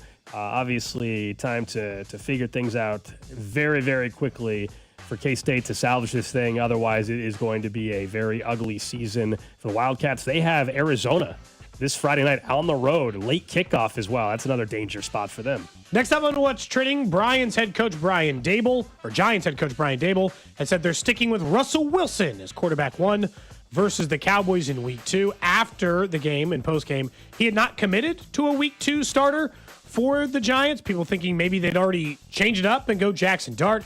They're going to stick with Russell Wilson. This is of note for Kansas City, of course, as they face the Giants in week 3.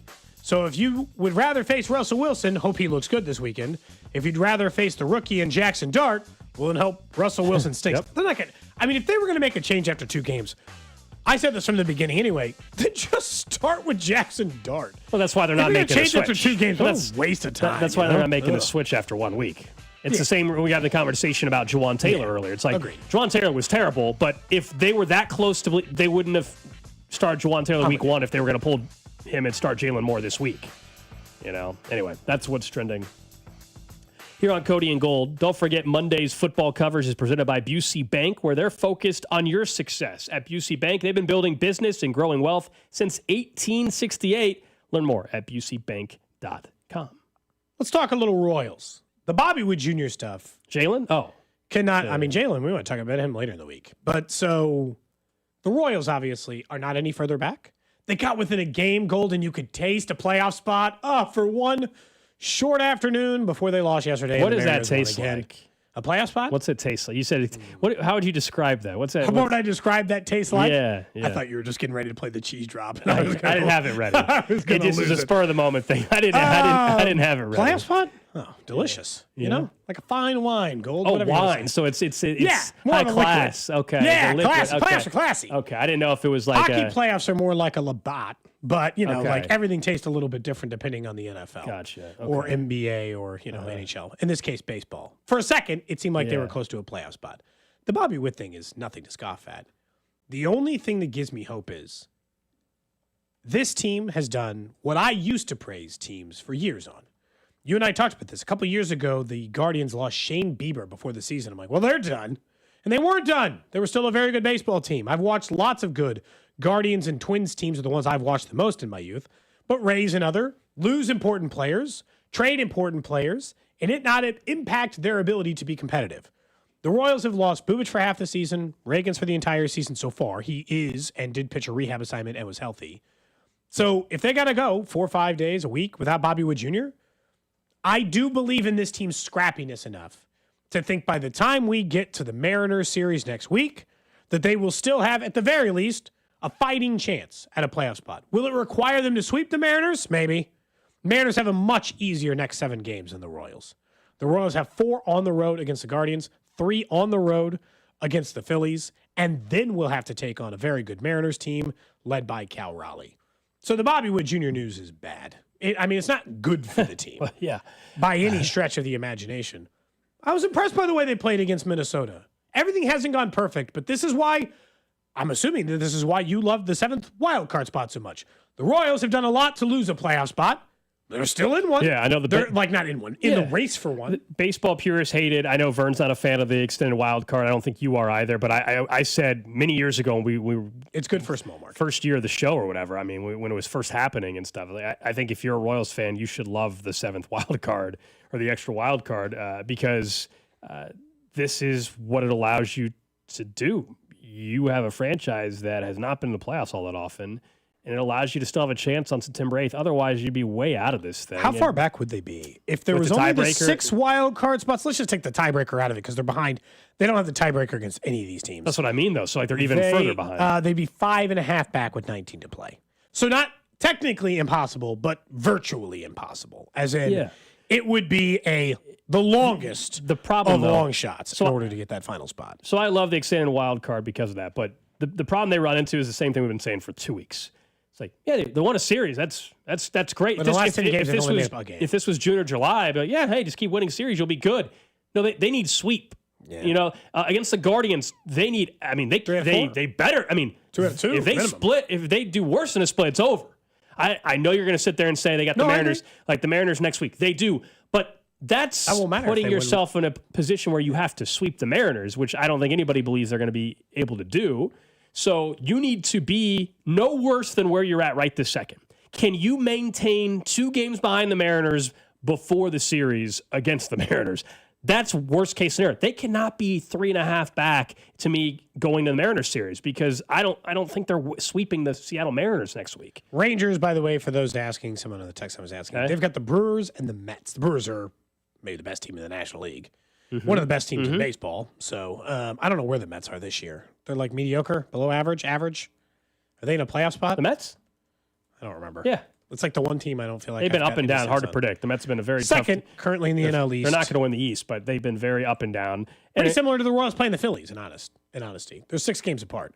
That's what's so weird about this is what I've never understood about the idea that the Royals are bad. Is in 162 games, when you really boil it down, Gold, it's like the difference between a team in the NFL, like the distance between the Royals and the Mariners, or hell, the Royals and the Red Sox, not the Tigers. Yeah. But like the Royals and the Red Sox, 5.5 games over 162 games. It is legitimately the difference between a 10-7 team and a 9-8 team in the NFL.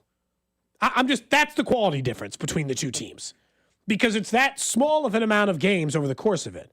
But that's why all those games in April and May and June and the losing streaks that may exist there versus the winning streaks that may exist there, all in totality still matter. That's why the Royals have maintained an ability to be in the mix. And I'm glad they're in the mix. They're the only team with a negative run differential who is in the mix. And that's largely because they spent half of their season playing zero offense until the All-Star break and then had a bounce back after that. Any hope? What do you think of the pitching's probably been the most impressive part. Well, Burger, Kolak, it doesn't matter who they throw. You lose Reagans, Lugo, and Bubic, and you've had Noah Cameron become your best pitcher.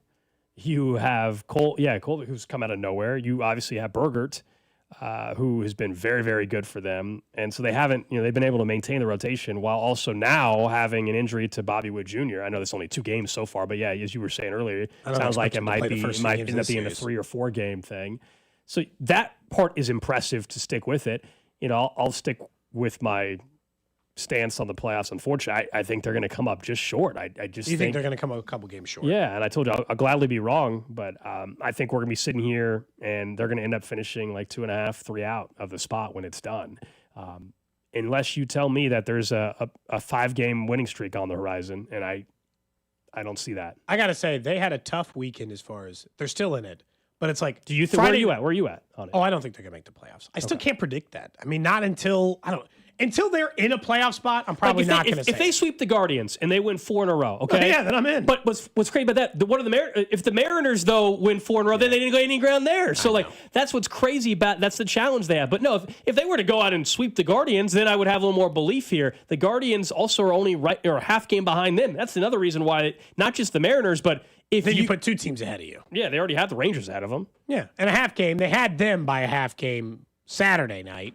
No, at this point, if you made me guess, I would not. I want to have a reason. I want to have a reason to go to the Mariners series next week, and that means the Royals being within 2.5 or 3 games of the spot. If they're within that heading in the Mariners series, even though I still think it's a tall task, I think that should be a series where everybody's fired up in Kansas City for. But if they slip this week, that series may not matter. I got to say, the attendance this weekend was pretty bad. Now, I'm Friday not blaming night with Chiefs game. Yeah. I'm not blaming fans necessarily. Although I say you ask for competitive baseball, you're getting it. But Friday night, I'm against the Chiefs game. Well, that was never going to go great. And then Saturday and Sunday, you get the second weekend of college football. You get MU-KU. You get a full NFL slate for the first time. Like that's an uphill climb from an attendance standpoint. And I do still think that if they're 1 game back, I'm not saying it's going to be 3 straight sellouts, but I would expect some buzz. I would hope for some buzz at Kauffman Stadium if they're 1 game back as Seattle starts coming to town a week from Tuesday. Absolutely. If that's the case, as long as they're with true striking distance and they don't have a disappointing week. And that's why I started tonight. It's just a massive series again against the Guardians. Oh, man. Every series. That's what I do. I will say, being in the mix is fun. Every single game feels huge. Where I'm questioning decisions in the 5th inning, I'm like, are you sure Carter Jensen shouldn't be pinch hitting for Luke Maley in the 5th inning when you're down 3 and the game feels like it's slipping away? I start questioning things that I would... Game 37, I can promise you, Gold. I wouldn't have cared who was pinch hitting for who in the 5th inning or whose bat was available where or lineup decisions. No, I care about it now because they're in it. Yeah, I'm glad the game starts an hour early because we're at Eastern time zone. Because I want to watch this Bears game tonight, Bears-Vikings. So we'll have Royals early, but most of the Royals game will be a good chunk in the way in. By the time they start at 5? 5:30, 5:40 tonight. Yeah, you're right. So the game won't be over, but you'll be a good chunk of the way in. You'll know which way it's leaning. Because I actually am, for football tonight, I will say, I am fired up for this one. You know where I'm at on Chicago. Now, for our circa millions, we actually want us to go 0-5 now that we're 0-4. So you're rooting for the Vikings? As much as my entire offseason, I have said Chicago's winning this game. And I still think they are. I hope I'm wrong that they don't cover the 1.5 because we actually want our entry to go 0-5 so we can get the last place prize and be in position for that since we had just a horrendous Sunday for our picks between you, me, Rob, Dusty, Spec, Bink. Got too many people. I can't think of it. We were 0 for 4. So we're going for 0 for 5 We should tonight. get an acronym so you can remember them all. Yeah, we need something. But no, like tonight, I think it's a huge game for just what we think the rest of the NFC North and NFC could be. J.J. McCarthy making his debut. Kevin O'Connell, we all agree, is great. Justin Jefferson's amazing. Is McCarthy good right away, or is it going to be growing pains? Caleb Williams, most pressure of any quarterback this year. First year with Ben Johnson. Does that offense just look light years different? Lions' offense looked a lot different without him. It did. That's just one game. But yeah, so I think it'll be a competitive game tonight. I still lean Chicago, but I hope I'm wrong so we can go 0 for 5.